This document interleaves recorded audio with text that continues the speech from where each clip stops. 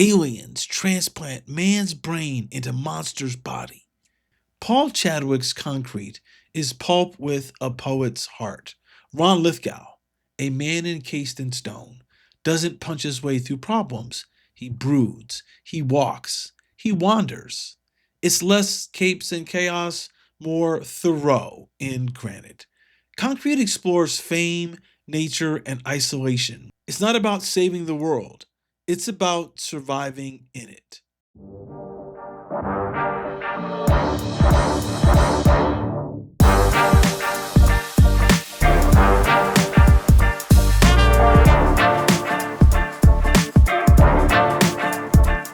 Hey everybody, welcome back to another episode of Comics Rot Your Brain, the show where screenwriters talk about the comic books that we love, mostly from the 1980s. I'm one of your hosts, I'm Steven Bagatourian. And I'm your other host, Chris Derrick.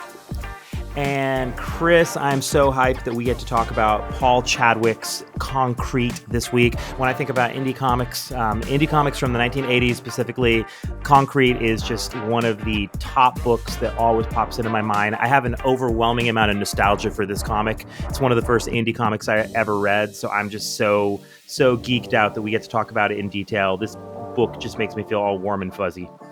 No, for sure. I mean, I remember when this book originally came out and it was so hard to get. I guess Dark Horse didn't have the ability to put a lot of issues, like all over the country. This is one of those books I remember seeing the like the back issue, like the issue number 1 through maybe, I don't know, 5 or 6 were, we're behind the register and like, $15, $20, $30 and shit like that when books were only like $1. And I was like, I guess no. And also, and also at the time there was no trade market yet. So you just were like asked out. So I'm excited to read this. I remember first encountering Concrete in an early issue of Dark Horse Presents, which I did pick up, but I never really got the series like this. I read part of it like a little later on, just issues here and there. But it was great to read these these first 4 issues and just get a sense of how this whole thing started. Oh, yeah, 100%. And that's so funny that you said that the book was like $20 or $30 on the wall, because I remember having that exact experience. And I remember seeing Concrete number 1 for a while at my local comic book shop in Orange County, California, where I was growing up. And it was literally that exact price. It was $30 for Concrete number 1. And it was on the wall. And I always wanted to get it. And I was curious. And I never did for a while. And then one day, when I was still really young and I was a kid, my parents were in Palm Springs with me over the weekend, and we were just like having like a little holiday getaway for, a few days in Palm Springs. And I went to a comic shop there called Desert Comics, and they had the whole run of Concrete, or at least like maybe most of the issues to that point, and they were selling them for like practically cover price. Wow. And I was so excited because I was just like, holy shit, I get to read Concrete. So I remember buying the first few issues of Concrete and then just going to some restaurant in Palm Springs where my parents were dragging me to it. And I just remember sitting outside at this restaurant while my parents were eating food, and I was just completely immersed in the world of Concrete and like reading this story. And, it was a slow comic in a way for me as a kid at that moment, but I still found it fascinating. Like I still really liked it. And I remember just like being really, really intrigued by this whole thing. So yeah, man, it's really a classic of the 80s that people don't talk about enough, which is why this fucking show, Comics Rot Your Brain, exists. And I'm so happy that, this is our comic of the week here today. So let me just tell the folks a bit about the backstory on what Concrete is and what the storyline's all about. Then we can jump into the first issue. Wait. But before we do, don't forget to hit like, comment, and subscribe, listeners, and turn on that notification bell. And now jump into talking about what this book is about. Thank you. Oh my God, we always forget the business. That's right. Shit. And sign up for our Patreon, patreon.com/Comics Rot Your Brain.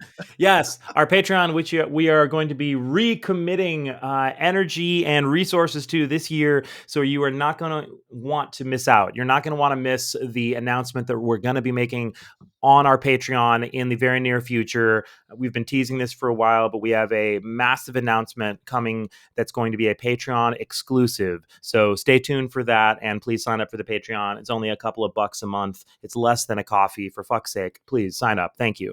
All right, on to Concrete. Here we go. So this is a little summary of Concrete that I'm grabbing from an issue of Amazing Heroes that came out around the time that Concrete was released. And Amazing Heroes, for those who don't remember, was of course the fanzine slash comics magazine published by Fantagraphics at the time. That was sort of the more mainstream sister magazine to the more elitist Comics Journal, which I also loved.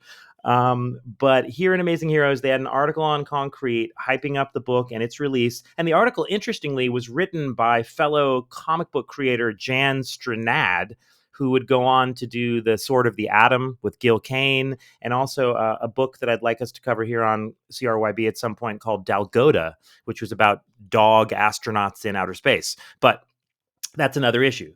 So Jan Stranad wrote this sort of article, feature, what have you on Concrete. And he's got a great little summary at the beginning that I'll share. The premise reads like a lurid headline in the National Enquirer. Aliens transplant man's brain into monster's body. But you won't find this story in the tabloids by the checkout stand at your local grocery. No, this is the kind of outlandish and implausible stuff of which great comic books are made. And make no mistake about it, Paul Chadwick's Concrete, coming from Dark Horse, is a great comic. His brain is that of Ronald Lithgow, a pudgy, recently divorced speechwriter, disappointed by the steady erosion and dissolution of his dreams. A camping trip with his friend finds Lithgow clinging precariously to a sheer cliff face, idly contemplating a suicidal plunge to the lake below. He will shortly find himself fighting for survival aboard an alien spacecraft, trapped in a rock-like body with incredible powers and heartbreaking deficiencies. Ronald Lithgow will soon vanish into history, replaced by the enigmatic adventurer and publicity hound, Concrete. As Concrete, Lithgow finds his world to be, in many ways, a parody of normal human existence.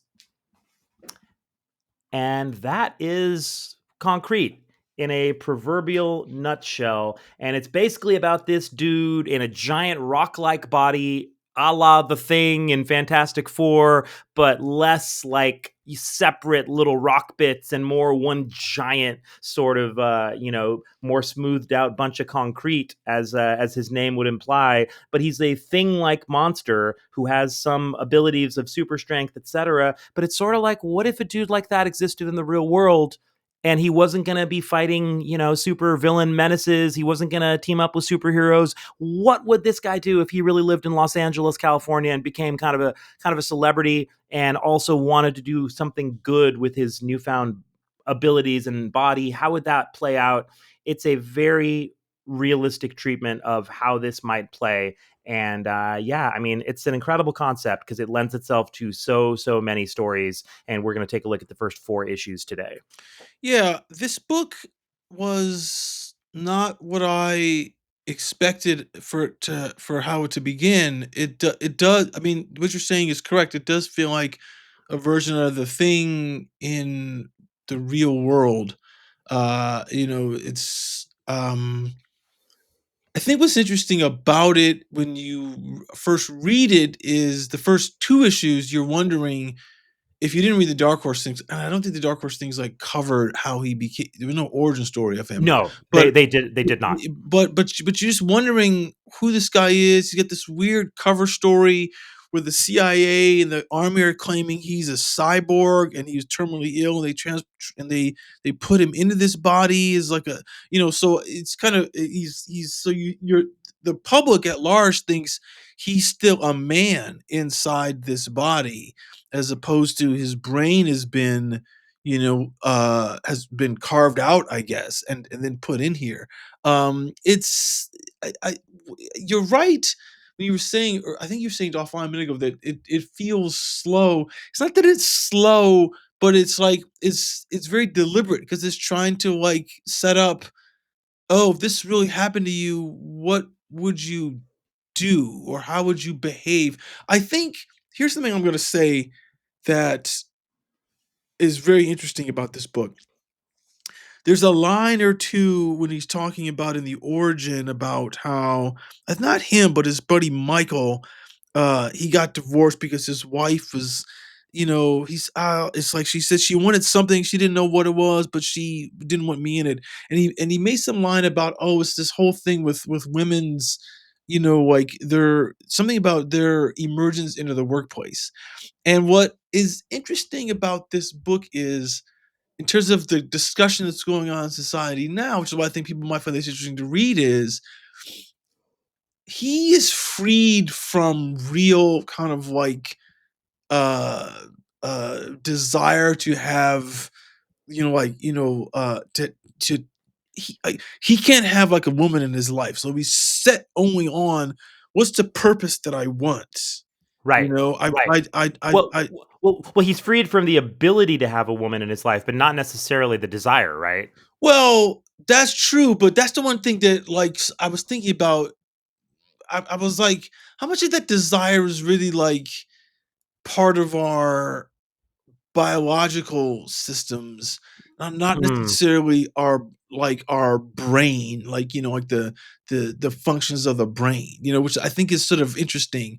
But it's interesting because he says later on, like in the origin thing, and I hate to jump forward, but it's kind of interesting to address what's happening in the first issue. Is he says, "Look, I wanted to be like Richard Burton. I wanted to be this adventurer. I wanted to go out and do these things that I had dreamed about as a teenager, and then just gave up on, right. because I had to just live, because I had to as I had to grow up, and I had to be an adult, and I had to take a job, I had to do blah blah blah blah." He became a speechwriter for a senator in California.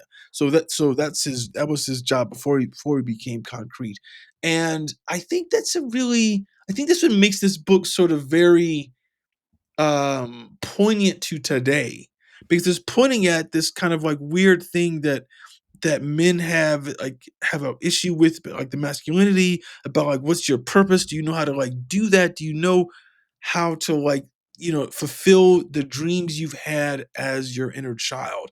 And that's sort of what like and that's sort of what fuels him. But it's the whole thing about, hey, in the first issue, he's got to go to Kentucky to save these miners. And he's like doing it because he's like, there's an adventure here that I can write about, you Yeah, know? yeah. And he's kind of like, it is a real life opportunity to kind of do some superheroing in a way. There's a collapsed mine, like you say, and he's got his old senator buddy who he used to be a speechwriter for, who basically insists that he come down and help free these miners, and the senator's doing it as like a favor for another politician, and it's kind of like he's got his own shady reasons for it.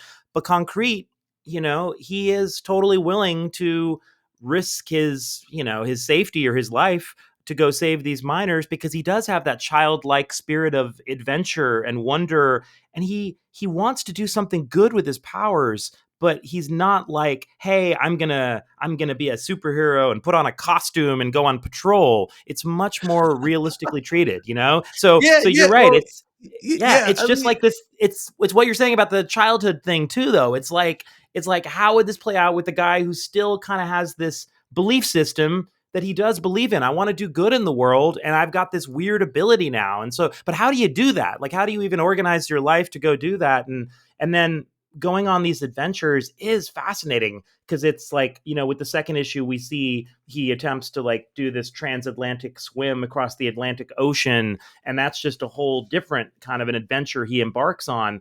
It's a really, intriguing treatment of all this. And I think we should mention, in terms of the time frame when Concrete came out, Chadwick was working on the book from like 83 through 86. For 3 years he was working on it, and then he finally got a deal with Dark Horse, and the book got published in 87. But the reason I want to point out that exact time frame is, obviously our show tends to focus very much on these comics from the 80s that are a little off the beaten path, but B, that was the exact moment where comic books and the idea of a superhero was being deconstructed and reinvented simultaneously in the famous books like your Watchmen's and your Dark Knights. And at the same moment, there was something in the zeitgeist. It's not like Chadwick was reading those comics when he was first conceptualizing Concrete, but he had his own sort of deconstruction of superhero mythology and transplanting it into the real world. And I think this is just such a crazy moment in comics history. And Concrete, people may not realize today, Chris, what an impact this book made. But like you were saying at the beginning of the episode, it was the wall book, on the wall for a ton of money at a bunch of comic shops because it was a rare hot book from the then new publisher Dark Horse. Just to put this in perspective, in 1988, the year after it was released, Concrete won Best New Series at the Eisners, the biggest awards in comics, of course. It won Best New Series. It won Best Black and White Series. And it also won Best Continuing Series. Wow. Okay? So this Wow. is a brand new cartoonist operating in the shadow of Alan Moore, Frank Miller, Art Spiegelman, all of the giants of 80s comics who are producing work that is their signature work, creators operating at peak form, your Bill Sienkiewicz's, all these legendary creators. And out of nowhere comes Paul freaking Chadwick, who people don't really know like that. And all he had done in comics, really, his biggest credit to date was on Dazzler with Archie Goodwin for Marvel. And he had drawn just like the last 4 or 5 issues of Dazzler. And he said that Archie Goodwin was something of a mentor to him. And Archie kind of taught Paul Chadwick a lot about storytelling in those few issues they worked together. But basically, Chadwick's coming out of nowhere. He was a recent graduate from the Art Center College of Design in Pasadena, which is cool for me to know that because my sister went there and my sister graduated from there and later taught there. And I live in Pasadena. So all that was really cool for me to realize Chadwick was, in my backyard here. But just try to imagine you're nominated during the peak run of Miller, Sienkiewicz, and Moore, and you're a brand new cartoonist, and you walk away from the Eisners, your first Eisners, with Best New Series, Best Black and White, and Best Continuing Series. That's mind-blowing. And the year after that at the Eisners in '89, Chadwick went back and he won Best Writer Artist.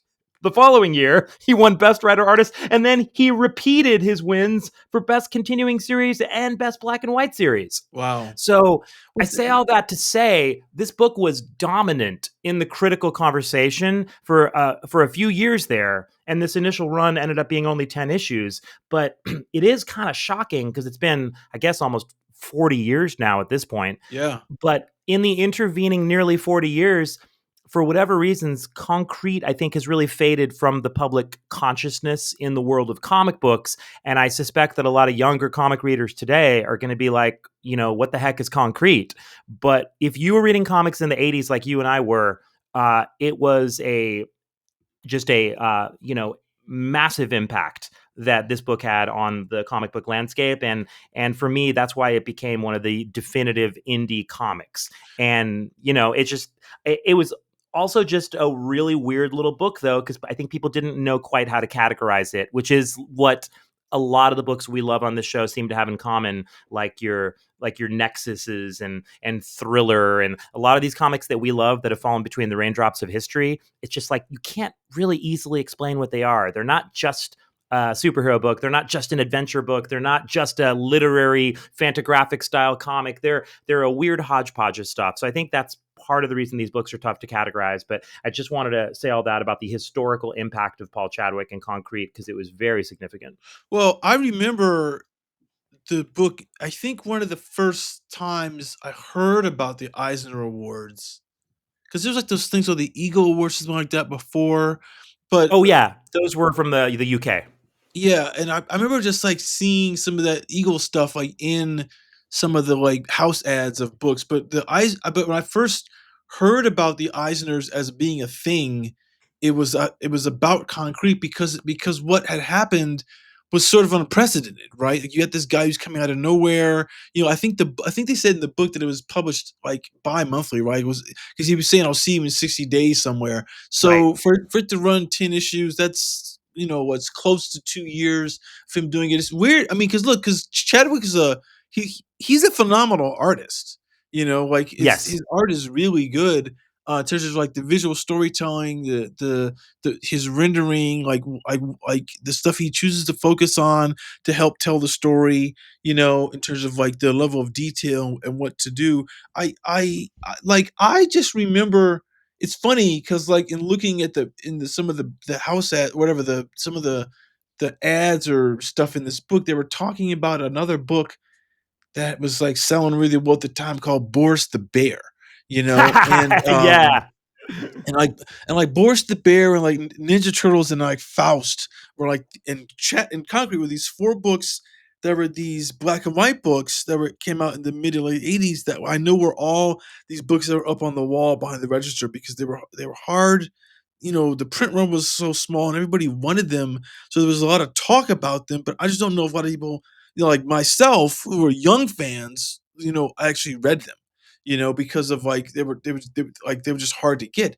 But you know what? It's interesting to think about the impact of a book that came up and hit and had such an impact, and then, like you said, 40 years later, he's not really talked about. Like he basically like he's lost to the to history in like a weird way for a book that was that sort of took the comic industry by storm. And I think that. But see, here's the thing: when I think when you contextualize this at the time, like 2 or 3 years later, so we're looking at like the early 90s, like 90, 91, 92, is when there was that second wave of indie comics started hitting, because Sin City came out in what, in 92 or something like that, 90, started coming out in Dark Horse like that.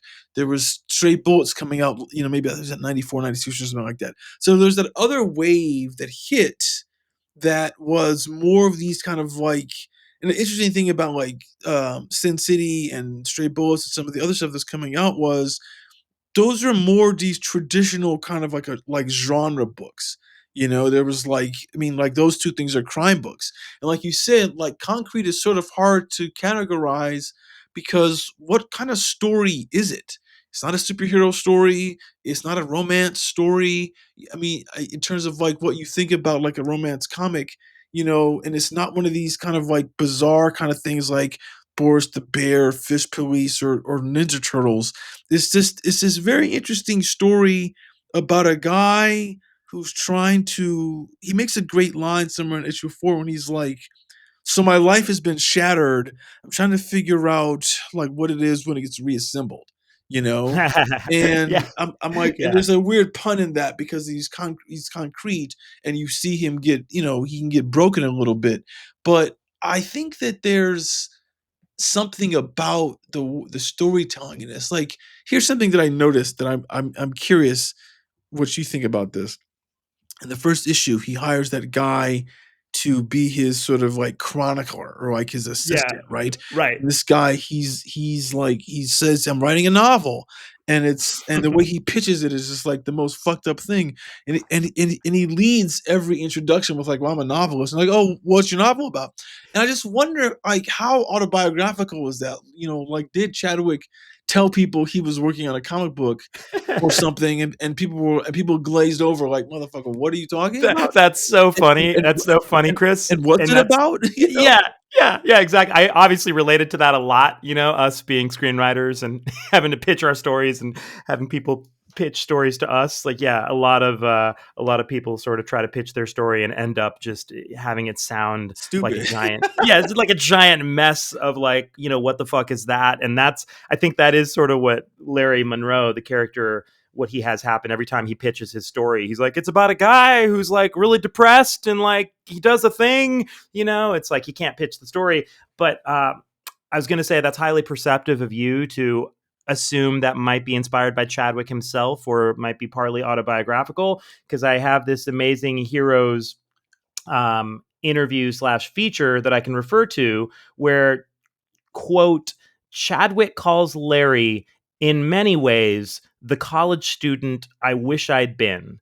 Charming with women, adventurous, at ease with his ego, assertive, and outright proud of himself. I've always thought that if I couldn't do art for some reason, I could be just as happy as a writer. And so that's really, yeah, kind of fascinating. So, yes, Larry is absolutely an autobiographical character for Chadwick. And it really points to how personal this book was for him, even though it's not like a traditionally kind of autobiographical personal comic the way you might think of it in a certain sense. But the character of Maureen Vonnegut, who is sort of the final member of our main trio, that hang out together here. It's Concrete, Larry Monroe, his new assistant, and Maureen Vonnegut, who's a scientist and researcher studying concrete. Her look visually is patterned precisely after Chadwick's wife, Elizabeth. Oh And wow. Okay. so Maureen looks like Elizabeth, who Chadwick said was his ideal of feminine beauty. And they had only been married for around a year when Concrete first came out. So this is obviously a deeply personal book for Chadwick. He's basically drawing a woman who looks like his wife, hanging out with a guy who's a version of himself that he wishes he had been, and then this crazy rock-like creature who obviously must have a ton of autobiographical elements, threaded into his story as well. And I think the thing about Chadwick is that, yeah, you're right, Chris. He's a phenomenal artist. He really is. We've gotten deep into this discussion and, just lightly touched on his art, but his art is really, really sophisticated and very impressive. And he had worked in Hollywood for a time and continued to work in Hollywood doing storyboards and work on various movies, like pretty high profile studio movies, I think before, during, and after perhaps working on Concrete. I think being a Hollywood artist was how he sort of paid a lot of his bills. And he also did some painting. And I think he painted some, various types of illustration work also at a very high level. So the guy was no joke artistically. He was a killer. And, he is a killer artist. But his interest in narrative and storytelling was also very deep. And he's a true cartoonist in the sense that he took both sides of it very seriously. And a lot of the storytelling devices too that we see with him, particularly like in issue number 2 with the transatlantic swim, a lot of the stuff he's doing with the panel breakdowns and these storytelling decisions he's making are the kind of things you typically only see from a writer artist. Like the pages in the issue 2 where he's swimming, and I'm thinking particularly of how he has these tiny mini panels where he'll have like 1 2 3 4 5 9. 6 There's 7 9. 8 9, yeah, 9 panels across just the tiny 9 panels in a tiny sort of row across the top of a page, with Concrete just struggling to take strokes in the water, and you're getting some sense of just how difficult and crazy it is for this guy to be swimming across the Atlantic. This is the kind of shit that you really don't see too often if it's a writer collaborating with an artist. This is an artist just making full use of the medium to tell his story visually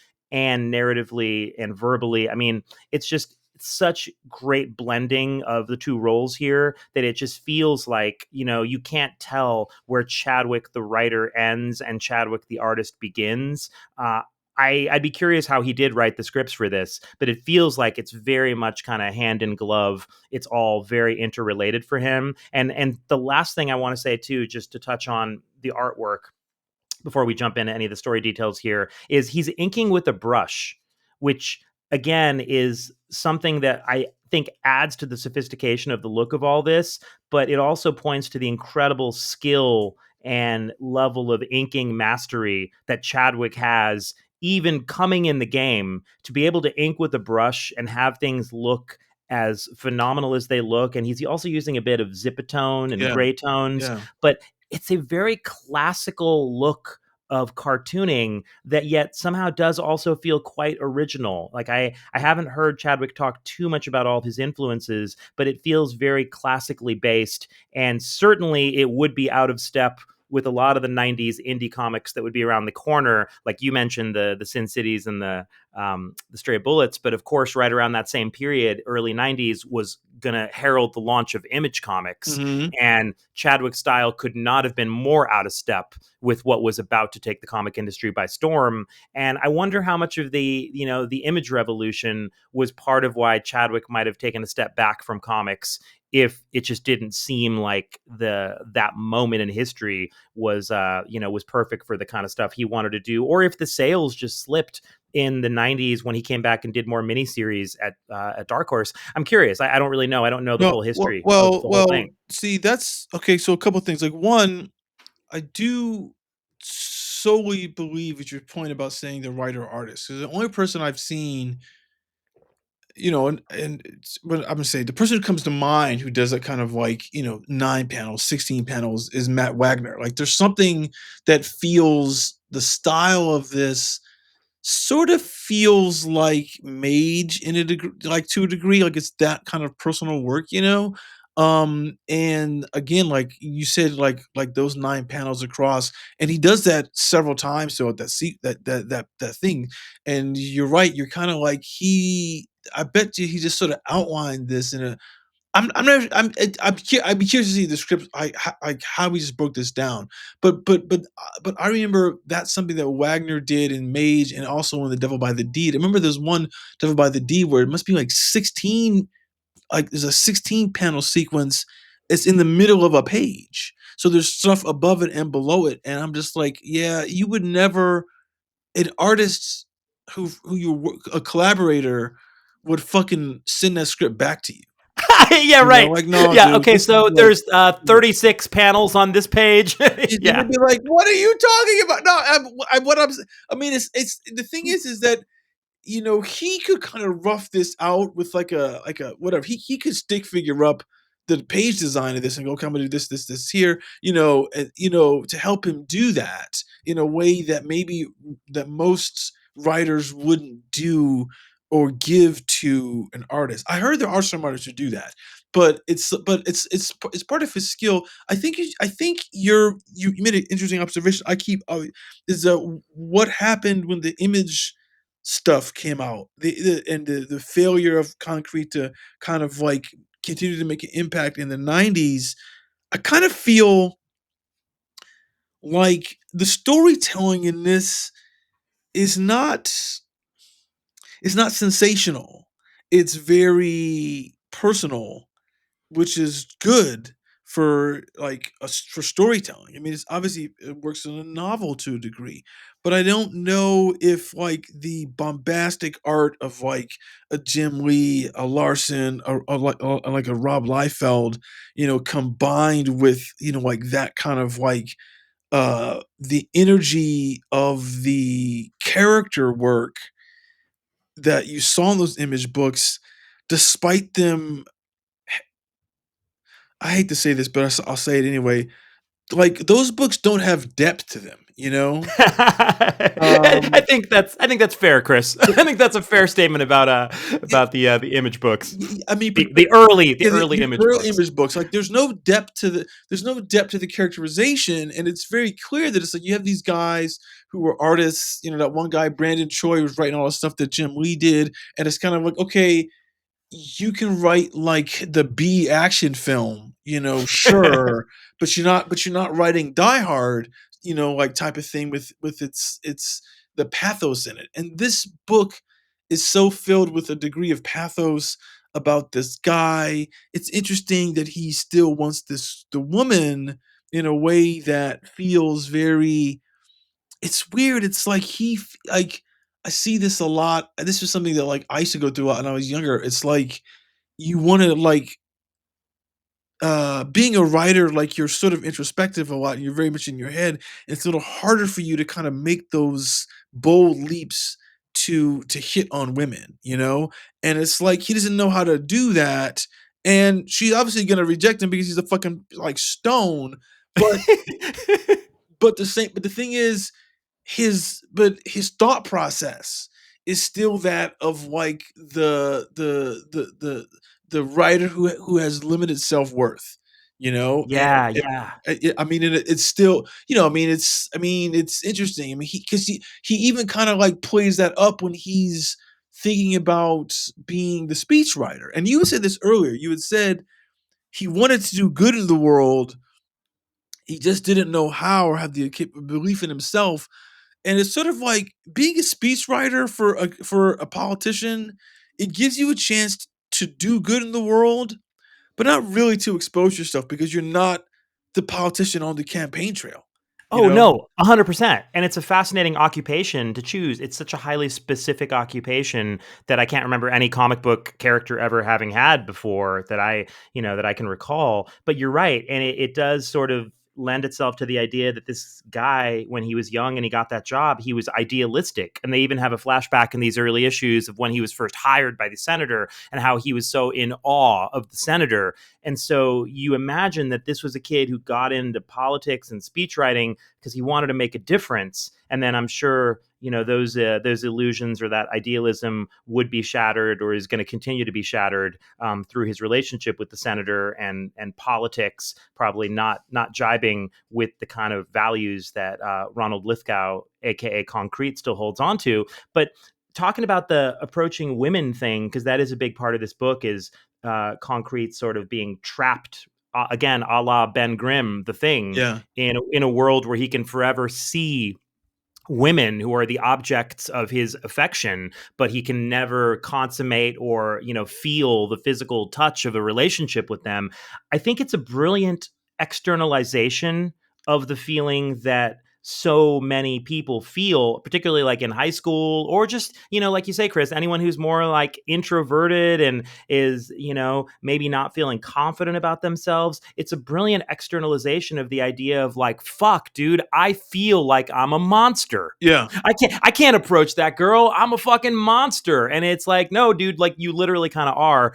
But, with most people, it's a metaphor. But here it's like he is that. And yet he still has that same brain that is, as you say, the sensitive speechwriter, kind of literary sort of brain. So he's very contemplative and he's very aware of his own dilemma, which is, I think it makes it all the more fascinating. I love a good, smart character in a story who's a smart, self-aware character, because it just does give you some opportunity sometimes to delve deeper into their own kind of reflections on themselves. And yeah, this is such a fascinating setup for all these reasons. There's so many layers in Concrete that you can play with.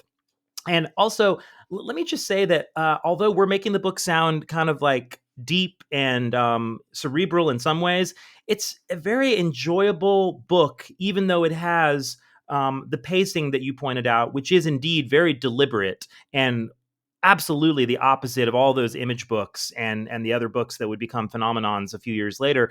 But there's something about Concrete, just revisiting it, that feels like a warm blanket to me. It's a very comfortable book to curl up with. It just feels like the whole thing, Absolutely. You know what I mean? Absolutely. It's just like, Absolutely. it's time well spent. You don't mind the deliberate pace because it's so beautiful to look at. The characters are so charming, and Chadwick clearly loves the story he's writing, and it feels like not one iota of it is phoned in. Like it's all a labor of love, and you can feel it so much. And just even like, we talk about this all the time, Chris, but just the format and the construction of old comics back then, which to me was just the perfect way to put together a floppy issue. You've got an author's forum with a text page from Chadwick as the inside front cover, opening every issue with a one-page text piece from Chadwick. And then as the book goes on, you have an increasingly lively and super fun 2 to 3 page letter column where all kinds of comics luminaries and, very interesting people are writing into this book in the early issues. And let me just place a verbal bookmark on this one thing. I don't know if you noticed, but there's a letter in one of these letter columns from an old CRYB Letterhack letter column favorite, Mr. Harlan Ellison, one of the biggest writers of all time, the legendary science fiction writer who had written in a similarly fawning letter to Mike Barron and Steve Rude in the early days of Nexus, which they had printed. And we'd had a good chuckle over Mike Barron kind of arguing with Ellison's lone criticism of Nexus in that fan letter. But here he pops up again. And so, this really points to the significance once more of the impact of Concrete. Even as an indie book from a then burgeoning publisher in Dark Horse, the letter column is just lousy with significant figures in comics in terms of Ellison. And then also I noticed 2 or 3 of the biggest letter hacks of all time in comics. T.M. Maple, Malcolm Bourne, another guy, Charlie Harris. These were guys who had thousands of letters published in comics, and T.M. Maple was probably the OG biggest letter hack of all time. I hope somebody does a freaking, YouTube documentary on that dude at some point. It might be appealing to 147 people, but I would be there to watch it because that guy, he had, I think, more letters published than anyone in comics history, and then he died a somewhat untimely death. I think he died relatively young, like he was like 37 or 40 or something, but I think he holds the records for most letters ever published. And he was a Canadian dude, and and TM Maple actually stood for the Mad Maple. Oh, that's And funny. it was a pseudonym, and I That's think his real funny. name was Jim something. Or anyways, but TM Maple, very perceptive, young comics fan who was just writing into everything at the time, and I loved seeing him pop up here in the Well, Concrete letter column. there's something I will say about the Harlan Ellison thing that, like, I didn't know this, but it's and I was and I don't know enough about it to really speak on it, but they did mention it. There's something about saying that Harlan Ellison, he had a radio show, right? And Oh yeah, I think it was based in L.A. yeah, Yeah, yeah. right, So he had a radio show that was on KPFK, which still exists right now, which is like it's 88.3 or something like that, or 88.1. No, yes, it's no, it's sorry, it's 89.3. And the thing about that is that it is from what the letter columns or what the editor wrote back, it made it sound like Harlan Ellison talked about the book on his show. right, So right, I'm sure that kind of helped with, like, like the sales of it, because obviously for Harlan Ellison to have a show, he's got like the sci-fi community, which is going to include a lot of comic book people, and so whatever he's recommending is probably getting like a boost in, like, the Golden Apple, which was around at that time and stuff like that. So I think that's right. I think you made a good point. Um, and here's something that I want to kind of turn back about what you said about it.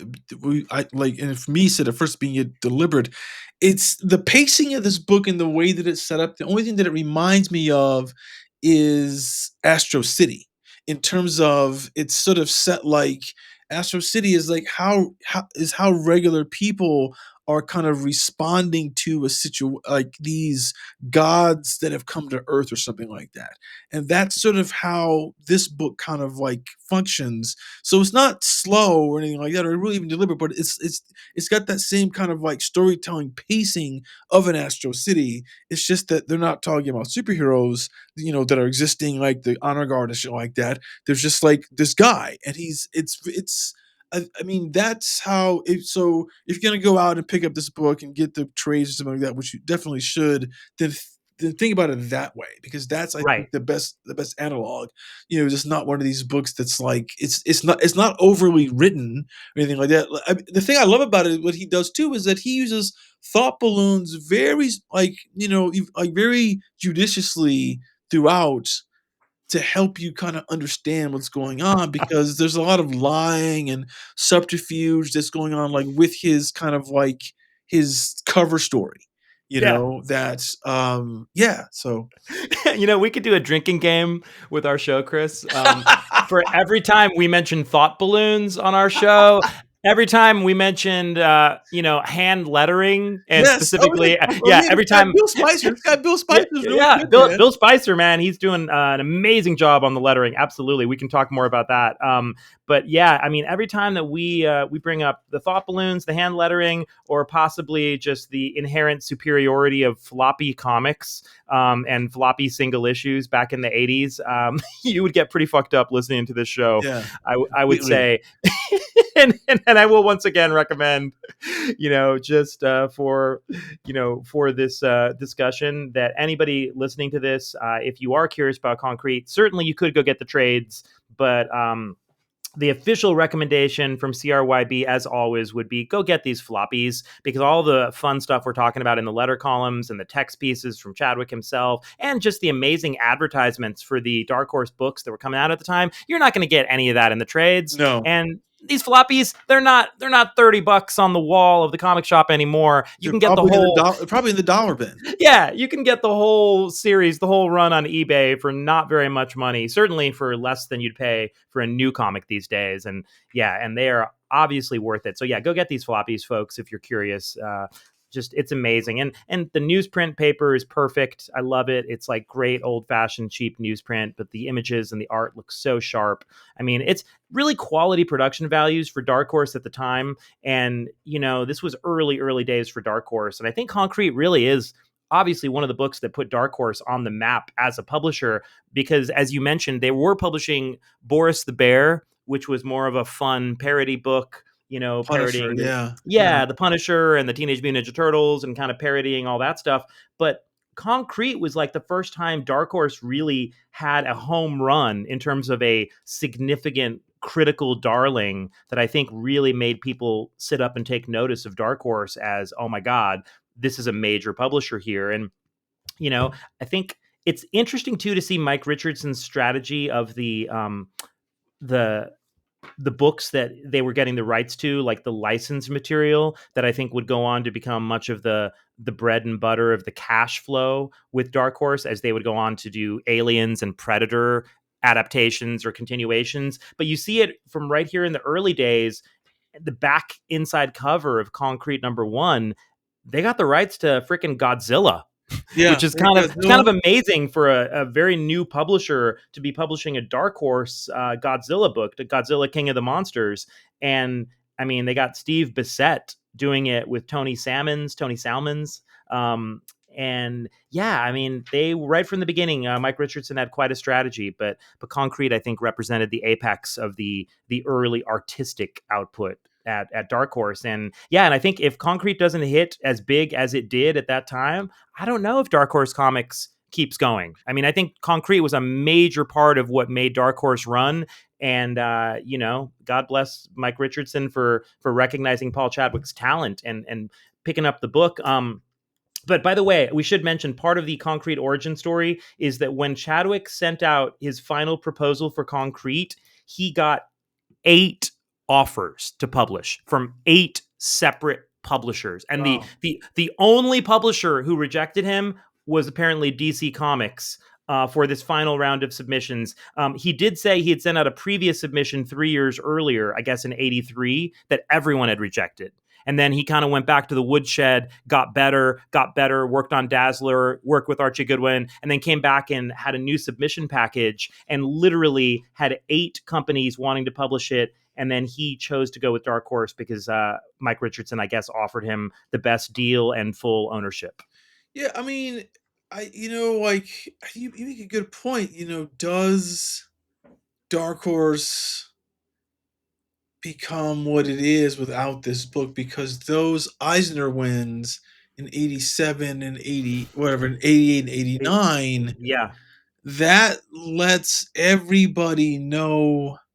Because you got to realize Marvel is publishing Epic at this time, but they're scaling back, and there is no Vertigo.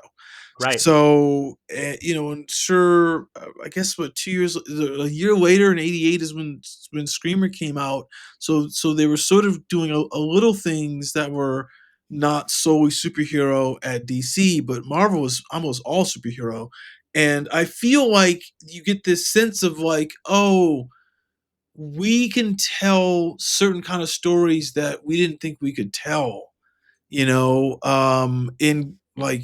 comics, and have them be celebrated Yeah, once this totally, man. once this was the Eisners. Because like I almost would say, you know, Sin City doesn't go to Dark Horse if this doesn't get those if this doesn't win those things. You know, 100%. I think you're totally spot on. I don't think Frank Miller has the confidence to go with Dark Horse if Concrete hasn't just swept the Eisners for Eisners, the yeah. previous couple years, right? I think that's a phenomenal point, Chris, because Concrete sets the table and legitimizes Dark Horse Comics as not just some fly-by-night publisher publishing parody comics like Boris the Bear, or publishing adaptations or license books rather like Godzilla.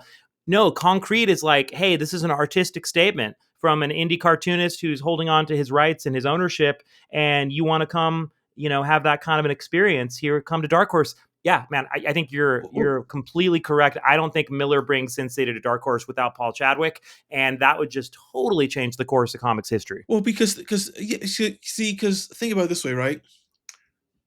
Uh, like in the mid '80s, Miller's got his success at DC with, but he's got these Martha Washington, hard boiled Sin City, these other stories he wants to tell. But you remember he was doing those covers for Loan from Cub at First Comics. Yep. So he could have gone to First maybe with Sin City.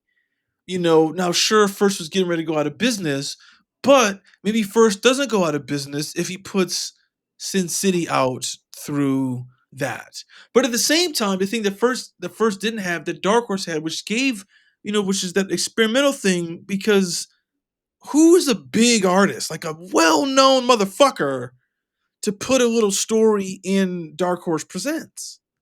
Because Mm. Sin City first came out in, like, I think 7 or 8, maybe 10 issues of Dark Horse Present. Yeah, but I think it was over a course of maybe 10 issues, and then the final issue of that one Dark Horse Presents was solely dedicated to Yeah. the final chapter of Sin City. But it's sort of like he was experimenting with a publisher that he knew had a high amount of credibility and wasn't going to go under and shit like that. So it's I mean, I think there's a lot to say about the success of this book at the time, and then no one talks about it now, which is insane. I know, Which is insane. dude. Now that we're really kind of analyzing and thinking about the milieu of what was going on with kind of the musical chairs of comics and different cartoonists going to different publishers. Yeah, man, this just seems really like Concrete had a seismic impact. And talking about Miller and how he did Sin City in those installments in Dark Horse Presents before going on to do his own book. That was the Sin City book. That is the Concrete model. Yeah, That's literally what yeah, Concrete did. yeah. That's exactly. So Miller was following in the steps of Chadwick at Dark Horse. He was like, hey, let me kind of do some short stories. And Dark Horse presents this black and white story. That's an original idea I'm doing. Let's see how it works. Oh, it's going well. Cool. Let me do like a whole book about this. That's literally the trail that Paul Chadwick had just blazed so successfully. And yeah, man, I'd never thought about this so clearly, but I think that created a lane at Dark Horse for them to be this creator friendly, artistically legitimate publisher that's going to give you full control. And I believe, if I'm pretty sure about this, also full creator ownership, which was obviously an extremely significant thing, because at that time, Frank Miller's arguably the biggest cartoonist in American comics, maybe not even arguably. So there's no way that Miller's going to sign a deal with Sin City with a publisher that's not going to give him full ownership. And I think that's a place where publishers like First Comics were very short-sighted, because they were not giving full creator ownership. And that's why famously Nexus ended up in kind of like a tangle of rights for a while there. And then it was Mike Richardson who ultimately came to the rescue and I think purchased the rights for Nexus on behalf of Baron and Rude from the ashes of First Comics, and then brought Nexus over to Dark Horse, where Richardson ultimately did like one of the coolest moves ever from any publisher, where he decided after publishing a few Nexus miniseries to literally give the rights back to Baron and Rude, which is, I think, fairly unprecedented in comics. Unprecedented. Yeah, which Well, is just yeah, I think insane. it's insane. I think you're right about the. I remember talking to someone recently about Dark Horse, and now that they're owned by some Japanese company or something like that, there was some. The language was, Mike Richardson wasn't really. Uh, he wasn't like a typical like businessman. Like his main thing was, let's pour the profits we make every year into development of comics for next year. And he basically took a nice salary, but he wasn't like someone who had to kind of like justify the existence of the, if you're like, like there weren't shareholders for him to answer to, so for him to make a move like that with Disney, with Baron and Rude on Nexus is, I mean, yeah, I guess it's just his ethos I'd say that he's more of a patron of the arts than really like a businessman, which is, Yeah. I mean, which is great. I mean, yeah, I think it's because you make a good point about, look, I mean, like Miller is he's arguably post Dark Knight, post Batman Year One, and fucking Born Again. He's like pinnacle fucking guy, Yeah. but the one little stumble in his career was doing Ronin, right? Yeah. Because Ronin was an original character. And I feel like he was like, I know I have a great idea with Mad Marv and Sin City, but I gotta test it in a certain way because I don't know. Because I don't know. I mean, I hope the audience will follow me, but I don't know yet. Yeah. I mean, maybe I mean, it's just at that moment of like, let me just try. Oh yeah. No, you're right. And it was a smart thing for him to do because it obviously allowed him to develop Sin City and, in miniature form in a way that launched it perfectly. But then it also was kind of like the him dipping his foot in the water of indie comics in a way, because you mentioned the other stories that were rattling around in his head there were Gimme Liberty and Hard Boiled, which he collaborated on with Dave Gibbons and Jeff Darrow. And Miller ended up taking both of those books to Dark Horse immediately after Sin City went so well and launched. And so you had Gimme Liberty and Hard Boiled hitting in 90 and 91 after Sin City debuted in 88. And all of this, like, it's like a tectonic shift in Yeah. terms of comics at that time. Because talk about like a high stakes game of musical chairs. Frank fucking Miller walks across the street to Dark Horse Comics, brings 3 giant new properties with him. I mean, that changes the indie comics landscape, and probably it's giving the guys at Image Comics a little confidence, even because this is all happening prior to the launch of Image. And Yeah. so, in a way, I don't know that Miller gets enough credit. I mean, sure, Dark Horse wasn't his company, but it was still, Miller following in the footsteps of like other Marvel creators or DC creators who'd gone and done indie books in the 80s, like, Doug Mensch taking Saber to Eclipse. And, we've covered a lot of those books here, but Miller was a phenomenon. I mean, Yeah. he was a star at that point. Rolling Stone magazine was writing stories on him, and so for someone of that magnitude in their career to go do the indie thing, I think it had to give the Image guys a little extra battery in their back. Like, we can do this, we can compete. The fans are going to follow us. They followed Frank Miller, and I mean, in those early days, like these are the books that put Dark Horse on the map. And I think that the critical role the Concrete played is not considered enough, because if there is no Concrete, I truly believe that, talking about it now, there is no Sin City and Gimme Liberty and Hard Boiled at Dark Horse, and then ultimately there is no Hellboy at Dark Horse. And Well, there's no just there. Hellboy, like there's no Next Men, Yeah, there's no a lot of bunch of shit. stuff. Yeah. I mean, because the thing is, it's funny in the back of one of these issues is like, the black and white stuff. There's like it's a house ad for the mask, and it's like, oh, again, but again, that's whoever created, I don't know who created that, but like, but they weren't these like major names in comics, and No. there's just and you make a good point about this gives the Image guys the adrenaline to do what they do. I think the sad thing is, you know, this is around the time that Marvel was getting ready to get bought by, I think, Ron Perlman or something like that. Yeah, yeah, the Yeah, Revlon the Revlon guy, or business dude. maybe he had it, and maybe he sold it to the guy named Ike Perlmutter, who, yeah, I think that's what it was, the guy behind Toy Biz, because Marvel was the one that was doing Epic, and they had the marketing budget to kind of push everything, if they wanted to. And I think DC felt we can launch Vertigo because we need to be able to tell a story like we have to be able to attract artists and writers who want to tell a story like Concrete with the DC muscle, or the DC kind of Yeah. marketing muscle that Yep. that obviously Dark Horse and then an Image didn't have. And there's other companies that are coming out around them too. I mean, obviously, what's his name did his own thing, El Capitan, like I Oh, did, Dave yeah, Dave Lapham. Lapham. But it's like, I think the thing that made like Vertigo so big is they can make you buy. Hey, if you're gonna buy, like this number of issues of Superman, the death of Superman, well, then we want you to buy some of these, to put some of these stuff from Vertigo put on the shelf too.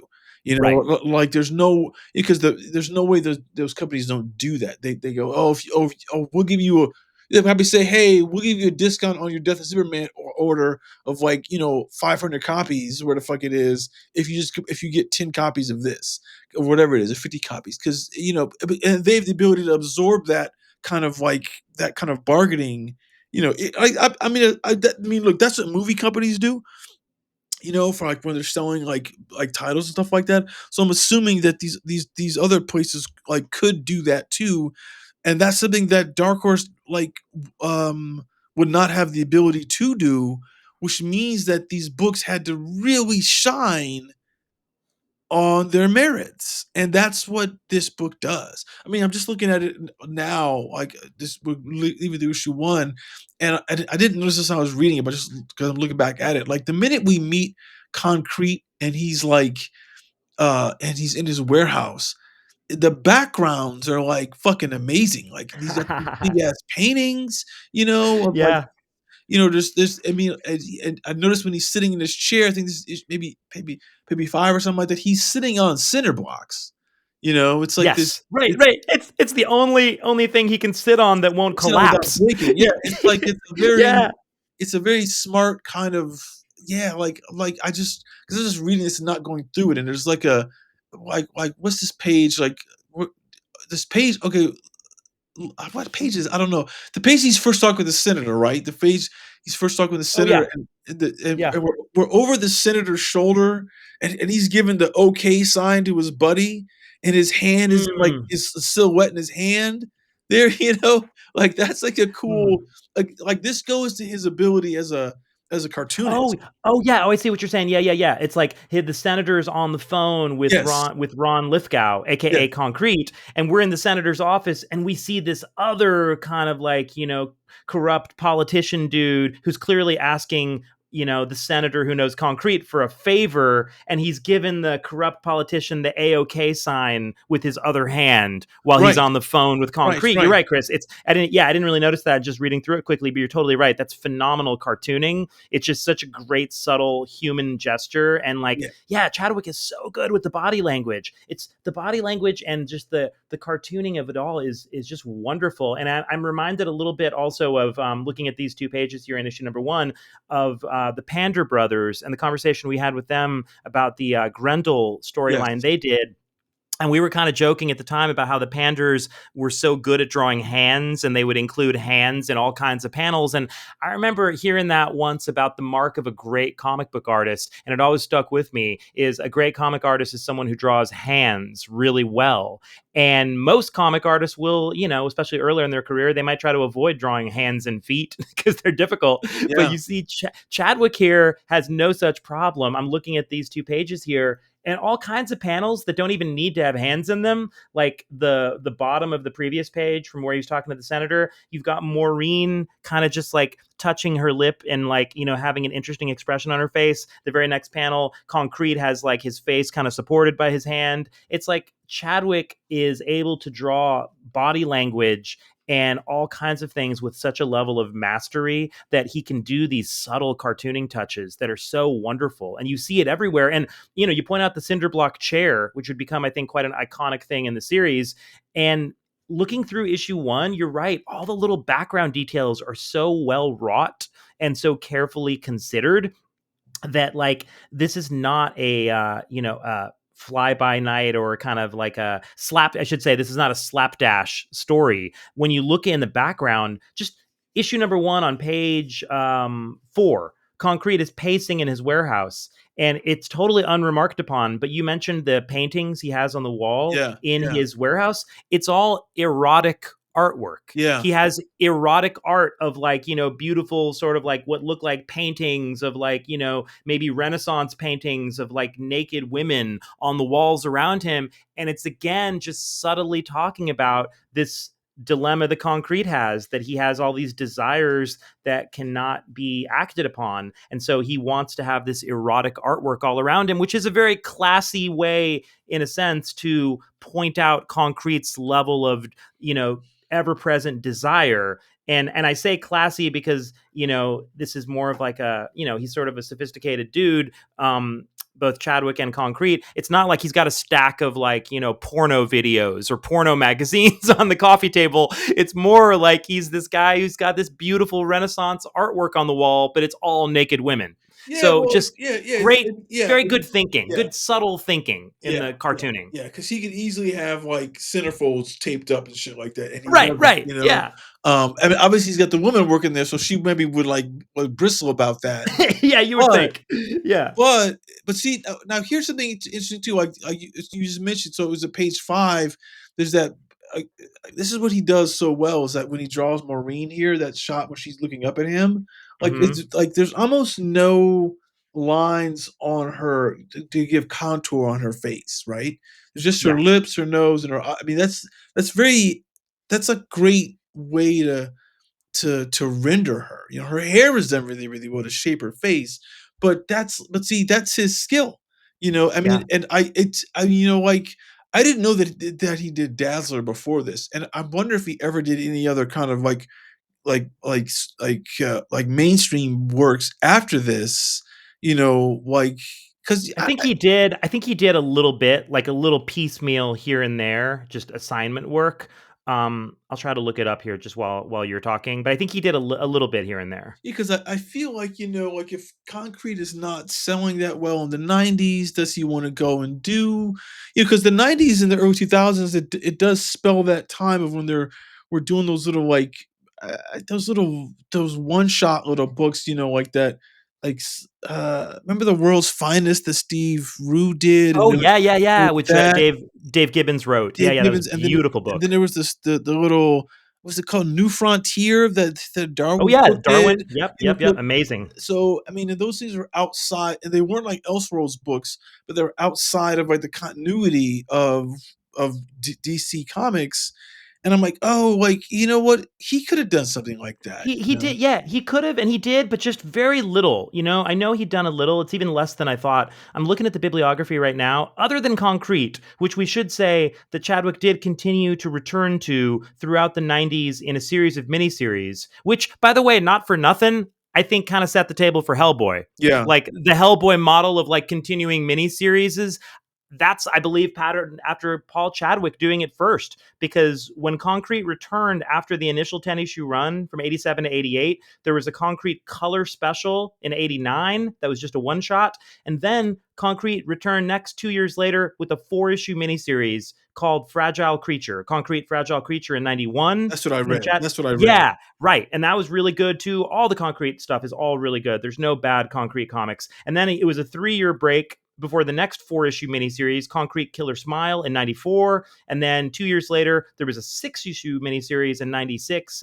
Concrete Think Like a Mountain. And then 97, 98, you had a 5 issue miniseries, Strange Armor. And then finally, there was almost a decade-long break before the next 6 issue Concrete miniseries in 2004, 2005, Concrete: The Human Dilemma, and then there was a final one-shot in 2012 called Three Uneasy Pieces. So it's not like Concrete went away. Just to be clear, we've been talking about this initial 10 issue run, but you know, if we count up the rest of these issues, that's like 15, 20, 26. It's still like another 27 issues after the initial 10. So you're still talking about a pretty significant body of work here on just Concrete alone. And if you add in the short stories from Dark Horse, etc., Dark Horse Presents, and you know, little things here and there he did, you're probably looking at around 40 issues of That's a lot. comics. That's a That's lot. a lot. It's a lot That's for a an indie lot. comic Not for where any you comic. see, yeah, man, where he's doing everything. And he is, I think, a self-described very slow artist. Like he's not someone just banging these pages out. And you No, can see why. he can't be, because there's too much. I mean, and look, it's something that like I've mentioned a lot before,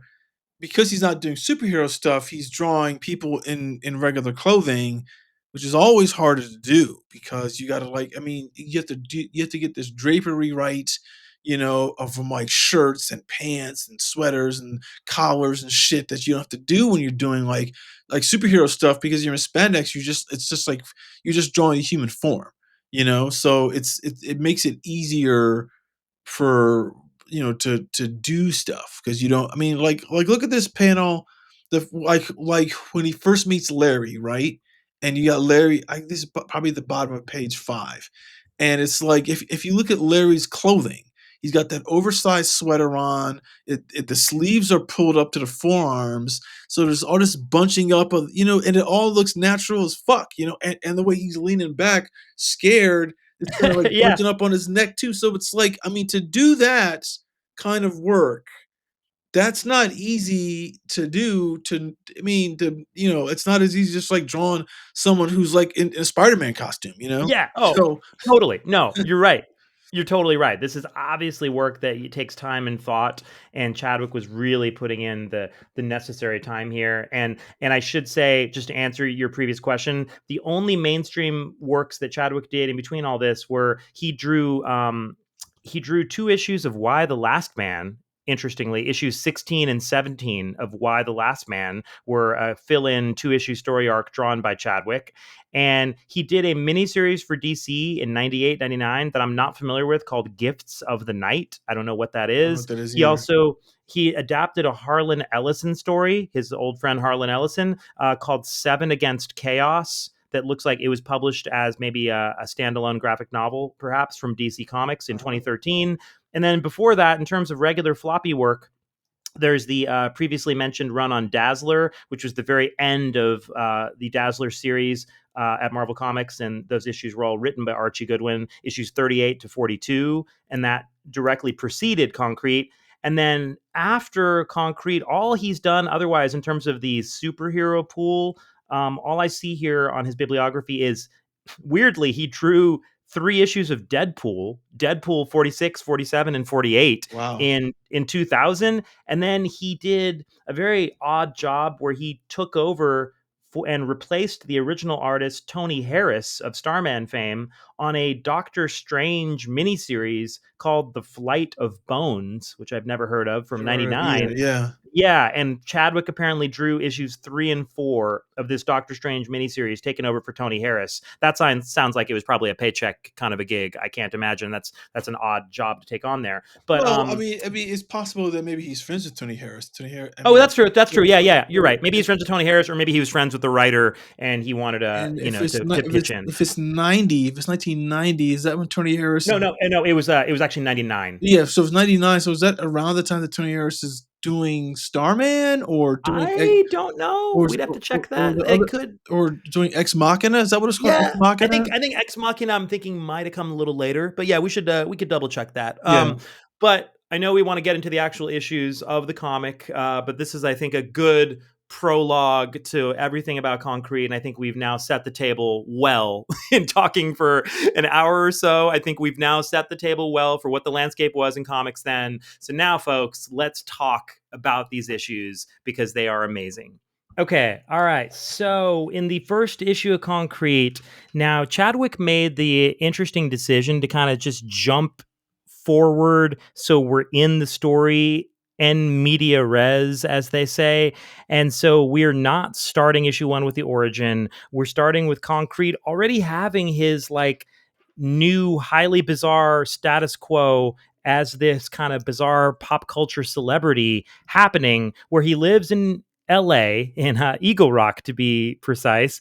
And he's kind of this weird pop culture figure who is just almost like a joke. Like, we see tons of merchandise all over this world talking about this guy Concrete, and he's sort of like this pop culture figure a la Hulk Hogan or Mr. T, this like sort of lovable but highly merchandised figure. And we find out in the world that there's a cover story that's been hatched where the government has told America that there was a cyborg program where terminally ill patients were being turned into cyborgs, and only one of them survived, and he's in this weird concrete rock-like body. It's a very odd cover story, but so we see that Concrete has a relationship with some politicians. He lives in this warehouse, like I say, in Eagle Rock, and he's got a woman named Maureen Vonnegut who seems to be his handler, and she's like this beautiful scientist. She's a doctor. Doctor. Oh Yes. yeah, she's a doctor, and Concrete clearly has feelings toward her. And they're here at the warehouse, and he's kind of agonizing over his place in the world and whether people are buying what Concrete calls this lame cyborg cover story.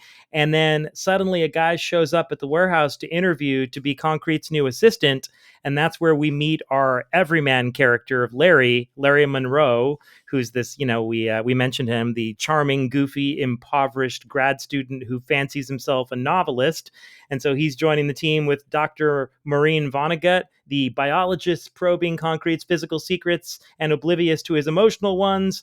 And then the only other real character we need to know in the first issue is Senator Mark Douglas, Concrete's former boss and mentor, a smart, good politician. He's still not above using his assets in the great game. And so that is kind of the major players on the board in this first issue. And then what happens here at the warehouse on Larry Monroe's first day, it seems like within his first 20 minutes as Concrete's assistant, they get a call from the senator who says, hey, Concrete, there's been a mine that has collapsed, and there's these miners that are stuck in this collapsed mine. They need help.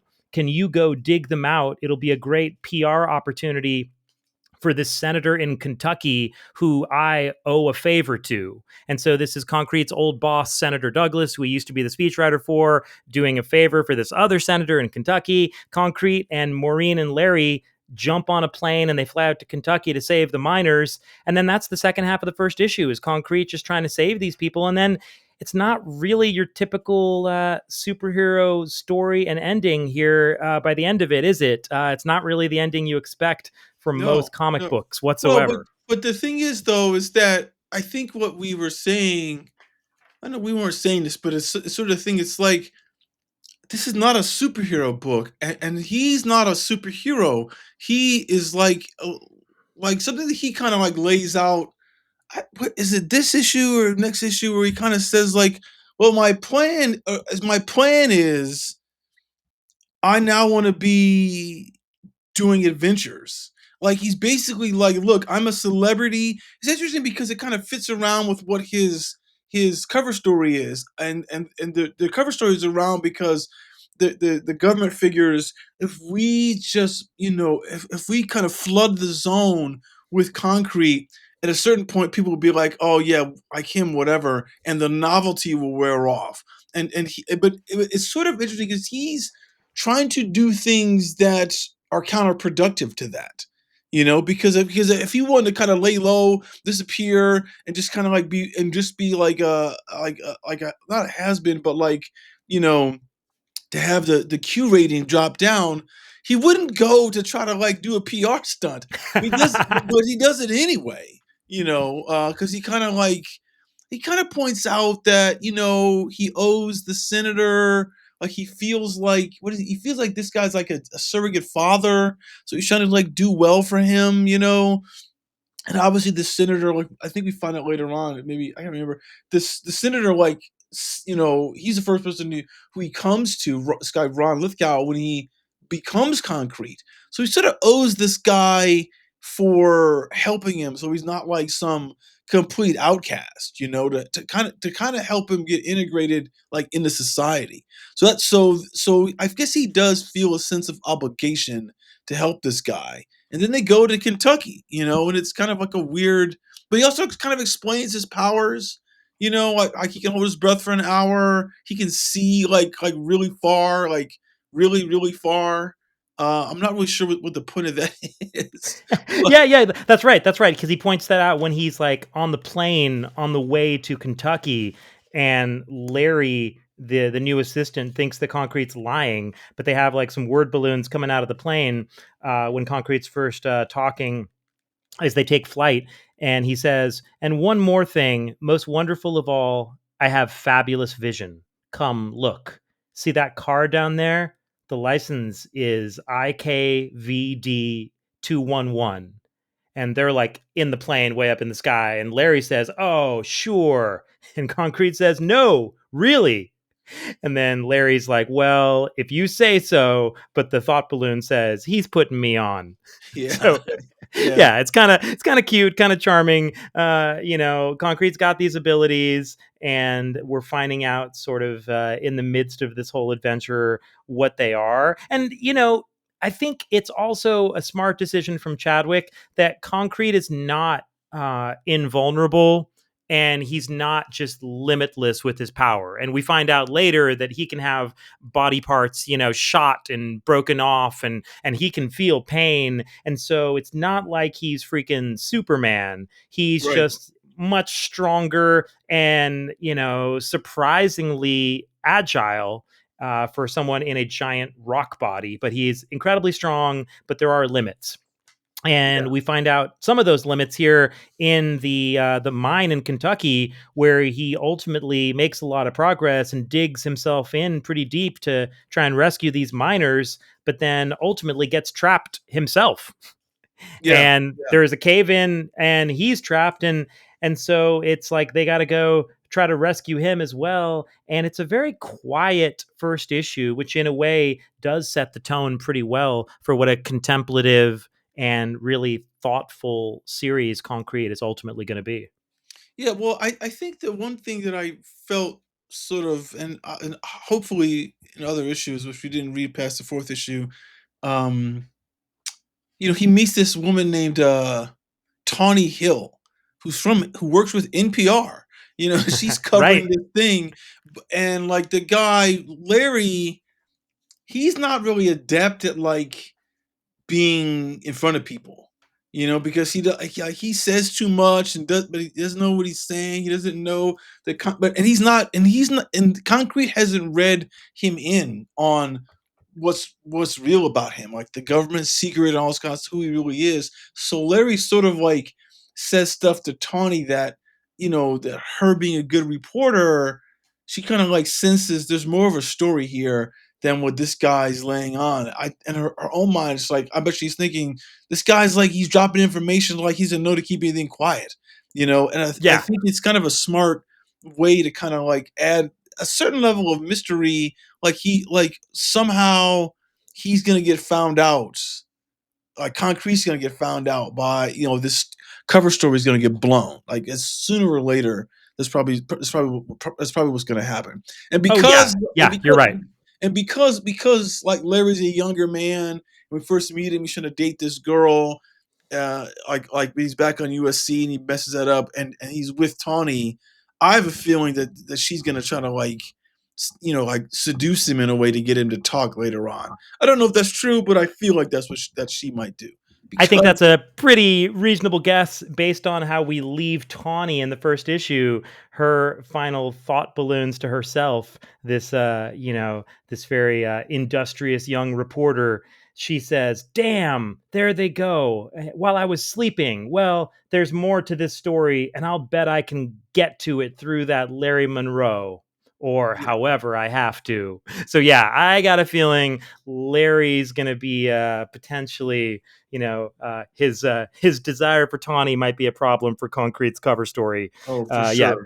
based on what you're saying here. But in defense of Larry, he just got hired, earlier that day, and he's not had much time to adjust to this new reality. So this is Well, quite the whirlwind. But Larry, it's smart that he just got hired. He's the everyman character, which Hollywood usually tries to awkwardly work into a story like this. But I think it's done fairly elegantly here. But it reminds me of the character that was added for the Hellboy movie, where you have like the person who it's like, oh, it's my first day here at the BPRD, can you explain everything to me? It's the typical sort of everyman arriving in the crazy situation so we the audience can understand it better from their perspective. And I think it's done actually pretty well here because Larry's personality is pretty strong and he's got his own voice and his own ideas and stuff, and so he's not just a cipher. And I think Chadwick right away gives us very distinct personalities for Larry, Maureen, and Concrete, and certainly the Senator. So a lot of distinct, strong personalities coming through in this first issue. And that's clearly where Chadwick's concerns are, amongst the people and the humanity here in this story. And I think you see that. It's kind of a high concept story in its own way, right? The whole aliens transplanting man's brain into this crazy body. That sounds like a huge high concept, but honestly, like it's hard to imagine a more subtle and kind of nuanced, low key execution of that concept. It's way, yeah. way more chill and really thoughtful than you would ever imagine based on that pitch. No, no, but I mean, and just to kind of like to kind of I don't know to couch what you're saying in a way, it is chill and it's laid back, but it's properly paced. You know, like, Mhm. there's a good pace to this story that I mean, and it's I don't know, is it 30 issue 30 pages? It's It I know feels it's like only it's more than 22. 20. Yeah, I Yeah, kept thinking like the stories are like beautifully laid out and they move really well, but man, they feel like you're getting a complete meal every issue in a well, way. yeah, 'cause I think they're 26 or 28 pages. They might even be Yeah. 30, Yeah. which is crazy. But, like, I feel like a lot of these books, these black and white books in the '80s would do that because they're not doing color, so they're not paying as much per page.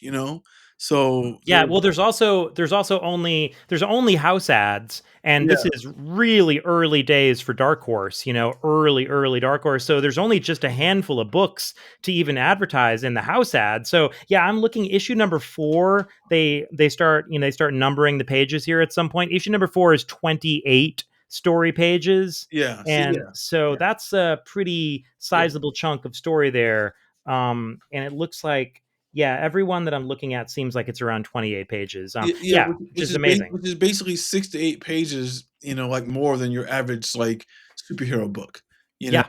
Oh, Uh, today it is. Yeah, back then yeah, they were a little longer. yeah, a little longer, yeah, well, I mean, I just remember that one for Monarch Starstalker was, like, 17 pages. I was like, Oh, that "Damn, was dude." that was extra short. That was weird. I was like, "Damn, that dude, you doing a lot." Like, that was a weirdly short thing you read there. But no, I yeah, think in general at this time, the standard Marvel and DC books I think were yeah, 22 to 24 pages, depending on if they had an extended letter column. But Concrete at 28 is, you're right, giving you extra value, yeah, if you're going to be black and white. And it's not like they're skimping on the letter column or the text pieces because they have sizable letter columns in Concrete, which we'll get into more in a second here. But you also have a 1 page inside front cover author's note from Paul Chadwick for every issue of Concrete. And those are actually some really fascinating pieces by him. It says author's forum, actually. And he has some great stuff to say, very insightful. And then at the end of the first issue, there's no letters yet, but you do get a note from the publisher and a note from the editor. And it's so charming to me, Chris, because you realize like, it feels like a mom and pop business at Dark Horse back then. And yeah, it seems like Mike Richardson, who's going to go on to be such a significant player in comics and Hollywood, you can tell he's a super passionate comic book fan too. And he clearly loves Chadwick's work here and is proud to be publishing it. And he writes a great note from the publisher. And then Randy Stradley, the editor, also writes an equally passionate note. And I just love seeing that. And I feel like this is sort of one of those things we always talk about here on the show, Chris. But like, this is why like comics did not feel like products back then the way that they so often do these days. But man, the passion in these publishers. Remember, there was a similar thing on the text page of the first issue of Zot. When we read the first issue of Zot, there was a publisher's note from Dean Mullaney, oh, if you yeah, recall, yeah, where he was kind of crowing about how Scott McCloud was going to be one of the great geniuses in comics moving forward, and that people would look back on him as one of the big major names of this generation. And he was correctly predicting how significant his new cartoonist he was publishing, Scott McCloud, was going to be in the pantheon and the canon of comics. And here you get a similar feeling from Mike Richardson, where he says here himself, how one time someone had asked him, a rival publisher asked him, what kind of comics are you going to publish? And how his answer at the time had been good comics. We're going to publish good comics. And then he thought about it and he's saying now in the text piece, I'd like to change my answer. Dark Horse is going to publish great comics in all capital letters. And what you are holding is a great comic. It is exactly what we aspired to when we first began this company over 1 year ago. It is exactly what we will aspire to 1 year from now as we expand. Paul Chadwick's Concrete is a brilliant creation, displaying a depth of story and art present in only a tiny fraction of the existing body of comic work.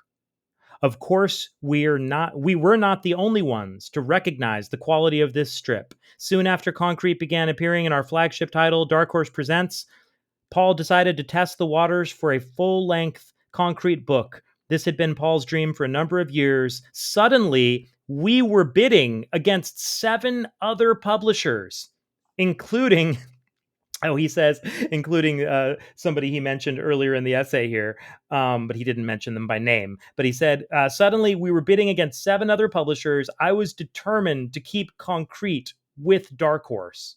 After a nail-biting period of negotiations with Paul and his agent Mike Friedrich, Concrete was ours. Concrete #1 is Paul's dream made flesh. It was also our dream back in the beginning to put out a book of this quality. What you hold is an American classic! Exclamation point. Like, damn, that Well, is the kind of note that I want my publisher to write if I'm publishing my first full-length comic. I mean, could that be any more impassioned? That's no. incredible. But What a note. the crazy thing is that a year later he like we said, like they're getting the damn Eisner Award. So it's Yeah, like yeah. so it's like so you kind of get that. I guess what I didn't realize is that they had only been out for a year before this had this book came out. So Right. Yeah. I mean, but didn't we read somewhere where you're saying so he had like did this book like 3 or 4 years ago, this story, and then pitched it and it failed, Yeah, and yeah, then yeah, yeah. Chadwick said that. Chadwick said he'd pitched Concrete initially 3 years earlier, and everyone passed on it.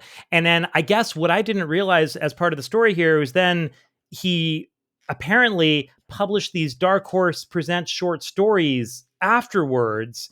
And then I didn't know this until reading Richardson's essay here that Dark Horse Presents published these short stories, but they didn't have the rights at that point to publish the full-length ongoing Concrete. And that's really wild that Chadwick then started negotiating with all these publishers, and now Richardson was in a position where he was bidding to publish the continuing adventures of a character that he'd already been publishing. yeah, that's crazy. Well, That's pretty nuts. I didn't realize that. it's crazy, but I guess that two things. I bet you that his attorney or his agent found that little loophole in the contracts, and then I bet you that Mike Richardson, he closed that loophole afterwards. Like Yeah, like yeah, like he's probably totally. like, okay, next time motherfucker signs some shit in something appears in Dark Horse Presents, we have first right of refusal on Oh, that, 100%. Oh, you are so right. Because Yeah. that seems like a huge, blind spot in the Dark Horse contract early on there. Because, yeah, can you imagine Mike Richardson's like, we put in the initial investment, we blew this character up. Now you're going to go publish it at like Epic Comics with Or Archie first or whatever Goodwin? the fuck it was. Yeah, Yeah, fuck yeah, that. yeah. Yeah, that's wild. But I mean, this is the kind of extra info and extra insight that it's so great that we get to see in all these text pages. And then just the other thing real quick I want to touch on before we leave the first issue is that Chadwick himself comes across as so incredibly like humble and unassuming in all of his text pages. And he actually does something here on this first issue in Inside Front Cover, Chris, that I've never seen a writer do before. He reaches out to the fans to help him to answer some of the scientific questions involving Concrete's body and how they could explain in a scientific fashion, or at least in kind of a pop science fashion, how Concrete's alien body in fact works. And I've never seen a writer with so much humility literally just ask his fans. This feels very almost like postmodern, almost anticipating the internet in a way. Yeah. He's crowdsourcing Yeah. these sort of like he's asking the hive mind, if you will, to help him figure out the logic of his own story, which is so wild. And I can't imagine someone like Alan Moore or, any of these other, writers from this era doing this. But honestly, props to Chadwick. I think that's that kind of an original thing to do. And he says here, look, the backstory, he says, there's one facet of it where I'm not satisfied, and I'd like to solicit your help. Talking to the readers, the workings of Concrete's body. Plausibility is my goal, and to this end, the following questions must eventually be addressed. How can he digest rocks and incorporate them into his coating? How can he be so strong? How can he regenerate body mass that is broken off? I have my own ideas, but lacking a technical background, I'm suspicious of their ultimate value. If you're moved to speculate on these issues, especially if you have scientific background, please write. We will have Well, a letters column. I mean, and I'd love to have letters on this subject to print alongside those which point out how I don't draw Maureen consistently from panel to panel. And so he's got a great sense of humor. And man, what an unassuming and humble request of your readership. This again points to like how much of a community comics felt like in the indie comic scene back then. But I've just literally never seen that before, and I thought that was worth remarking upon. Well, I never seen that either. I was very curious about that. It seems strange to me because I was kind of like, dude, you created a situation that science doesn't fucking uh like it's not part of science. Like I mean, like there's it's not even a physics question Right. because it's like there's nothing on Earth that actually consumes stone. You know, Right. so Right. so you're basically tripping. And here's the thing: is he doesn't need plausibility. It's a weird request. I love it, and you're right. Humility. It's a weird request because when we get into the origin in like issue 3 and 4, it's kind of like what you created has got no fucking like. No, dude, stop. Yeah, it's ultimately like it might be ill-advised. I'll grant you that, but I did find it enormously charming. Oh no, But it's yeah, great. No, yeah, it's great. yeah. Because the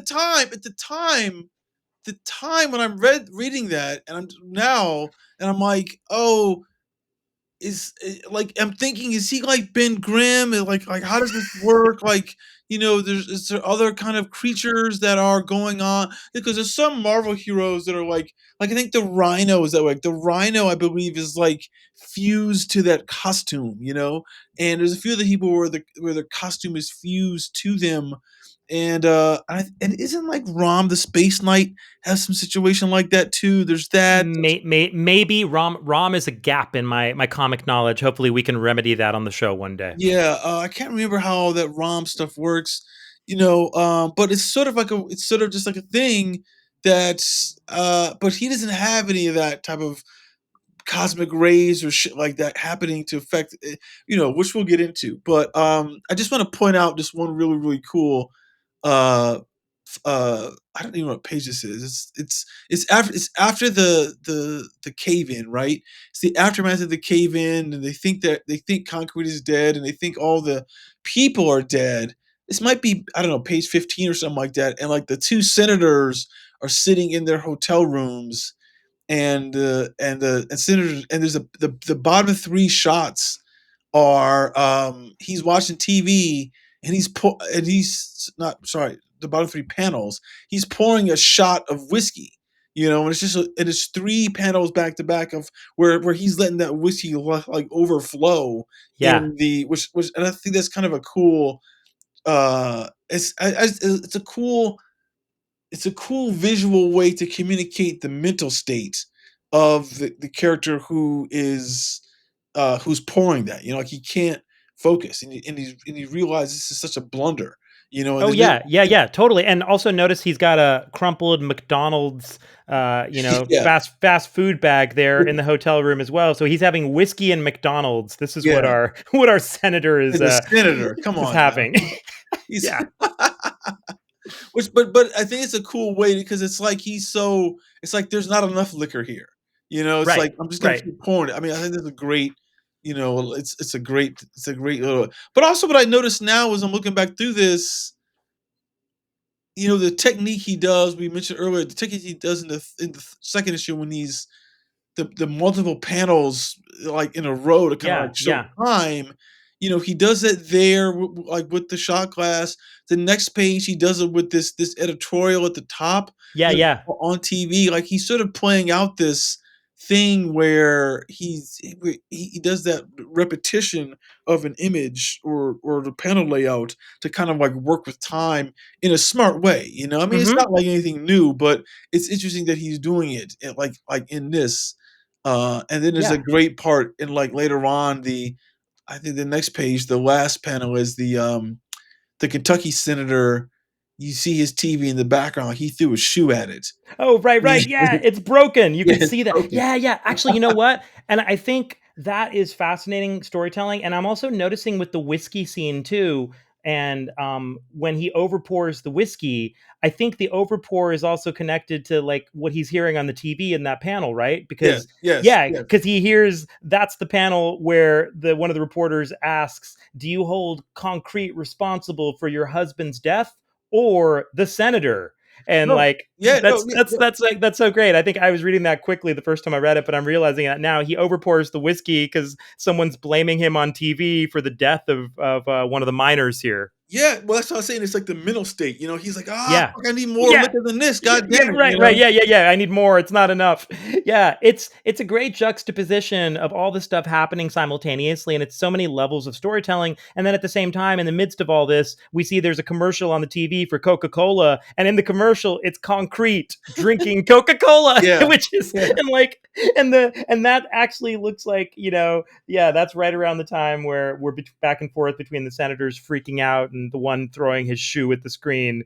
They're seeing fucking concrete on screen at the same time, while they're also hearing the reports of the mining collapse and the dead miners. And then they're also seeing concrete on a talk show, and it's just like Johnny Carson, concrete. Like there's just all this stuff happening all at once. So yeah, it's really like it's a great first issue, even though he kind of throws us in the middle of the soup, so to speak, and you kind of gotta pay a lot of attention to catch up on things, and you don't get answers to all the questions, but you pick up the vibe, you get a sense of what's going on, and you're certainly curious how the hell all this has come to be. And there's some, really intriguing clues that are dropped here about how, this happened. And, we're going to find out more about how this man's mind ended up in the body of this creature. And we're going to get to the origin story coming up, the two-part origin in issues 3 and 4. But before that, we have another of these kind of flash forward stories where we're actually going to go on an adventure with concrete. Like you mentioned, Chris, concrete has decided he wants to use this body of his to eventually to start going on adventures and to be sort of the personification of all these figures that he had idolized as a kid, all these actual adventurers who had traveled the world and been these like strong rugged men who'd done these crazy death defying things in foreign lands, and climbed mountains and rivers and gone through rivers, and just feats of strength in whatever places around the world that were terrifying. And now he's got a body that will allow him to go on all these adventures that he wanted as a kid. So issue 2 is all about the transatlantic swim, and that's what concrete decides he wants to do. And Chris, I don't have a ton of thoughts on this, like we were talking about just a second before we started recording, other than it's a fine issue and there's some really fascinating storytelling when we see concrete swimming in tons of little panels and just beautiful artwork throughout. But I'm very excited to get to issues 3 and 4, where we talk about the aliens and the origin. So I'm going to yield the floor to you if you have any deeper thoughts on issue 2, because I don't have that much of consequence to say, other than it's a lovely issue and it's beautifully drawn. But at this point I was like, come on, let's get to the aliens. So I've got a couple things that I will say. One, I kind of love the author's forum, how he mentions this story is sort of kind of its origin comes from his family, where he's like my stepsisters, my stepbrothers, and my father. They've all done. They're sailors. His dad's a championship sailor. His sister. They've all sailed legs, that they've sailed like around the world, and he's basically like, yeah, but me, I hate the water. I got fucked up as a kid. I don't do any of this, So it's kind of an interesting way that he gets to kind of he's channeling, like I said before. I feel that there's a lot of autobiography that's channeled into this character, and that's something that I like about, at least in this issue. Like, you get a sense of what, like, here's how I come up with this. So basically, the transatlantic swim is, he gets all these sponsors, and he wants to be like Charles Lindbergh or something like that, and break a record, by swimming across the Atlantic, which I guess that no one has done. And I guess it's just been the English Channel, and then that one woman, like, Naiad, Diana Naiad, like, swam from like Cuba to Florida, but she took her like 4 or 5 different kind of attempts before she did that. They did that movie about that like 2 years ago. So so he's like goes swimming, and he's got this boat that they rented out, and it's him and Larry and Maureen and this other asshole guy on the boat. Yeah. I mean, the one thing that I'll say that I think is a little interesting, and it goes back to what I was saying before about he's an analog for that guy Larry. I'm just speculating this from the way it's written because there's this sense of like he's like a nice guy in terms of like the nice guy syndrome that like men have that doesn't, so they are not really like super successful with women because he takes such offense at this guy who's the ship captain, whatever, or not. I guess he's not the ship captain, but he's like uh he's like the charter guy, like the Oh, charter right, company, right, right. Yes. because he's sort of like yeah, gross marine a couple times, and like like he's overtly sexual in like this weird sort of way, and he's a drunk, and all this kind of stuff. So it's kind of interesting the way that he's kind of portrayed, It's these weird stories, which I think is kind of, it's just, it feels like he's making commentary on a type of man that he doesn't like or is uncomfortable with. That he knows it's like, yeah, these guys exist, and here's like the past his prime version of it. It's but the thing is, it's kind of interesting is, I mean, but Larry does something weird too. What pages? Maybe like page 5. There's a top of the page 5 is these 9 things of concrete swimming, right? Yes. And you got this shot of Maureen, and she's like bending over. She's like, Larry, what are you doing? And he's like chronicling. Concrete wants me to chronicle this trip, you know? And then he says, believe me, that'll be Concrete's favorite shot. Well, her with her ass like bent over, like in front of the camera. And I'm like, Yeah. and I'm like, what's going on here? But then Yeah, right. And and Larry's the good guy. he's a good guy. And then the next panel is the old dude runs over. He's like, "Hey, so let's get into the photo." And that's when he gropes her, and Right, he starts right. to fight Yeah. the guy. And it's this weird kind of like sense of what's going on with like the sexual dynamics within the thing. And obviously, Concrete can't participate on that in any level.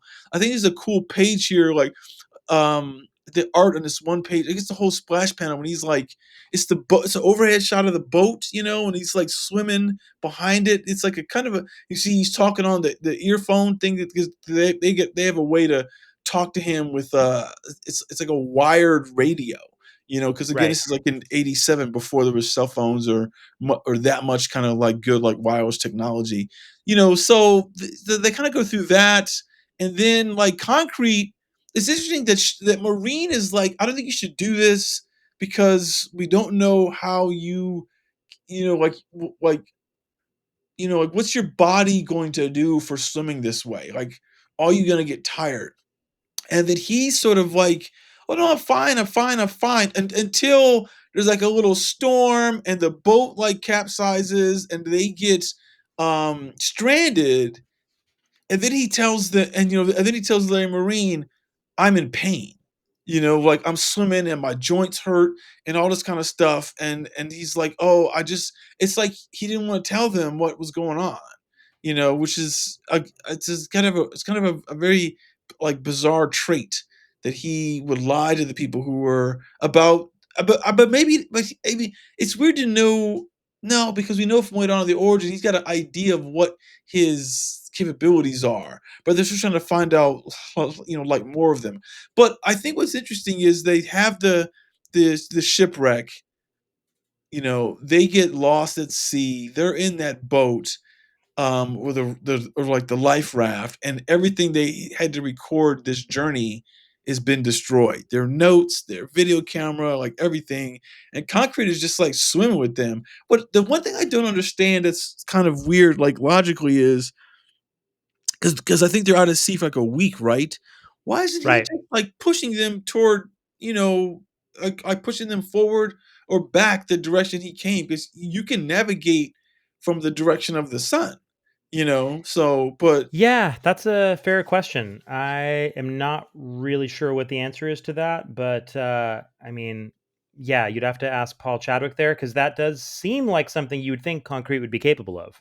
Yeah, well, but I mean, you think that, but then again, it's just before he admits that he has this damn, he has this damn, he's like his joints are seizing up, you Yeah, I know? mean, I suppose that could be the explanation is he's actually feeling more weak and fucked up than, than he's revealed at that moment.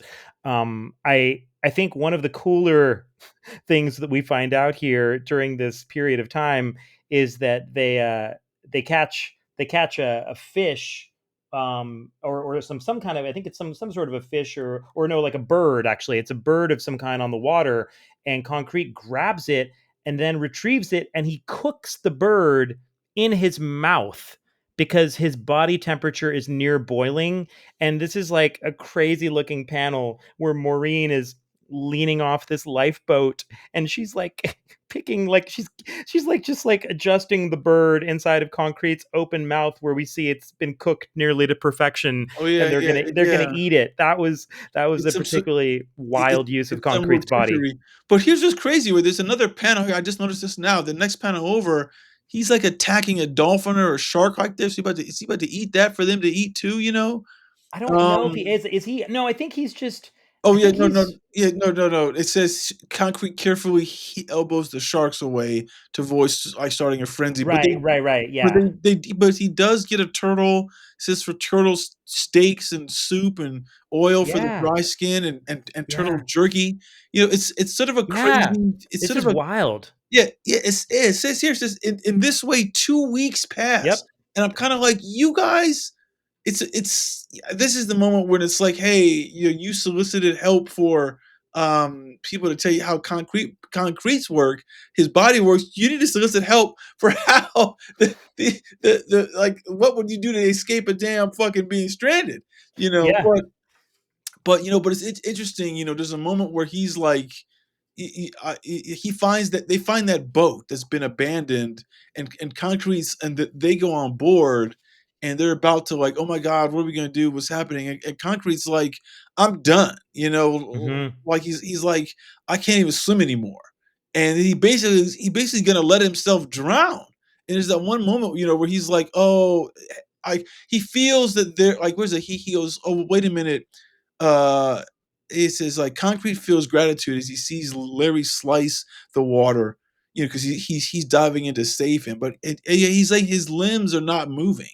It's sort of a weird moment where I don't quite understand what's like like I know what's going on in the story, but it's weird. I just find it weird that he wasn't forthright about what was happening with him.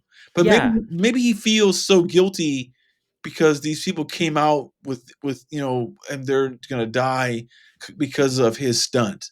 I get that. It's kind of. I mean, it's kind of it's not discussed that way, but I think about that now. I guess maybe that's what it is. But then eventually they see some tanker. He swims over there.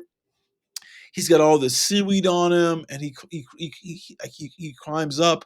He can't talk for some reason because I guess there's some problem with like, oh, the concrete. It's like he's lost his voice. It says, and they think he's a demon, and they just try to attack him and shoot him, and they throw fire like gasoline on him and burn him. It's this crazy scene until he gets, and he writes like on the ground like castaways in the sailboat, but these people don't read English, so they're like, whatever the fuck that means. It's a good piece of irony. Then he runs to the control deck, whatever, the captain's deck, and he shows them where that Marine and Larry are, and they get rescued. And that's sort of like what the episode is. Like, so he gets to play the hero successfully at the end of the day. It doesn't save him from doing what he wanted to do with his sense of adventure, but he still had an adventure, Right. which is kind of cool. And then somehow, somehow, like once he's been sitting there, they've been like throwing water on him, like um, his body, like somehow, like he regains the be able to move his body, you know. And at the end of it, he says, "Ah, sweet mystery, can't seem to care too much now, but there is a mystery that I want to clear for you, Larry. The real story of how I got this way. You deserve Right. to know." And that leads it Yes. into the third issue. Right, right. And issues 3 and 4 are the two-part origin of concrete, which is really fascinating, and I'm excited for us to dive into that. But before we do, let me just briefly touch on this letter column here in issue 2, which is our first proper concrete letter column, and we see just a murderer's row of significant folks from the comic book world writing in immediately to celebrate concrete right out the gate. We have Mark Shaneblum, who's an editor and publisher at Matrix Graphics. I think they're kind of a competing publisher there. So he writes in. We have another guy who I think might be from a distributor writing in. But more significantly, we have the famous artist William Stout, who's largely a fantasy sci-fi kind of an artist who's very well known for his work in movies as well as just various illustrations and some comic book work. And apparently William Stout, aka Bill Stout, was a studio mate of Paul Chadwick's at some point in LA. And so Stout is a guy who's been a fine artist, a movie artist, and kind of comic book adjacent for a while. And he writes in a fan letter to his studio mate, Paul Chadwick. And he says, having just read Concrete #1, I feel compelled to write you and compliment you on your fine work. The qualities I found in A Stone Among Stone are very much a reflection of Paul Chadwick, the person. Gentle, sensitive, warmly humorous, and slyly surprising. The art is pleasingly and deceptively simple and subtle, like the story. I like the visual throwaway details, palm fronds on the LA street, birds drinking from the neglected Coke can, etc. These low-key observations make the storytelling overall much richer and add to the entire kindly ambiance. I've always admired your fine sense of color and was sorry to lose you as a painter.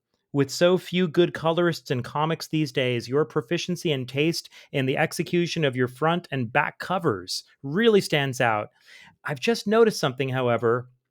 The cover ink, like that of TV Guide, comes off on my fingers. I better dash back to Golden Apple Comics and buy a second copy. Keep up the great work. Your friend and faithful reader, William Stout, LA, California. And so, to anyone who knows the work of William Stout, that's a hell of a fan letter from a major artist writing in to celebrate his buddy and compatriot Paul Stout. Very cool to see that letter coming in. And the other letter that is worth remarking upon here is from T.M. Maple, the legendary Letterhack, who we were talking about earlier, who probably had more letters published in comics than any single person ever in the history of comic books. T.M. Maple, if you read comics in the 80s, he was a fixture in the letter columns of comics from DC, Marvel, and all the indie publishers. And so here I'm going to try to just read some of the relevant passages from T.M. Maple's letter here. He says, Dear people, when Star Wars came out a few years back, the reports about it were almost uniformly glowing. It was variously described as the best film of the year, the decade, or of all time. When I was finally able to see it after lining up for what seemed an eternity and was probably pretty darn close to it, in fact, I found myself strangely disappointed in it. Not that it wasn't a finely made film, mind you. In fact, in many ways, it was quite admirable, and certainly it was at the least a solid and entertaining film. Though it was The Empire Strikes Back that added the meat to the bones, in my opinion. It was just that given my overcharged expectations, it fell short of the mark. Indeed, virtually any film would have, I now think. Paradoxically, because of the buildup, I was disappointed by a fine film. Concrete has not received the advanced buildup of Star Wars, but in the overcrowded black and white comic market of today, it's come pretty close. Advanced reports have been unstinting in their praise. This one was on many people's must-buy list even before it hit the stands. Did this crisis of expectation prove its undoing? Well, I'm happy to say that I was not disappointed after reading Concrete #1. This might be partly due to the fact that I know enough not to get my hopes unrealistically high, but mostly it was due to the excellence of the story itself. Now, Paul Chadwick has hardly burst upon the scene with the powers of a mature Will Eisner, Jack Kirby, or Carl Barks, but he's darn impressive nonetheless. The key word here, I think, is solid. The concept, the execution, the art, even Concrete himself are all solid. It may not be a wondrously magical experience yet. But the sparkle of magic is there, that intermittent glint, signifying that a fortune of diamonds lies hidden somewhere amongst the solid brickwork, that tortuous secret passageways to delight lie hidden beneath or behind the supporting walls. And besides solid, another word that comes to mind is sensitive. The characters are all sensitively portrayed. They're not one note stereotypes, but rather they seem like real people with real positive and negative traits. And they're complex, et cetera, et cetera. I think that all that is correct. And just to skip to the end of the letter, T.M. Maple also comments, I thought it was very interesting that Paul asked for help in outlining just how concrete's metabolism can work. This shows a genuine interest in the character by Paul. He wants the best answers, not just ones that are sufficiently good, as well as a lack of fear of appearing less than omniscient in the eyes of the readers. Very commendable. However, I would just say that I hope that there isn't too much emphasis placed on the mechanics of how concrete can function. While this is no doubt interesting and even fruitful to explore, I would hate to see things get bogged down in technicalities. Concrete is the one unexplainable event in this mag. As long as everything else flows believably from that, there's not a tremendous need to elaborate on it. Don't get me wrong, some explanation is desirable, even necessary, but I'd rather learn more about the characteristics of the people in the mag rather than how concrete's digestive system functions in detail. Yours truly, TM Maple. And I think that's a pretty great letter, pretty fucking insightful. And I had not read that letter yet. So it's interesting how much he echoes some of the stuff that we've already been discussing as having been some of the most noteworthy stuff to talk about here. And let me just say how lucky we were in comics to have such an insightful letter hack like TM Maple be the guy who was writing in thousands of letters, because that was some pretty astute analysis there and kind of even fair-minded analysis from TM Maple. And Paul Chadwick responds here briefly. When your letter was delivered to our office, someone made the comment that Dark Horse Comics had finally arrived because we'd received our first letter from the famed TM. This is amazing, Chris, that a letter hack was this significant in comics. And again, I just want to point this out for people who were not alive back then. I'm not making this shit up. TM Maple was a big fucking deal if you read comics back then. Even the publishers were thinking like this. So yeah, this is crazy. Because it sounds like this is like a Pauline Kael or like a Roger Ebert type of person who's coming to review your book. Right. And you're like dying to get that. And you're like, okay, yeah, I got it.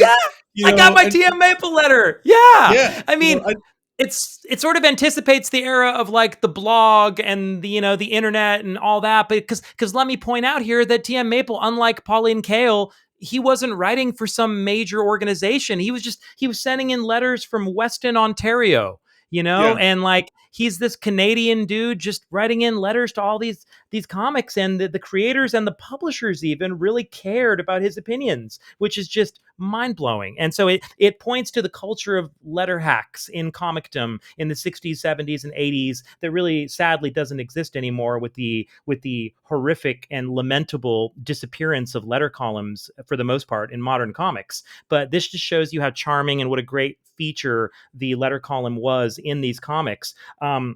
So Dark Horse, someone remarked that we'd finally arrived. We got a letter from the famed TM. And then Chadwick goes on to say, I prefer to look at this as TM Maple has finally arrived because he's had a letter published in concrete.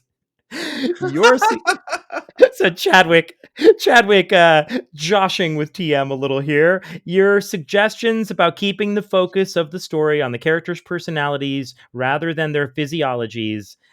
Yes, that's right on target. And it fits in exactly with Paul's plans. Oh, I'm sorry. I thought this was Chadwick. This is actually Randy Stradley. Correction. It's Randy Stradley responding in the letter column here, the editor.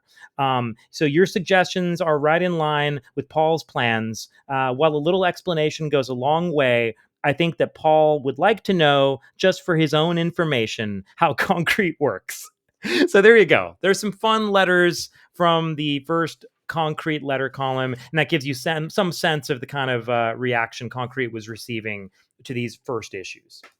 So the one thing I want to point out before we jump into the origin story is, I didn't realize this is Paul Chadwick's a painter. You know, Yeah. William Stout pointed out, I missed your painting, I missed your color. So he is painting all these covers. I mean, in the cover for at least for issue 3 that I'm looking at now, it's like, you know, the way he's painted the two, like concrete and his buddy, you know, like the way they're painted, the gradation in the color is really, really awesome. Where are you looking? Which cover?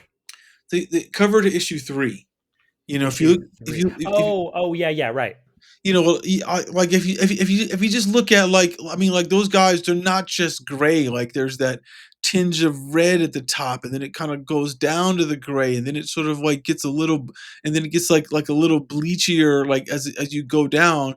It's a very interesting. I mean, like I mean, like I just thought he had someone else do the coloring because, you know, I mean, you know, I just didn't think he was the colorer. So it's pretty wild that he's like the writer, the penciler, the inker, and he knows how to paint like this, which, Yeah, you know. it's actually amazing, and, other than the lettering, which is beautifully done by Bill Spicer, which we should have mentioned earlier. Bill Spicer is lettering all of Concrete, and Bill Spicer was not a well-known letterer that I know of at the time, and really, Concrete is the only thing that I can think of that was lettered by Bill Spicer. If I'm wrong on that, maybe someone can correct me in the comments, but, as far as I know, I don't know, maybe, that was a friend of Paul Chadwick's or something, but the lettering is actually done very professionally and very well. But yeah, you're right, Chris. Chadwick does everything else. He's practically a one-man band. And also with that cover, it's interesting to note that the border on the cover too, the red border, is in line with the red hues on the stone creatures, and then he's kind of echoing that same gold color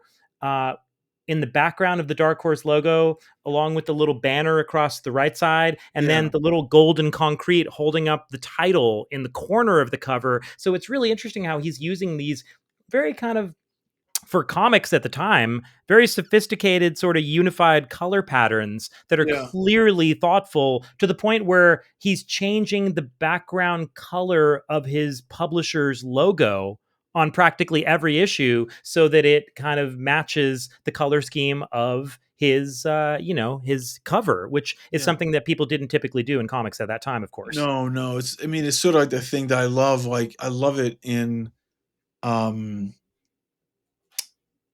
in the movies, like when the directors kind of like they mess with the opening logo of the studio, you know, like they Hitchcock did that. I remember Hitchcock did that on one of his famous movies. I can't remember if it was North by Northwest or something, but I remember I took a film studies class in like community college once, and it was like I remember the instructor talking about how Hitchcock wanted people to feel like a sickly, unsettled feeling at the very beginning of the movie. So he had like the MGM lion, and the color behind it was like a sickly, pukey green that was meant to be unsettling.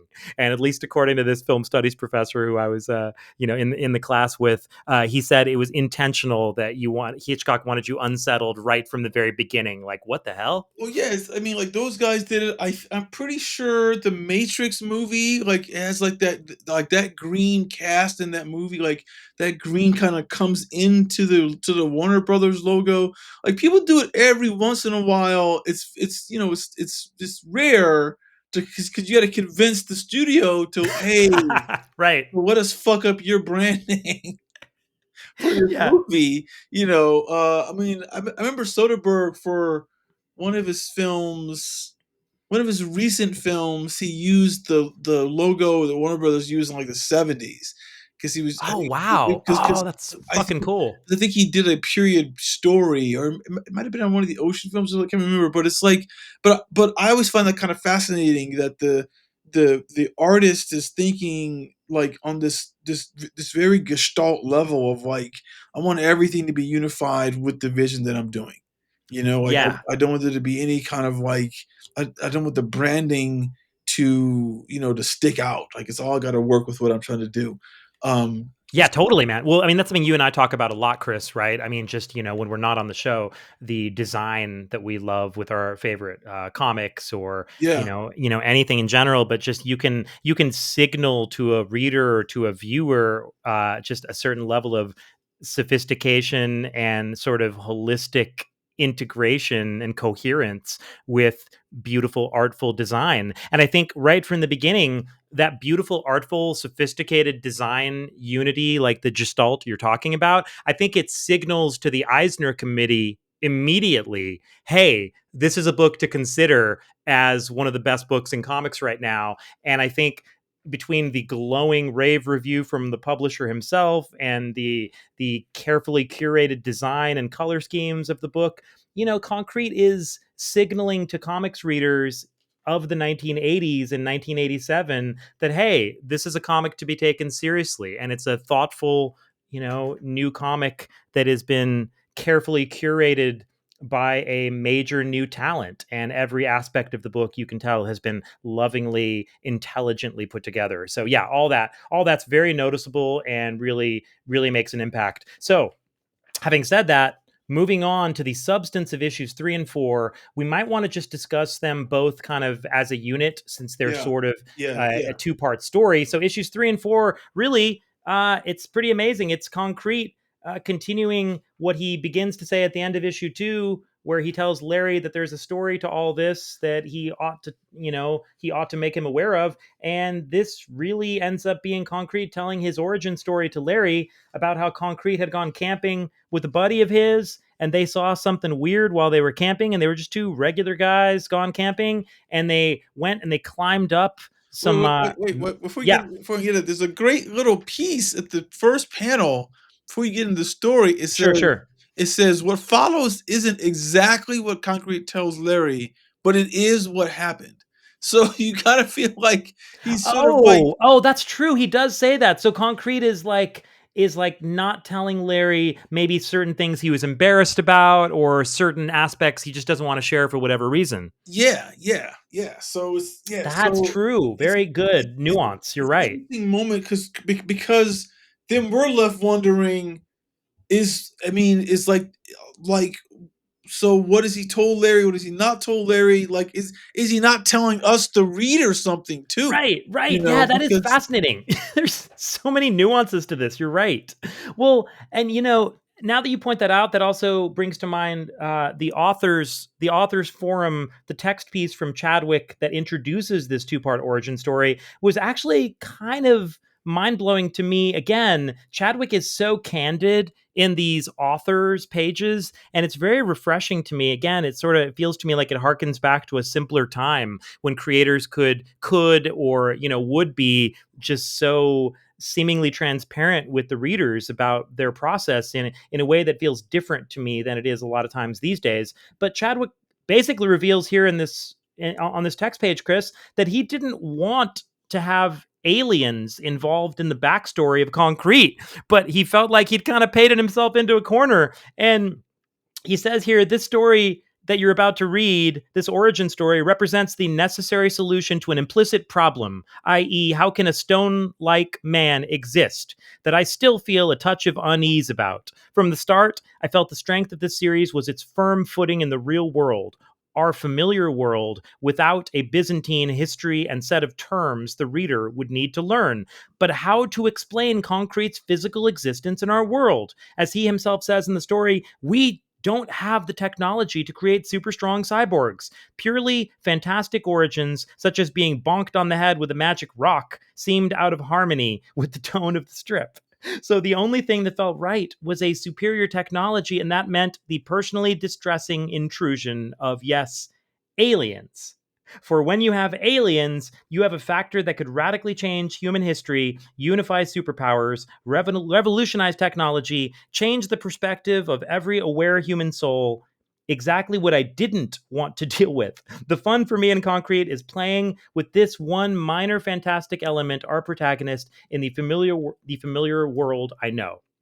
The upshot of this is that the government, for plausible reasons, has clamped a lid on the alien story. More critically, the aliens have left, and rest assured, in my mind, they've left forever. Now, this represents a slightly galling loose end, which one editor suggested I could profitably regrasp to tie up the series. I have since thought that such a story would have to begin with Michael Maynard, who is a Concrete, aka Ron Lithgow's camping buddy, who we're about to meet. That this wrap-up story potentially could tie up. It could begin with Michael Maynard knocking on Concrete's front door one day. But in the meantime, it gives me the slack I need to concentrate on what I think the strip is really about: a thoughtful misfit struggling to maintain dignity and a sense of humor amid extraordinary circumstances. Now, that was wild to me, Chris. The fact that Chadwick is almost apologizing for this alien backstory that he has to regretfully tell us about now, because I think it's the coolest fucking part about Concrete is this alien backstory. I love the alien backstory, and I'm obviously, my cards on the table. I'm something of a massive alien geek, and I spend no small amount of time listening to podcasts about aliens and YouTube interviews with people who are speculating on all kinds of alien stuff. And so now, though, in 2025, when we literally have Congress and senators holding hearings in our real world on aliens, and we have tons of like real military pilots coming forward with like information about UAP craft in the air, and now that it's become so much more part of our standard reality, which is still so shocking to say, that we are being visited by uh, life forms from another dimension, planet, place, what have you, that's become more and more of a mainstream thought, which, it's always been kind of a mainstream thought for me, but it's been accepted more widely by the public at large. This is just extra fascinating to go back and read the level of stigma that existed back then in the 80s, largely, which was, intentionally created by the government, to stigmatize this idea of aliens to the point where a creator who's trying to use this as a backstory feels like he's kind of almost got to give a mea culpa. Like, I'm so sorry there's this stupid alien backstory, but I promise it's not going to come back anymore. We're just going to get this out of the way. That was so wild to me. And I should also mention that I know Chadwick has revisited this origin later. I think it was like a decade or two later. He was not happy with something about it, and he went back and redid it in a newer miniseries that he did later. And I have not read that, and I'd be curious to take a look and see what he changed and why. So this clearly was a sticking point for Chadwick from the very beginning, and it seems like it probably was sort of like it was in the back of his head forever, because he went back and redid it and did a whole separate miniseries, kind of like giving a different approach, or a more detailed approach where he retold it in some different fashion. But I just wanted to point out what a different world it was in regard to the way that the culture viewed UFOs, what we now call UAPs, and alien visitors, and where we're at now, and how much things have changed in these nearly 4 decades. Well, I'll say this. I was it's funny because he's uncomfortable with it. And then the letter from Harlan Ellison is like, he wrote in, I guess he got an advance copy of this because he wrote in, and it's in the letter column here, and he's sort of like, well, he tells this really funny story about, Mm-hmm. or whatever, that really thing about like, like cow shit or something like that. This, and it's a really funny story, but he's like, oh, you did the best version of cow shit imaginable. Thanks, Harlan. Well, no, I mean, Yeah. but he's saying, look, I understand why you did this, and I understand why you're uncomfortable, but what you did is a great version of what. So don't feel like you have to feel humiliated by it. It's interesting you write this because it's 87. Well, but I guess that's 10 years later though, right? So, 77 is Close Encounters. Close Encounters is an interesting movie in terms of like trying to legitimize that kind of the aliens coming to Earth. I can only think of, there's that mid 70s version of Aliens. I mean, Invasion of the Body Snatchers. But you got to think that this guy Paul Chadwick, he's got to be in his late 20s to early 30s. I think he was younger. I want to say he was probably mid-20s still. All right, so say he's 25 when he's writing this. He's born in the 50s. As a kid, he's watching some really, really hokey sci-fi stuff. Hmm. This is all pre like the sci-fi pre 2001 is all pretty hokey, except for, I mean, even some people think that Forbidden Planet's kind of hokey, but it's like there's a weird kind of tone to them all, and I feel like that's probably like it's probably filtering into his subconscious of like you can't tell a serious alien story. Yeah, You know, yeah, like you just totally. can't, because as a kid, I never ever saw one. And it's like, okay, so like I said, 10 years earlier was Close Encounters, and then a few years later was E.T., which to me, like those movies kind of coincided with our childhood, and those movies were very like they took the alien thing, like they played it very serious. They played it very, very serious, that which probably is different than the rest of the stuff that it's even after that. Like whenever you see alien stuff sort of after that, it started getting a little, I mean, like Falling Skies and Powder were these things, but those were even later than this. Those were like in the 90s, where you got it. I remember in school too, there was some weird like documentaries on TV about these people who claim they were abducted and stuff like that. There was that weird kind of moment. You're right, around this time, like maybe 5 or 10 years earlier, and around this time, 5 years after, where that stuff was looked at as being just like so fringe. Oh yeah. Oh yeah. There was a concerted, real propaganda campaign against it. I think largely with the government behind it, to make this seem really stupid and ridiculous. And Well, but it makes good sense that they would want to. But I think that's part of what Project Blue Book was all about initially, was to try to kind of, like you say, flood the zone. Like you said earlier, like the government's good at stuff like this with the CIA and all the various apparatuses of the government to try to make you not look at the thing they want you to look at by making it seem ridiculous. right. Whether they're coining the term conspiracy theory after the JFK assassination, or whether they're telling you like, oh, you're an idiot if you believe in little green men from Mars. Like I think that was a very real thing, and it's fascinating to see it reflected here. But yeah, I think you're right, Chris. Over time, we'd see things that would take this more and more seriously. There was also that movie Fire in the Sky, that was Yeah. the true story of Travis Walton, Yeah. Yeah. the Yeah. the guy who was abducted by aliens for a week. And it's one of the more incredibly, really like very, very credible alien abduction stories with tons of witnesses. And that film came out, Like in gosh, like 95, yeah, 97, yeah, at 90, I'm looking it up now, 93. So that 93. was Yeah. in 93, and that took it extremely seriously. And then, later, as we get into, closer to the present day, the stigma has really been obviously falling away the last 5 years, 10 years. It's become very mainstream thought to delve into these areas, and you're not stigmatized anywhere near the way you would have been No. before. No. And so now, thank God, you can have these discussions in public and not have people look at you like you're a complete lunatic. But I think that it was a different world back then. And I mean, these days, look, you can point to Hollywood films like Arrival. I think Arrival, the movie by Denis Villeneuve, or however you pronounce his last name, which I always fuck up. I mean, that's one of my favorite Hollywood films of the last 10 years. And I think that's one of the most brilliant alien movies we've ever seen. I mean, and it takes it incredibly seriously as well. Very, very seriously. Very, very, Oh yeah. my God. Yeah. Yeah. So It's great. I mean, so, but in terms of like the way they roll this in the book, I mean, as you were saying, it's like this guy Michael and Ron Lithgow. They are camping. They go into this cave, and then they get abducted in the cave. They get grabbed, which we find out to be later is these group of people that all look like concrete. And, yes. and Michael and Ron are both shoved into these concrete bodies.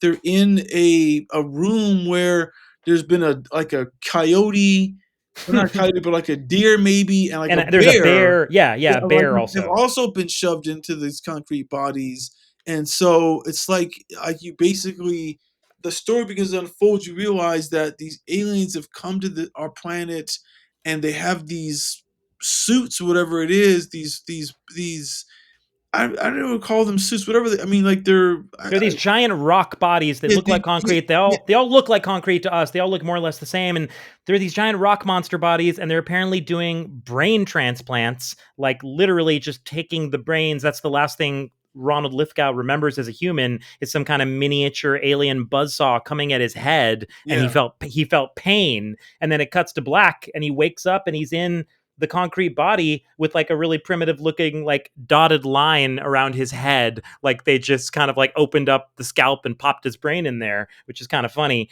But yeah, that's apparently what they've done with all these creatures. They've thrown their brains into these giant rock monster bodies that have, super strength and whatnot on our planet, at least.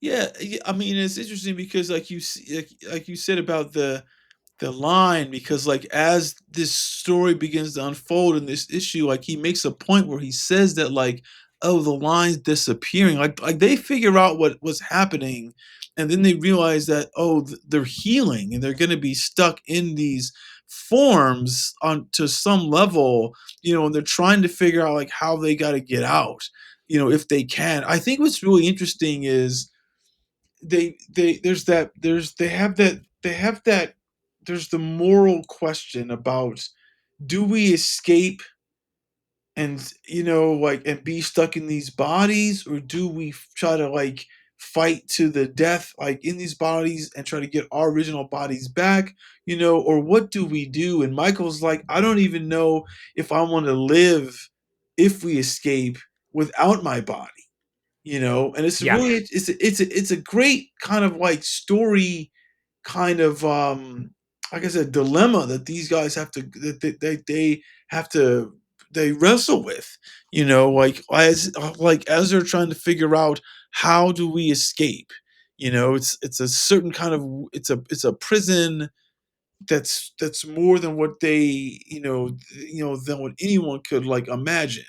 And it's kind of, I mean, and we get a little over the story about like they get fed this food, which is like something which they don't really go into too much of what it is because they don't know, but it does like sustain them even though they're in these bodies, these concrete forms. Like it's sort of, I can't even really even like describe, I can't even put into terms what you would call these things. Like they're like they're not suits, then they're not, I guess they're bodies, Yeah. but it's like if their brains wouldn't put in them, are they just, well, no, because what we find out later is when like their captors come in and look over them, and then some of their captors are walking around like they're in Michael's body, they're in Ron's body, they're in the Yeah. body of the bear and the little deer, and they're walking around and they're sentient. So you kind of realize that maybe, I mean, like whoever volunteered to do this experiment of the body switch, is hoping to go back into their body, which would be the concrete body. Yeah, yeah, or they're hoping to, or at least who knows what their plans are, but they've done a body swap. yeah, Basically, they've done a brain transplant swap with their bodies with the aliens, and like you point out, Chris, it's a hell of a dilemma between Ron and his buddy Michael, because yeah, they ultimately have very different feelings on what to do here and what constitutes the right plan for each of them. And I just want to comment a little bit on the visuals here, because we're talking primarily about the story because the story is fascinating here. But I will say that this cave that they wandered into on the side of a mountain where they thought they had seen something crash, and then that's where they end up getting abducted. They wake up and they're basically in this very sci-fi looking sort of epic space that looks like the inside of a spaceship, and it's got these giant kind of like French curve lines where like everything looks very smooth, there's no hard edges, and it's these big sweeping circular rooms that they're in, that honestly, like the way that the design was done reminded me a bit of Steve Rude's kind of alien designs in Nexus. oh Like some of these, yeah, you know, it's what's it called? It feels very Art Nouveau, is what it yeah, very is. Art Yeah, very Nouveau. Art That's probably Nouveau. why. Like, there's some pages where it's like there's like some floating kind of like circular tank kind of thing that it's like it looks almost like an aquatic sort of like a creature, but it's got some function to it, and they have him floating inside of it at some point for some some experimental reason. There there's all kinds of stuff going on inside what appears to be this alien ship. But yeah, the designs are very Art Nouveau and very like just kind of lovely to look at. So it's kind of a fascinating visual counterpoint to what is objectively a horrific experience going on for Ron and his friend, but yet the space around them is just so weirdly just placidly and beautifully designed. And they're just in this space at the time. I mean, it's kind of eerie in a way, but it's not like dark and creepy looking. It just No, looks no. Well, kind of beautiful. I think that's sort of like an interesting point you said. It's like it helps kind of like it helps, how do I want to say this? It helps mitigate the horror they're going through because like you said, the environment is not ugly. Right. And I feel like if we were watching like a real set of torture, like, but it is torture. Yeah. You see this one scene where he's like, "Hey man, they're sitting here," and he's like, "What kind of torture is this?" He's like carrying like half the mountain on his back, and they're like making him walk and run and shit like that. And it's like it's a situation where this could easily be very distressing, like even to the reader, Yeah. you know. Yeah, But yeah, you're right. Yes, y- it's really interesting tonally, right? Like the tonal kind of the way they balance that, the way Chadwick balances it is really it's really unique and like yeah, it's not what it could be in but another it's scenario. great that you bring up the Nexus thing because it does have that feel of like the tank he's got to go into to like because Yeah, to, yeah. to deal with the headaches in Nexus. But I mean, like there's something very um like ultimately, like I'm reading this story and I was reading, I just it there is that sense of being disturbed, of being like the level of violation that these guys are dealing with, and they're trying to figure out what to do. And it's like, and I mean, I think they're smart. They figure out like how do we like how can we escape? They have that plan. Like they know they get drugged by the food. They figure out, is there a way for us to fake it? There's all this stuff to do, like so they can try to escape, and they try this plan. The first time they try the plan, to do their escape, it doesn't work right, and then they do it. Oh, because it's not that it doesn't work right. Like they get scared because the guy uses that gun, to to scare them off, Right, right. and I guess he puts a thing in his mouth, and like in that one page, like it says, what's that? It's page 18, 16, and and they're forced to keep doing the test. But but these, like they are they're trying to have to figure out like how do we survive, how do we deal with what we do if we do survive, and then it's like what's our escape plan, like so he's balancing a lot of really interesting story points that these guys have to kind of like go through, and he's very clever with how he kind of sets it up. I mean, obviously he's drawn concrete Ron and Michael with these little markings to kind of help you, like determine like who's who, but I thought this was such a very sad story, Oh yeah. like a sad element of a story. I think that part of what we, as at least in the like wherever we are in the West, we have this big thing about like being individuals, and to have and to be stolen like this and put into some weird kind of thing is I think would be very upsetting, and obviously it upsets Michael more than it does Ron. And these guys, they figure out the cool way to escape. They do like go, oh, like how do we get out? And they do get out, and they see their bodies, and it kind of like freaks them out. And he's like Yeah. that one great line. He's like, look at their faces. There's no expression at all. My God, I feel sick. And it's like, oh, what's going on? And like, I mean, like they're not cool with any of this. And yeah, here's his line. Yeah, like Michael says here, he goes, Ron, I feel like I have to vomit, but I can't. It's some kind of ultimate violation. This is a permanent rape, and it's like, yeah, it's crazy. And I think that and then they figure out like, how do we get out? And Yeah, they yeah. yeah, and then No, totally. Oh, wait, just to jump in on that though, like that moment where they're arguing about it, it kind of reveals this like really intriguing divide between the way that they're both receiving this crazy horror that's happened to them. Because yeah, Ron Lithgow is almost like excited and like so intrigued by this that he's kind of fascinated with what they've become. He says, being one who wore glasses, perhaps I'm more aware of this, but my eyes, at least, are incredibly sharp. Look at your hand. After having these eyes, uh, wow, those transplantees must feel like glaucoma victims. I've never really appreciated it before, but you're right. It's fantastic. Like mountains, gorges. He's like seeing, like, I think he's seeing what the, like, sort of like every detail of his own hand, like Yeah, just like the yeah, tiny microscopic detail of the concrete like rock of his hand. And then he says, maybe these bodies aren't so bad after all. What with our strength and our, and then Michael's like, what? Are you crazy, Ron? Look at yourself. You're not even flesh and blood. You're cold concrete. Look between your legs lately? A mighty fundamental component of human life is impossible for us. And then he says, Lordy, and this is Michael talking, we barely have a sense of touch. We're trapped in sensory deprivation chambers. It would be like going through life in a Sherman tank with a telephone. You could ponderously move around, talk with people, but you'd be forever apart. Um, and it's like they really have a different perspective on what's going on here. And then he goes on to say, it all leads me to the question whether we really even should try to escape. And Ron says, what can you possibly mean? We're completely imprisoned here.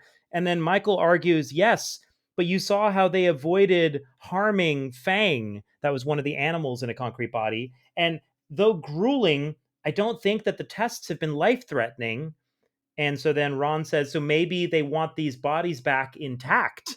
And Michael says, exactly. And if we stick around, maybe we'll get our bodies back. Maybe they'll turn us free. They don't necessarily know we're intelligent or any threat to them. We may just be another species of bear to them. And so it's a very logical argument in a way that Michael's making is like, look, let's not, if we leave, we're leaving our bodies. And but also Ron at the same time is like, no, dude, we don't know what they're going to do to us. Like, let's yeah. get out of here in whatever body we're in. So it is a really intriguing ethical dilemma, and it kind of does make you wonder, like, oh shit, what would I do in this kind of situation? And then it ultimately leads up to the ending where they do escape, but then only to a point. They get just out of the facility, which seems to be like the ship itself or whatever that's nestled into the mountain. And after a whole series of things they do to escape, at the edge of the cliff, they say, we made it, the lake. Now, and then Ron says, time to pull a Butch and Sundance and hope these bodies are as tough as they seem. And Ron's like, let's jump. And Michael's like, no, no, no, no, no, wait. I'm going to hold them off here. You jump. I fulfilled my responsibility, and now I want my body back. No argument. And Ron's like, no, but Michael, they'll kill you. They'll torture you. You can't. And Michael says, no discussion. I don't want to live without my body. Now go. And Ron's like, but go. And then he And like then shoots the ground. He shoots the yeah, ground I and think kind of that's what. Yeah, he zaps the ground out from under Ron, so it crumbles, and then Ron is forced to, like, he goes falling into the ocean or the whatever, the water below, the river below, and that's it. He's separated from his buddy, and then shortly after that, he sort of sees from, when he kind of comes up for air, he sees the ship itself appearing to rise out of the mountain, and then that's it, and his buddy disappears with the aliens. And then he does something really interesting. Paul Chadwick does, Chris, I don't know if you noticed this, but it kind of struck me as really weird and not entirely successful either to me. You see the full page spread on the second to last page on page 27? yes, yes, yes. Okay, so then turn the page to page 28. That full page spread is just basically Xerox copied into miniature size as the first panel on the next page, Yeah.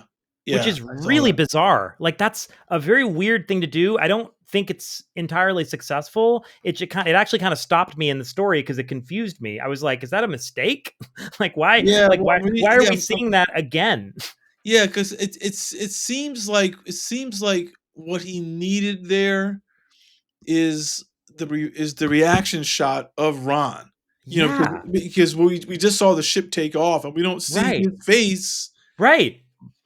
like responding to it. And then the next panel is like we're back with Larry, and we and this was really wide shot of those two, like they're still on that tanker Yeah. issue two, What the fuck? and we Like still what? and we still What don't is that? see and we still don't see his face.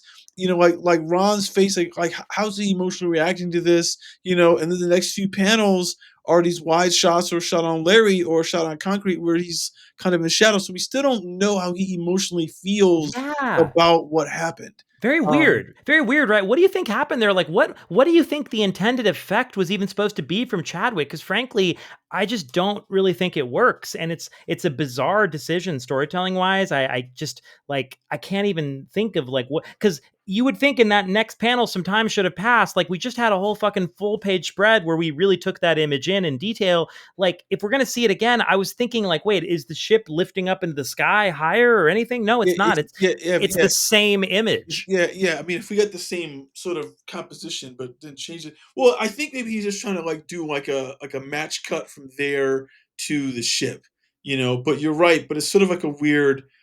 I mean, yeah, it didn't work to me either, and I kept wondering, like, was that panel, was page 27, like, was that like, like was it a misprint? What did they do? Like, I couldn't Yeah. figure that out. So Very, very odd. Yeah. It's very, very odd. Maybe, like, I really don't know. There's no point, I guess, speculating. I don't know what happened there. But anyways, I will say, fascinating sort of first part of this origin story. Not entirely perfect, but I think I would agree with Harlan Ellison in large part that it is a very successful, well told story. I will just say one other quibble that I had, and I'm curious to find out what Chadwick's own quibbles were with this origin. Later on when he went back and redid it to see what he changed. But I will say one thing that I bumped on, Chris, as we would say in screenwriting vernacular, something that I thought was a hiccup in the story that just felt odd to me or a bit clunky was when Ron first wakes up and they're in the alien body. I thought that it was entirely too easy how both these guys had seemed to adjust to it, particularly Ron, because from the moment he wakes up, like his buddy ostensibly has been awake for a while already. And so he says, "Hey, hope you don't mind my flippancy, Ron, but we're in deep here." And like basically within a page, he just says like, uh, Michael, I think we've just had our brains transplanted. Well, I guess I wouldn't rule anything out. It fits for other reasons. What if Fang had a dog or a wolf brain? Shrinking Violet here was a bird or a rabbit. Well, explains a lot, but who could have done this? I don't know. The Soviets, maybe? Why kidnap campers? The theory I favor is, well, aliens. They have an outpost in this cave picking up specimens for experiments like brain transplants. Oh, that's absurd. Even speculating on this, aliens, come on. Michael. So this whole conversation, just for me, it strained credulity because yeah, like they're yeah, you're right. sitting there in these alien monster bodies, yeah, and they've got like these other creatures there with them, and then the one guy's like, oh come on, aliens, that's crazy talk. And like, dude, you're in a monster body. Like, and so is your friend. And then just also Ron is arguing, no, it's aliens, but he's arguing it like entirely too calmly. Like no one is freaking the fuck out here the way I think they should be or would be if you'd woken up and did what should be a real horror. So yeah, I just thought this felt like to me like one of the only instances thus far in concrete that felt like a bit of clunky or like immature storytelling where I just thought the reaction didn't feel credible at all. And I was just like, I was puzzled by how just Ron, particularly who had just woken up, he was taking this in stride so easily. There was no panicked meltdown, no freak out. He was just like, no, I believe it must be aliens and that have done this to us, and it fits for many reasons. This is a fantastic set of circumstances. Like the way they're talking about it, I was just like, get the fuck out of here. What is going on? No, So there's that was weird. there's absolutely something crazy with that. So before we go on to issue 4, let's take a look at that letter that Harlan Ellison wrote. Oh yes. Yeah, that's at the end of issue 3 because it's sort of like an interesting person to have written in, and you're like, Yeah. wait a minute, Yeah. Oh my God. Our favorite letter hack from the 80s, Mr. Harlan Ellison, yeah, sci-fi it's writer it's crazy. This is extraordinaire. like is this guy named like Dwayne Spurlock? Like, is he? like somebody crazy? I I don't don't know. fucking Not know. that I know. I don't recognize that name in the letter column. I know we got a Harlan Ellison in this issue, and then the next issue features a letter from Malcolm Bourne, who is another major letter hack from the Okay. '80s. So we could look at that one too. But let's read this Harlan Ellison letter. Here, I'm going to read through it really quickly, and then I want to hear your thoughts on what Mr. Ellison has to say here, Chris, because what we know from Nexus is when he wrote in to Mike Barron and Steve Root on Nexus, it wasn't just a simple letter of praise. He also sprinkled that effusive letter with a bit of critique. So I know that Well, Harlan yes. Ellison, So he's got see, strong opinions. well, I think this is what's really dope about him is that when he is the right kind of letter writing, it's that like, look, I'm praising you, but but most work that's particularly early stages, has like some stuff that that you can talk about to go. It's really good, but there's like a few things to consider. So I mean, and he's not being an asshole about it at all, which I think is great. So yeah. Yeah. No, I would agree. I would agree. I think Harlan Ellison had a reputation where he definitely could be an asshole at times. Yes. I think famously so. But in this regard, I think you're right. He seems to write very genuine letters of praise that are very, very balanced to comics. So yeah, I love that too. So, all right. Here's what he says. Dear Randy and Paul, there's this old standard joke, and not a very funny one at that. What pops to mind as I finish The Origin of Concrete? The joke about the guy who gets hired as a cook for some 1800s way out in the boonies railroad, and he's told if his food doesn't please the grizzled Gandy dancers. I'm not quite sure what a Gandy dancer is, but okay. He's told, this cook is told if his food doesn't please these grizzled Gandy dancers, that they will lynch him. Wow, this is some joke. And he runs out of whatever it was he was going to use to make dessert, and he comes up with a gigantic moose turd. And desperate, he makes these moose turd pies, hoping, I suppose, that no one would notice they're eating moose turd and not say gooseberries. Well, he serves the big mess hall crowd, and they eat in slurping silence for a few seconds. And then one of these incipient killers looks up and howls, "Hey, we're eating moose turd pie!" And there's a moment of silence as the cook contemplates being disemboweled. And another voice yells, "Yeah, but it's good moose turd pie." Okay, so do not draw the wrong conclusion from this anecdote.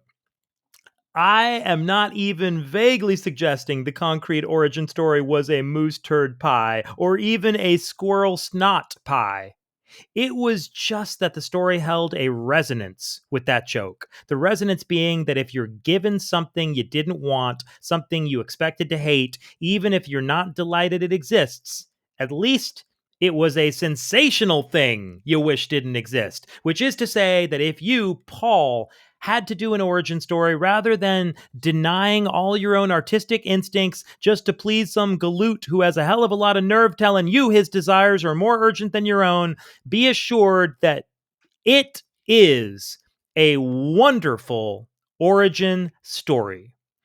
I'm not sure I wouldn't have been a tot more hysterical upon discovering I'd had my brain transplanted into a perambulating chafing dish than Ron and Michael were, but what the hell? So, all right. So there you go. Harlan Ellison agrees Yeah. with what we Yes. were just talking about. That reaction It's a was a little. Yeah. little weird, little weirdly casual, a little nonchalant, shall we say, for such a circumstance. But okay. All right. So we don't want to be nitpicky too much here, and neither does Harlan. It appears. He goes on to say, I adore the Hollywood party story in Dark Horse Presents #6, which is one of the early concrete short stories that happened prior to this ongoing series.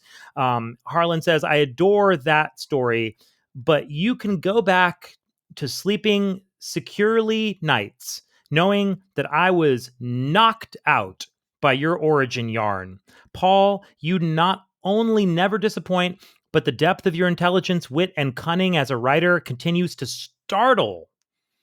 I gotta say, Chris, goddamn, this is high praise coming from High Harlan praise. Ellison. High This is praise. Yeah. amazing, considering this is the first thing Paul Chadwick had ever written, and he's got fucking Harlan Ellison writing in, pretty much doing backflips. I mean, you not only never disappoint, but the depth of your intelligence, wit, and cunning as a writer continue to startle.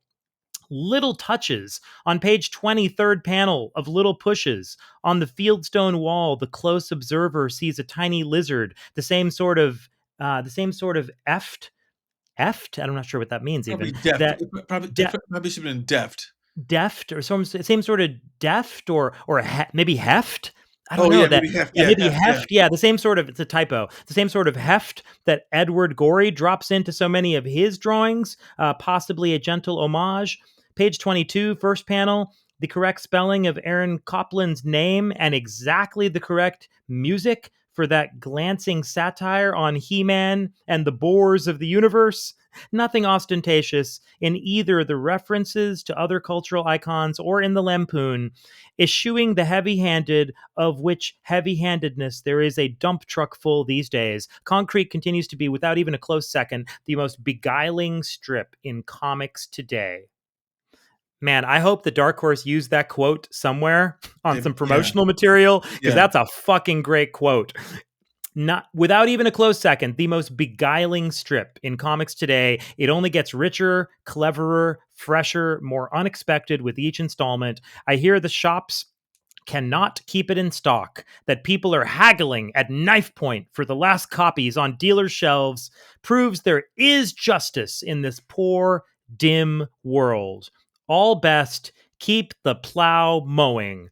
Harlan Ellison, Sherman Oaks, California. What a freaking letter. And here is the brief response from the editor, Randy Stradley. And Randy says, as always, Harlan, it's a pleasure to hear from you. All of us at Dark Horse owe you a debt of gratitude, or at least complimentary copies, for your support both in these pages and on your radio show, Hour 25, every Friday night on KPFK FM Los Angeles. I hate to say I told you so, but if my recollection is correct, I did tell you that you had nothing to worry about where Paul's origin of concrete was concerned. I'm glad you're in agreement. So there we go, Chris. Letter from one of the most famous sci-fi fantasy writers of all time, a legendary curmudgeon, Yeah. and he's got almost nothing but praise for concrete. I mean, holy cow, what a letter. What did you think of all that? Well, I was a little stunned when I came across this. When I'm reading at the end, I'm always, we're always checking the back matter to see what people are saying, and I was like, wait a minute. I don't think I've heard someone of that stature, caliber, praise some work like that in such a long form. Like, you see like other filmmakers or people like that talk about people, other filmmakers they like, and they kind of give them like it's not pithy, but it's usually like a soundbite. But to give like this like 4 paragraphs of language that is really it's very effusive. I mean at the end of it, I would say summing up, like, it's got that tone of like, I wish I came up with this. Is the tone that Ellison is like sort of giving, which is like, it's something, I'm sure that you say a lot too as a writer. It's like the highest praise you can give someone. Like, Oh, oh, yeah. I wish I came up with this. Oh, man, for sure. So that's what I think is really dope about this.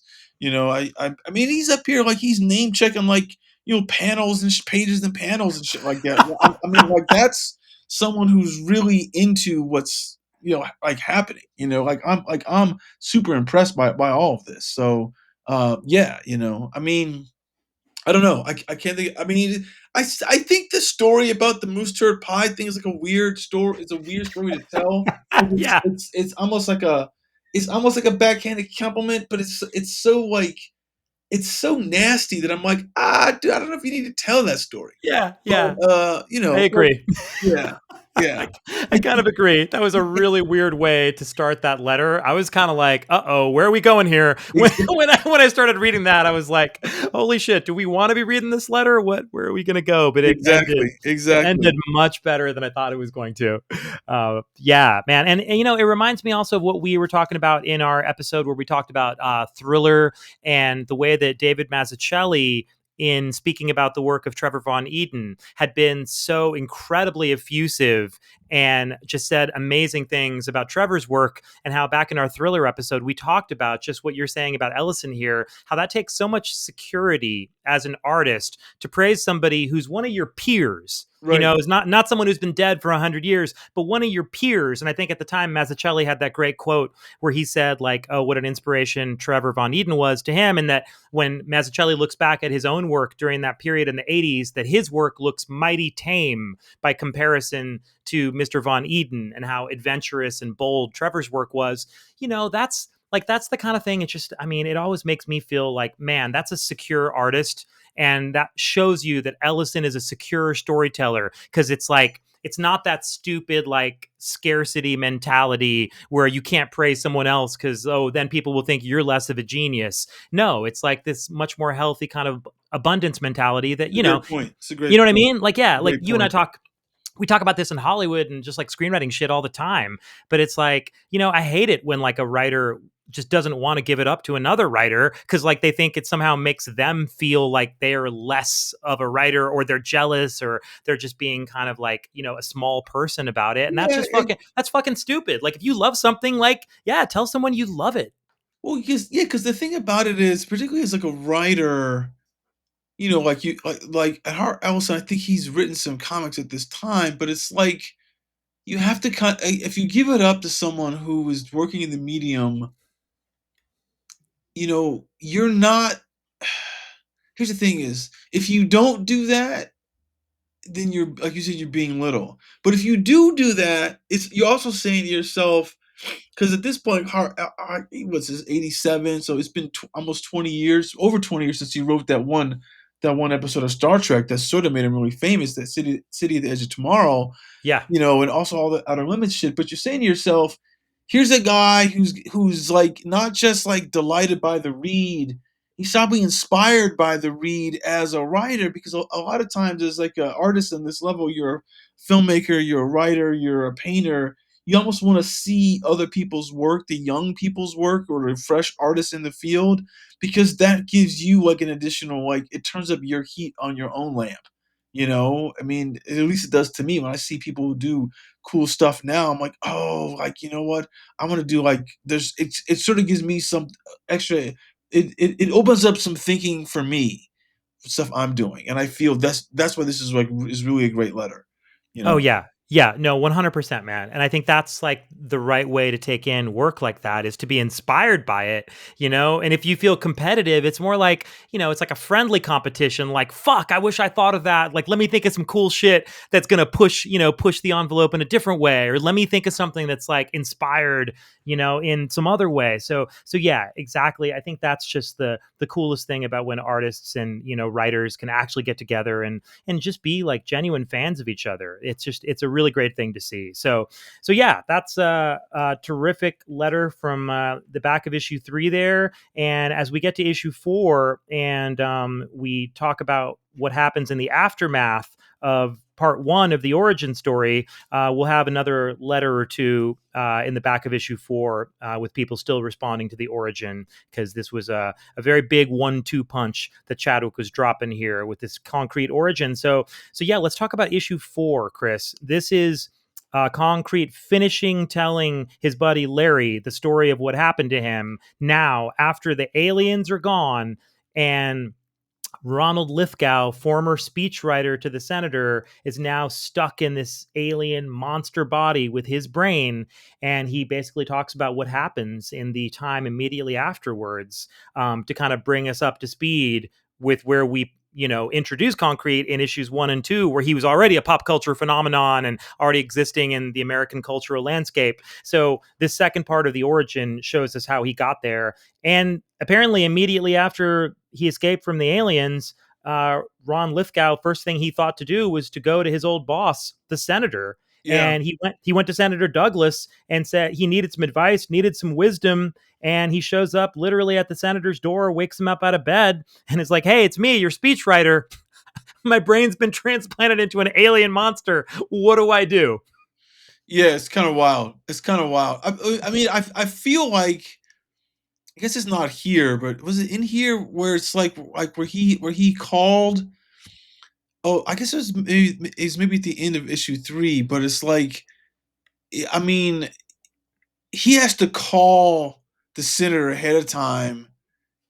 What's the part where he's in the truck and he does the thing? Is that it? Where's that in 3? I don't know where this, I'm but not it's I'm it's not like sure I'm not sure exactly where that is, but it's the beginning of 4 where he's sitting in the senator's yeah, living his room or his office. Yeah, office, and yeah, the senator starts to call in some favors with the government to get basically concrete, as he's going to be called, to get Ron Lithgow investigated or examined rather by the National Sciences Agency. And he basically calls in some favors with these government higher ups for them to do some top secret testing on this alien body and find out what's going on here. And it's a really very interesting, very realistic approach to what happens here, because Ron Lithgow is not like, "Ooh, I'm going to go fight crime." He's like, "Let me go to my old boss who has these government connects and see what the hell he thinks I should do." And they basically turn him into a lab rat. Like, he turns into a giant lab rat for the government. And there's this phenomenal page here. I think it's on page what is it? Page 6 maybe of issue number 4 here, which is like a kind of a sort of an homage to Leonardo da Vinci's famous drawing of the Vitruvian Man, oh yeah. where you've got concrete laid out on this giant table, inside of like a circle and a square, like that famous image by Da Vinci of this, of the human body. But in this case, it's concrete's alien body with his limbs, splayed to the side and out, and his legs, up and down and whatever. It's a beautiful, beautiful full page spread. And he's got like scientists just examining every inch of him, trying to figure out what makes this alien body tick. And I mean, it's very, very unpleasant what he's going through, but I guess the decision is like, this is what we need to do at this moment to figure out what to do with you, which is just kind of like a really interesting and I guess very realistic perspective at this moment, because this guy doesn't know what else to do. Yeah, well, the thing of this cool. I mean, look, that's a great page you pointed out. What I love is, you know, on the left side of that, there's that little conversation he has with Maureen about the food he eats. And Oh yeah. Oh, and it's that's when he meets Maureen. We yeah, find out this is when he met her. Yeah, but it's like he kind of uses like this like the space between the thigh and the underarm on the left hand side to make another little hidden panel, which is really great. This is again where we talked about this a lot, but it's like he's so good at kind of his page design. Like his page Yes. design is so smart to help you tell the story, and he kind of like fits in little things like they're dovetailed in here or there, and you're like, oh, that's kind of smart, or oh, that's really cool, or oh, that's this. It turns out just like it feels like an aside, and it Yeah. is an aside, but it's the side that kind of gives information to the story too. I mean, and it's really great that I don't know. I mean, I think the art keeps getting better and better. Like he's full stride with what he wants to do. Like in issue 1, but I think he's in more command of like how he's telling the story with the stuff he's choosing to show us. Like now, like there's this great moment here on the next page. When the guy's asking him to jump, and there's the guy at the video camera who's like filming it, and it's like and it's all shaky, and the next thing that last panel on that page is like even the video footage is too shaky. The guy's like, turn it Yeah. off, I'm getting ahead of it. Right. Because it's like I mean, because which is cool, because it's sort of like what Ellison was saying, like he is being very witty when he's fitting this in, because it's like these scientists. I think the cool thing about this is these scientists, like in the army people, because that's a military base, like they don't.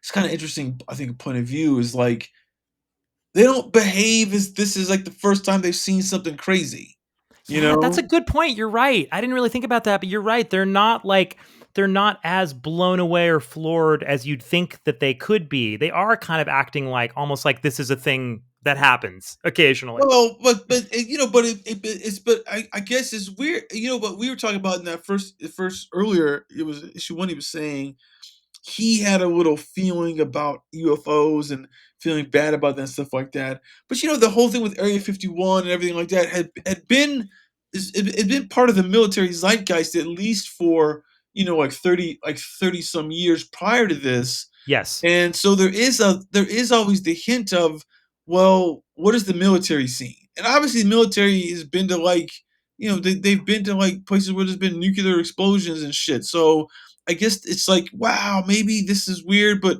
is it too weird? Or, like, have they seen shit underwater? Like, there's all those creatures underwater that are so below the depths that we almost never see them, but sometimes they wash ashore or sometimes submarines find them. So it's kind of like the military has seen a lot that they just, I don't know, it's an interesting point of view, I think, for just the way that they respond, No, you for know? sure. You're right. I'm glad you pointed that out. It is a somewhat understated kind of like, all right, like matter of fact approach. Like, well, we're going to investigate this body, see what it is, and they're just kind of giving him a full examination, and they're surprised by certain aspects of the form, but they're being very just, businesslike about it. Like we see the scientists investigating Concrete's body, and they're saying, "Good Lord, this temperature reading is 105 degrees centigrade." Um, and tell us if you feel the slightest sensation. And they're like drilling into his arm, Yeah, and yeah, and yeah, there's another guy looking for like any kind of like opening on concrete, and there's nothing. There's he's looking at him, and he's like, all right, well, nothing, Tony. Skip the proctoscope. yeah. That's Like nothing hilarious. to That's do. hilarious. Yeah, so they're just kind of taking him in like he's a very unusual medical patient. They're running all these tests on him, and of course this is Concrete reminiscing, telling Larry the story of all this. But it's sounding and looking like it's quite taxing and wearying, and this is going on. He says the tests continue, spanning days and weeks. Never far from Lithgow's awareness, Maureen glows with the delight of a human being realizing her most improbable dreams. And so it seems like that's one of the things that keeps Concrete, Ron Lithgow, going here, is that he's got this woman who he's falling in love with, who is one of these people around him in the tests. And so he's staring at Maureen Vonnegut while they're doing all these tests on him. And it says, for her, Lithgow is a treasure box of 1,000 drawers, each holding a glittering jewel of information, confirmation, or surprise. Being the reason for such incandescent delight in a pretty, vivacious woman, works its way with Lithgow. He falls in love as naturally as a cat curls up to sleep in a warm patch of sunshine. Yeah, that's a dope line. Yeah, That's a yeah, it's dope line. pretty lovely, man. I gotta say, like Chadwick's got a nice way with words, and the story gets a little dense and maybe a little overwritten in places here and there. There's some very wordy pages and panels, but then he hits you with a line like that, and you just kind of you're very willing to forgive it all because it's so well thought out and so beautifully wrought. Like it's all just really, really well written, and it just feels like a story that he's just taken so much care and thought to put together, that like you can see why people were passionate about this book when it came out, because there's just so much to dive into here that's just been all really, really fussed over in a terrific way. And it doesn't feel undercooked. The No, way so many no. so many stories feel like just undercooked, like, hey man, maybe you should have left this one in the oven a little longer. This one feels like it's just perfect. Like he's thought it through from every angle, and you're getting the benefit of that. Well, you know what I think was, I just, it's kind of like this time, I think it's hard for people I think that readers of today don't quite get this. But at this time, most comics weren't this introspective.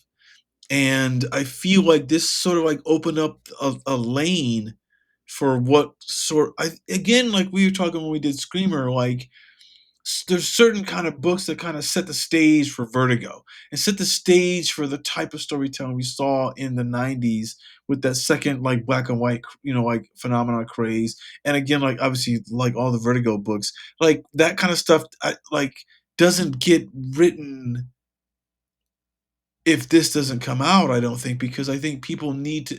I think that the editors and the creators need to feel like, oh, we can tell this story because there's an audience for it, and that they love it. I something I want to point out to you. It's like so on the next page after this, when he's back with Larry and he's talking and everything like that. There's that it's panel number 4, and it's this, and it's like he's sitting down on the deck and Larry's in the chair. But the way he's sitting is like he's so vulnerable. The way he's sitting right there, and then it's this high overhead, almost bird's eye shot, and it's telling him. And he says this, and this is the thing. He goes, when I was young, high school age, I idolized, well, adventurers, men who went to the wildest parts of the planet and put themselves at risk for the sheer zest of life. And then Larry Hmm. says, this doesn't sound like you at all, Ron. And he's like, believe me, I realize that. And he goes, I was a fat, brainy kid, awestruck by the deeds of what I still feel are men of greatness. Richard Halliburton, Thor, Hired. Heyerdahl, and Yeah. Richard Burton. I practically inhaled books with these guys, exotic tales of genuine danger and glory, and true, by God. And it's kind of like an interesting, it's like a confessional for him to kind of like, it's like they say, it's like nowadays it's a little easier, I think, to be more authentic like this with people, and to kind of talk about like what kind of drives you. And again, it's his like, it's like his inner child, and it's really cool that he's able to like have this kind of discussion in the comic, and for the reader to read it and feel like more that's the right, attached is the wrong word. They can identify with him more and what he's talking about. And that's the thing I think is kind of cool about this book is, again, like superhero comics are fun for what they are, for that mythology building and the hero worship to a degree. But to do a story like this that kind of like touches more of what the reader audience of this is to be thinking about in their own life is really fascinating, and it's really smart. Yeah. Yeah. No, that's such a great point. You're right. This level of introspection was extremely rare for comics. Even now it's rare, but you're right. Particularly then, it was something that you just almost did not see unless you were reading some particularly super unique writers. And in the mainstream, maybe you'd get a little bit of this kind of stuff from your Steve Gerbers or your Don McGregors.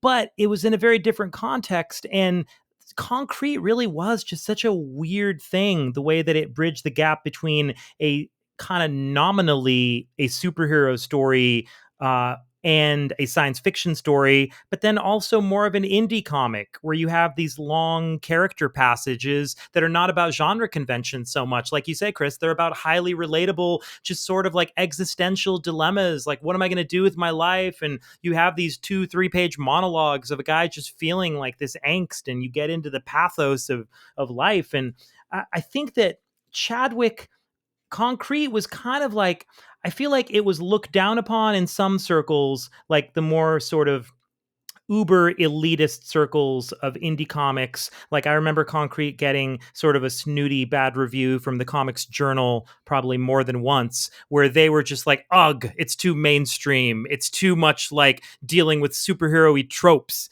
But then also Concrete, for the average superhero fan, they might be like, yuck, it's slow, or it was boring, or whatever. And I think that it's dancing between the raindrops of these worlds in a very, very unique way. But I remember, like I said earlier, I read this book when I was a pretty young kid. And of course, I couldn't relate to every bit of the angst that Ron Lithgow was going through if I was reading this and I was 12 or something like that. But I remember really digging this comic, Chris, even when I was a very little kid. And I'm sure a lot of it was kind of going past me or going over my head. There was something about it that really stuck to my ribs as a kid. And I remember really religiously buying every Concrete comic I could afterwards, because something about the character really got to me. And I think that it doesn't underestimate the intelligence of the reader. Not at all. And Not you at know what I all. mean? Like he's talking about shit that he doesn't know if the readers are going to care about. He's talking about, spends a page and a half, 2 pages talking about some of these old adventurers and how they inspired him and who they are. And like, I just feel like Chadwick is like, look, this is what I'm doing. Get on board. We're doing it. And he doesn't talk down to you. And he's like, this is the pace. This is the tone. And yeah, he just fully commits to it. And I think that's part of why it works, that he fully commits to it. He's not apologizing for what he's doing. And it's a very unique, very passionate approach to this really deeply contemplative story about this guy and this crazy situation he's in. And I just want to call out, like, this other page that's a full page spread after he finishes talking about the adventurers. It's a great full page spread of concrete, his entire body just looking sort of agonized, staring down at himself with his eyes sort of closing. And then, like you were saying, Chadwick builds these really novel sort of panel shapes around this giant existing form. And so you see him in 4 different environments, 4 different kind of like treacherous environments all around him. As he's talking about all these adventurers, you see him imagining himself going on adventures in this new alien rock body. And he says, now I could do all of that. I'd barely even need financing. I'd need so little gear. This body is my survival kit. I could stand comfortably naked on the slopes of Everest, saunter on impossible treks across the Sahel or the outback. I could do it alone, or nearly so. At least I wouldn't have to lead huge, politically intricate expeditions. And with my training as a writer, I could support myself. I could support myself, the life I could lead, the books I could write. Like, and this is so hilarious to me because he's basically like, what would you do if you had a giant monster body and alien kind of superpowers? And he's like, I'd want to be a travel writer. Yeah. And I want to like go around the world and just like travel crazy places and write about it. It's such a dorky, like sort of geeky approach to what you do with this monstrous body, but it feels totally true to that character and to who that kid was. Absolutely. And it's like I said before, like it feels like there's this, like I'm saying, it's like the reader of this book is probably, you know, a kid to a young adult to maybe someone in their 30s who's working a certain type of life, who's living a certain kind of job. I'm not gonna say feels dead end, but I'm saying that it might feel sort of constrained, and they've given up on their childhood dreams. I think it's part of the appeal of comics in general is the level of adventurism and stuff like that. It kind of constantly appeals to scratch that itch that we have a lot of times in our back. Oh, we could travel. We want to go here. And so when he chooses to do that, you know, as his plan, it's sort of like, yeah, because I probably wanted to do this all my life. You know, I couldn't. I took a job as a writer, which I kind of felt like I get to inspire people through my writing, but now I can inspire people through my actions. And that is sort of like a cool, and which is what he said I've always wanted to do. There's a great moment like before that, in the page before that, when the senator says, he goes, but tell me, hasn't the world shrunk too much to allow such, he says like, such like a romantic something or other. He yeah, says, hasn't the world like romanticism? And he's like, not completely. What got me started on this was this gent named John Goddard and blah blah blah. All this stuff. And he goes, you know what? He wrote for National Geographic, and I was like, okay, I get it, man, I get it. This is like, it's funny. I mean, it's funny because it's like it's what he wants to do, you know. And then the senator's like, look, you know what? You know that, I mean, now here's the crazy thing is that the senator's like, well, you know, the age weapon you brought back shaved off years of Star Wars research. And I was like, oh yeah, back in this day, fucking Ronald Reagan was trying to do this space. Oh, right. And that actually, yes, you're right. It's the era. It's the Star Wars era of the 80s and Reagan. And it also really illustrates that Chadwick was doing his research on the alien stuff because that is one of the, you know, consistent theories that everyone has, is that the US government has been reverse engineering technology since the Roswell crash. And that so much of our modern technology is quote unquote reverse engineered from alien technology. And that's just like a little aside in one panel, but it's that kind of just attention to detail and research that shows you that Chadwick knows what he's talking about and that he's again thought about every bit of the story so carefully. And so accidentally Ronald Lithgow, through his experience and what he survived and jumping off that alien ship the way he did, and that weapon he brought back accidentally, he's managed to accidentally just help the U.S. government with weapons research, which is pretty crazy. It's crazy. It's crazy. And then after that, the story like goes back into him testing. It was a cool moment where the senator's like, "You're too valuable to let the Soviets know about." And that reaction panel that he's like, "What? You're gonna shut me down?" And he's like, "Don't start worrying. I'll see what I can do to get you out of here. Just be patient. I'm good." He's like, "Now I gotta go to a dinner now, but I'll Yeah, call right, you right. tomorrow." Yeah, just don't worry, buddy. But, oh man, I'm so glad you called out that panel though, Chris. That is one of the most awesome panels in these 4 issues, and it's just a close up on Concrete's face, and you'll see it. We'll have this in our video, but it's just a close up on his face, but yet the expressiveness and Yeah, that look of like that what the fuck are you saying kind of a look yeah, on the face of this rock creature that's clearly not trusting this dude at this moment that he thought he could trust. right, It's right. so incredibly expressive, and that's like just amazing cartooning by Chadwick there. And it's another one of those things where you really can't imagine a writer necessarily knowing that the artist would be able to capture that kind of an expression. So it's the kind of panel that probably wouldn't occur to most writers to even write into a script. But Chadwick knows that he can pull off this expression, and he does so beautifully. It's an Yeah. amazing panel. Yeah, it's awesome. It's awesome. And then the next few pages is he's back to the testing. He's absolutely back to the testing. And there's that one great panel, the next page, where he's like sitting in the corner. They're like, it's testing time again, and he just does not want to do any of this shit. He looks traumatized, actually. When you look at Yeah, that panel, yeah, that's a great point, Chris. Look at that negative space between the scientists, and Concrete looks like a little child or like a scared little bunny rabbit. It looks really heartbreaking in the corner of the room, and it looks like he was reading a book. He's got like maybe a book on the ground next to him, yeah, but it looks like he's all kind of like just like hunched over on the ground, looking like a sad, scared child. And they're driving him crazy with turning him into a lab rat, and he's this giant powerful being, and here he's at his breaking point. He's sick of it. He's ready to snap, and he's like, fuck this, I'm not doing this anymore. And then he tries to escape the facility, and he's immediately greeted by a whole bunch of soldiers locking arms in front of him to bar his escape, quote unquote. And it's a really interesting detail that they lock arms because they don't want to injure him, right, because his body is like property of the US government now, basically, and it's like alien technology, more or less.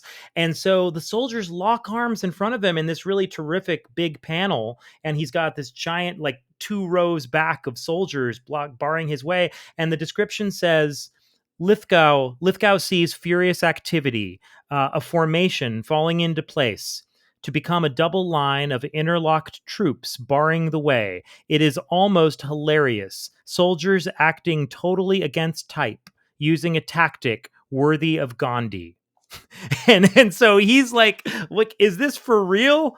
And then like the lieutenant or whoever's standing in the front says, it sure is. You're not going to get through them without breaking their arms. And I'm betting you're not the violent type, Mr. John Doe. So please return inside.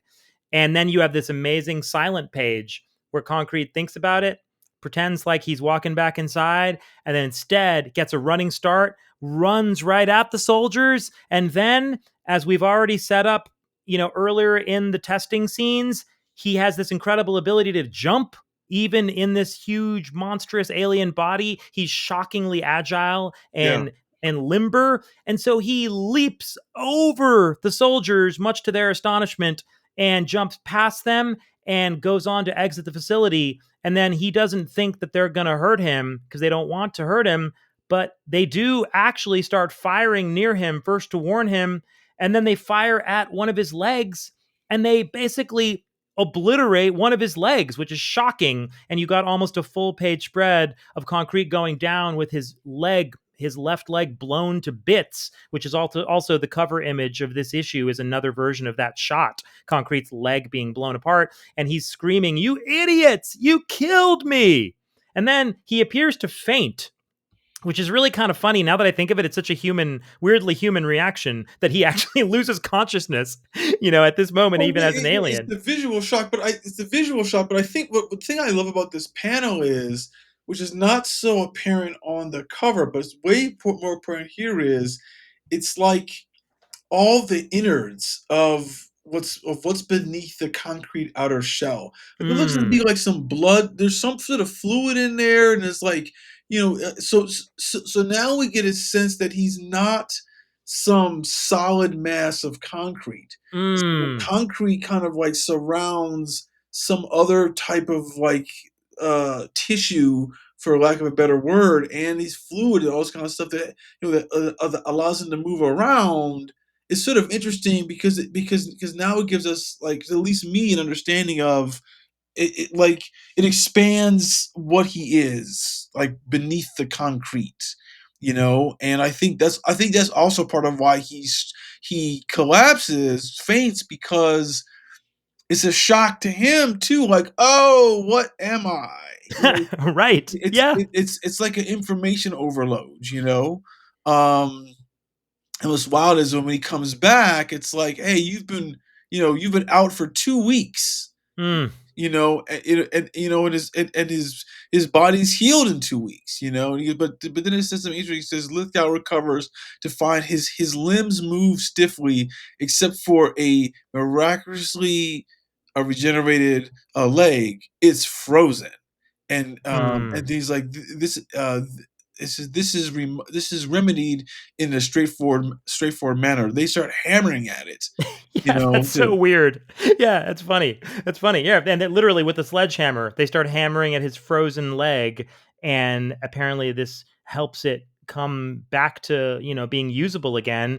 And then they have this really weird sort of detail here, Chris, that I wasn't quite sure what to make of, but I just sort of, glossed past it fairly quickly. But it says soon the leg is flexible again, and it has another feature now too, a valve that has been, like, I guess, inserted here, a valve behind a door which Maureen has installed in Concrete's leg, and they show her taking like a sample with a syringe from some of the tubes or the tissues inside this door, which is built into his leg, and it says through this she can withdraw circulatory fluid for study without drilling or other troublesome procedures. Yes. See, that goes back to that other page when his leg is blown up, and it's like, oh, they like probably move him inside, and they're seeing all this inner working in him, and that fluid that spilled out that looked like blood, but we don't know it is because it's not in color.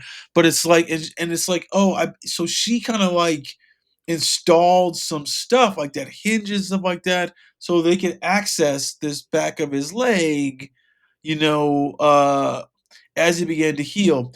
But it makes sense that she can do this because if you remember in the scene, or at least for a little bit, like in the issue 3, that line in their head, like like where their brain was put in, it was cut into the concrete, how that slowly began to heal up, like as the panels, like their time in captivity kept going on. So it's kind of an interesting moment that what they're doing here, because I feel like in the other issues before this hinge and all this kind of like this little door is no longer there, like it's healed up, but I don't really know because they're not really showing us the back of his leg like that, Yeah, yeah, yeah. It's true. Yeah, it's a funny detail. I wonder if it ever really comes back into Comes back, play in the yeah. in the Concrete series. But yeah, it's so then that's kind of the end of that bit, and then Concrete kind of huddles up with the government sort of PR team, and they're deciding what to do about him. And this is like sort of fascinating. Again, just the real world approach to things. He meets with the senator and a bunch of PR people, and they say, look, you may go public. This is what we've decided. Your story will be that you're the result of a discontinued cyborg development program conducted by the NSA with terminally ill volunteers, of whom you are the only survivor. And Ron Lithgow, aka Concrete, he's like, wait, now come on. We hardly have the technology to make cyborgs, and why would I be coated with this concrete skin? And the government PR guy says, Granted, it's a fantastic story. We're counting on the alien thing being more unbelievable than the cyborg thing. Uh, we also have ideas on how to soften up the public. First, a series of well-timed leaks, all vehemently denied, about government-sponsored cyborg research. And when we finally do come clean, quote unquote, you'll be presented to the public as concrete, your former identity, a point of national security. You will be evasive about your skin and how your body works on similar grounds. And Ron Lithgow says, no, I won't, because I'll be no part of such a thing. Concrete? How corny and unimaginative. It trivializes me. And he's pissed about this.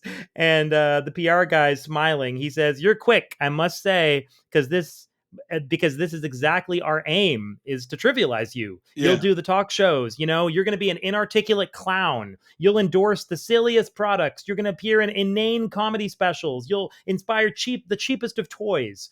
When you're through, the public will be so wearied of you that they're not even going to want to hear speculations on your origins or bodily secrets. Why should they? You'll be this season's Hulk Hogan or Mr. T.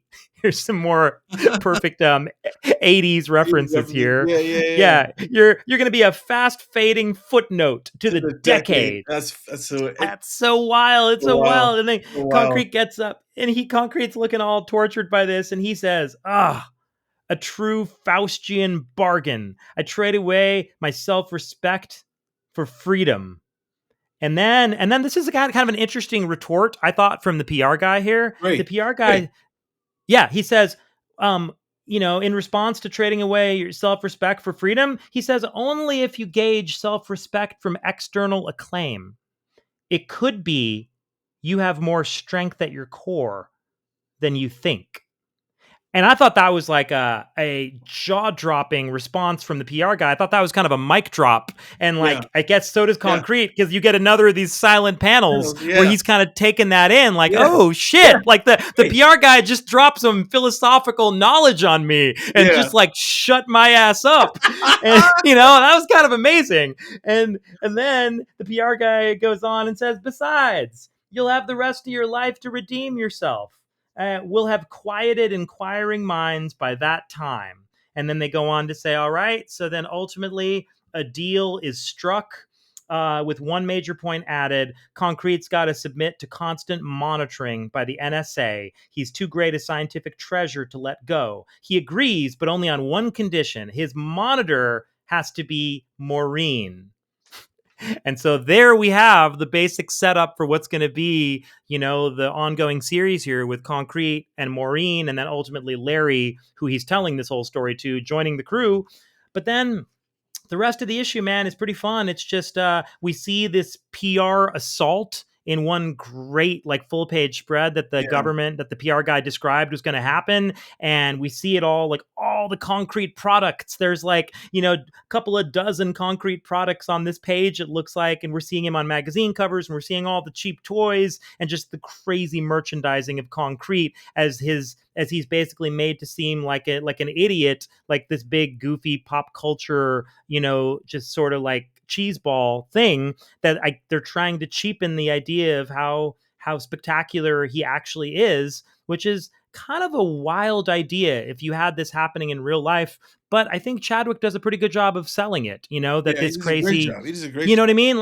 He sells it as just this is just some wild thing that's happening. And Concrete endorses salad oils. He participates in tractor pulls. He guest spots on sitcoms. He juggles sedated armadillos on David Letterman. He's, product licensing for him favors inelegant design, cheap construction, and non sequiturs. Serendipitously, pet rocks enjoy a brief comeback. And you see little kids sleeping in concrete sheets against concrete pillows. I mean, this is a pretty hilarious page. And you see how it's sort of like what happened with the Batman movie or The Simpsons, just this full scale merchandising assault. It's crazy. Now I think this is the second to last story beat, is he goes on, which is ostensibly Johnny Carson. Yeah. And he's sitting there, talking talking to the late night host, and he just kind of explains shit about the body, and he acts sort of like an idiot, whatever, because he's supposed to. But and he's talking about his ideas and his plans, and the PR person and Maureen are watching, and then there's just one panel in the middle where they're sitting next to a guy who's got a moose head on. Yeah. And you find out, he goes, oh, he's like, hey, coming to the stage is a very strange comedian the whole country's talking about. His name is Anonymous. And which Yeah. is a fucking hilarious thing. Yes. And it's, and he's like, and then that's the commercial break goes, and the commercial, hey, how do I do? He goes, is the mic off? He's like, just great. Now I need you to move over for a seat. Careful now, because we got, Mhm. and who's gonna move his blanket because he's fucking the thing. And then, this guy named the comedian named Yeah. the Anonymous, he comes on and he starts skewering Concrete with his jokes, Yeah. just tearing him down, and Concrete can't take it, you know.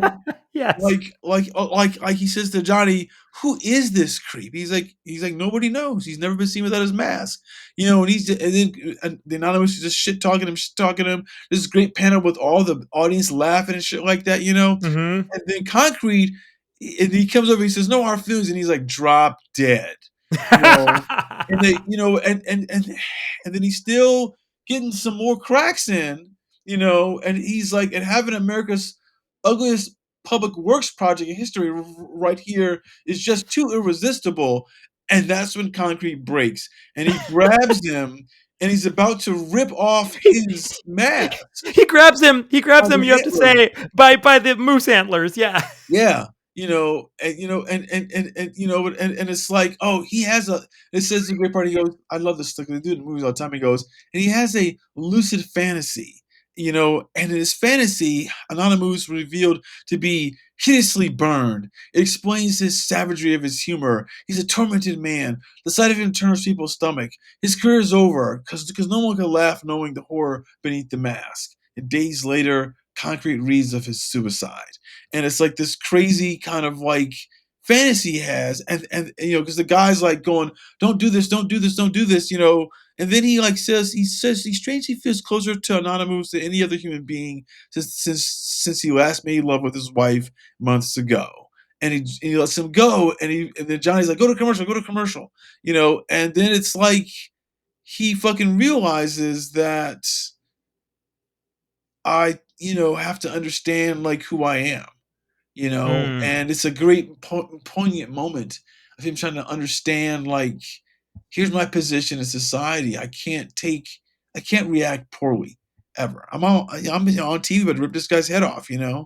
and it's like, it's kind of great, it's all kind of great, and then in the last moment, he's telling the story. He's driving away from the studio, and he's in a van, and there's someone in the background behind him, and he's like, that's the alien monster, and he like he either shoots the gun or he throws. What is he? It says kapow. Yeah, it says kapow. It's not entirely clear, and maybe Concrete doesn't even know if the guy actually shoots out his window or throws something at the window, because we kind of experience it from Concrete's perspective. So Yeah, it's like he sees the guy in the freeway screaming at him, and then suddenly, kapow! Concrete's window behind him shatters, and Concrete just barely flinches, and he just says, it's beginning to sink in.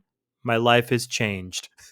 yeah, it's Which is crazy. a pretty great little grace note on the whole sequence you just described with Anonymous. And Yeah, yeah, Concrete realizing, yeah, like you say, like he's in a new place now in the world, and this is what the new normal is going to be for him. And yeah, I love that moment with Anonymous also. I thought it was just such a great and bizarre little moment, and it just shows Chadwick being such a great storyteller, because in yeah, just a 4-page talk show appearance, you go through this whole range of emotions, yep, and it's really, really intense, and the way he describes this guy Anonymous just sort of sobbing and begging for mercy, as he's so afraid the Concrete's going to rip off his mask and expose him. And for that, ironically, to be the person that he feels the closest to, I mean, it makes sense, but it's just an unexpected moment of, of poignancy and emotion at the height of this anger. Yeah, it's just terrific storytelling. It's really, really just Chadwick is just intuitively such a terrific storyteller. And then the whole two-part origin wraps up back on this bridge where it's late at night now, and Concrete is finishing telling this story to Larry Monroe with a whole sky of stars and the black night sky behind them. And it's a beautifully drawn final page here to this two-page origin. And Concrete says, a fine note upon which to retire. And then he says, that's most of the story. It wasn't much later that I hired you. One of my best moves, too. And then he just says good night to Larry. And Larry looks at him and says, good night, Ron. And the way that Chadwick draws this final page, Chris, it's so heavy on the amazing brushwork. And Chadwick has been slinging his brush beautifully throughout this whole 4 issues, but Yeah. he really goes in on the shadows and sort of like just the brush lines on this final page and this final oversized panel where you see the shadows all across half of Concrete and also across Larry's face. And it's just like it's a really just beautifully illustrated, just gorgeous final panel that he's clearly taken his time with. And it looks like such an iconic shot. And he clearly wants you to linger on this for a moment, this look between these two new friends who have this understanding now, and they share this secret and this life together. But like, it's really, I think it's a fascinating use of like cartooning, where he Yeah. clearly drew this final panel with so much more sort of like illustrative work on it, because he wants to control the time, I think, and make you stare at that for an extra couple beats, Yeah. which you do because it looks so striking. So it's a phenomenal final panel to end on, and yeah, man, just fucking great 2-issue origin story. Really, really terrific. And I'm all in for the series after these 4 issues. Yeah, I could see why the rest of the comic industry was so excited at this time. Absolutely. I mean, I you make a great point about the story value that he knows he's getting with this last panel, and how much he gives it with the artwork, because he knows it's like, look, I just gave you 4 issues. You can love or hate this book, but I answered the questions of, here's what the book's about. It's about this kind of like these weird adventures. Oh, and how did this guy become who he is? And you've got that, and it's sort of like, here are my cards on the table, you know, and if you keep reading, keep reading. If you don't. But you know what? I told you like something complete that is still open ended, and he, like you said, he leaves you with that mic drop right there, and it's Yes. so apparent that that's what it is. So Oh, totally. Yeah. It yeah, feels like a very confident final page and a yeah, very confident final panel. Just what you said. He's like, I did it.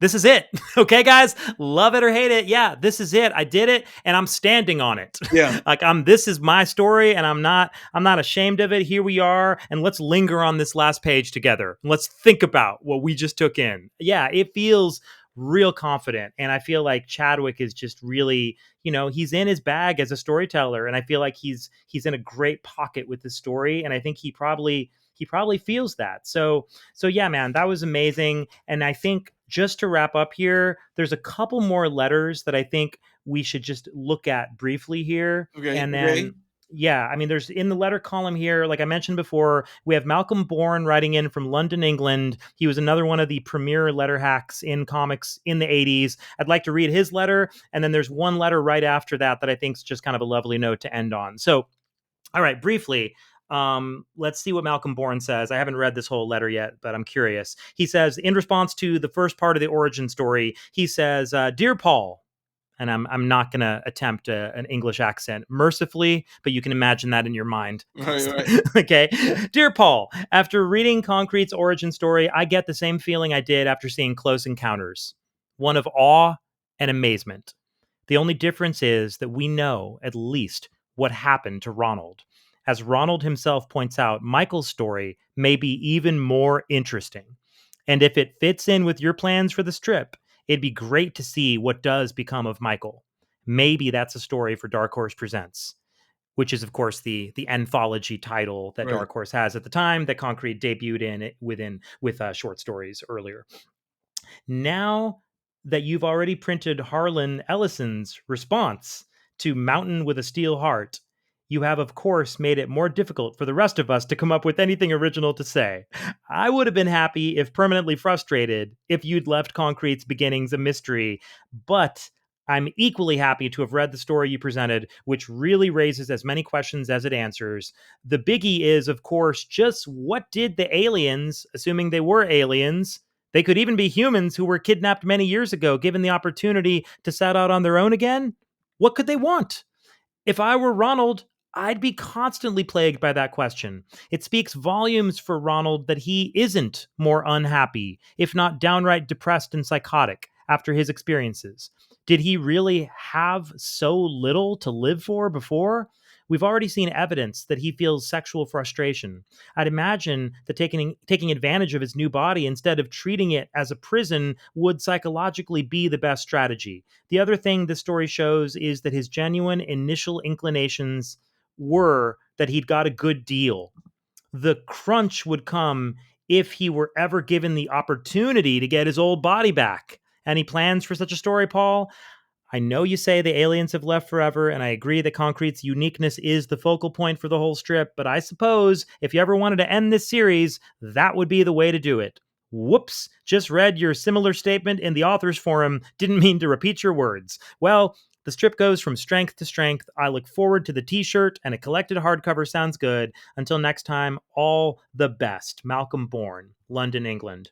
And the response from Randy Stradley, the editor, is, well, Malcolm, if the aliens are gone forever, as Paul has said, there seems little chance of Ron getting his body back, since they apparently took it with them. And if Paul has any plans for such a story, he's keeping that to himself. But imagine, somewhere in the vastness of space, there's this poor alien schmuck stuck inside a human body, wandering around amongst a civilization of concretes. Is he in his body now able to dare great things that his fellows can only dream about? After all, he now has a whole new world of senses open to him: touch, taste, smell. Hey, Paul, I got this great new idea for a series. It's called Pink Soft Thing. That's a pretty hilarious response from Randy Stradley, the editor. And you know what? It's not a bad pitch. It's No, not a bad it's not a bad pitch for a little Concrete spin-off miniseries. And Randy Stradley, not for nothing, was also a writer as well as an editor, although he was primarily an editor. But I believe he was the one writing some of the other early Dark Horse books, like this robot book, which is very manga inspired, that Dark Horse did early on, called Mecha, which they're advertising on the back inside cover here. I believe Randy Stradley was writing that book, if I'm not mistaken. I know he wrote some of the early Dark Horse stories, and you can see there he's got some good writing instincts himself in between all the editing he was doing. So that's a very, very cool point he's making about where the story could go if we follow those aliens. So, all right. Any thoughts on Malcolm Bourne's letter, Chris?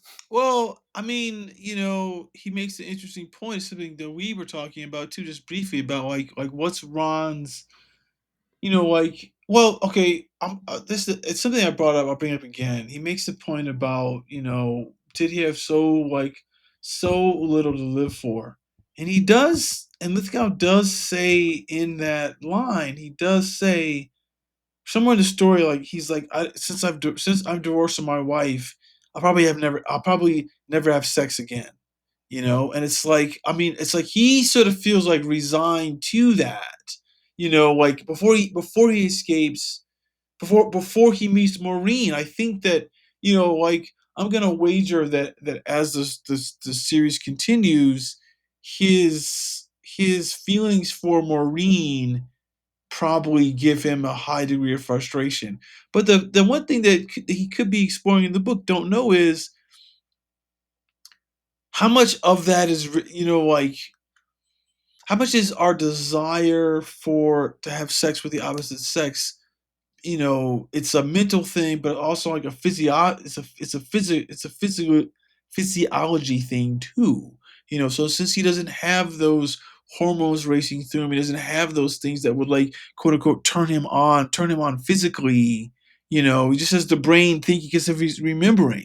So it's kind of an interesting thing to ponder how he would do that, because that's a huge complaint that Michael has. Like Michael's like, I ain't going back because I don't have a dick right now. So Yeah, I'm like, you're right. it was a great moment in that, but it's a kind of a thing that you'd have to consider in writing this the right way. Like maybe he does, maybe he doesn't. I don't know. Like I said, I like this was not something that I remember like necessarily reading much of.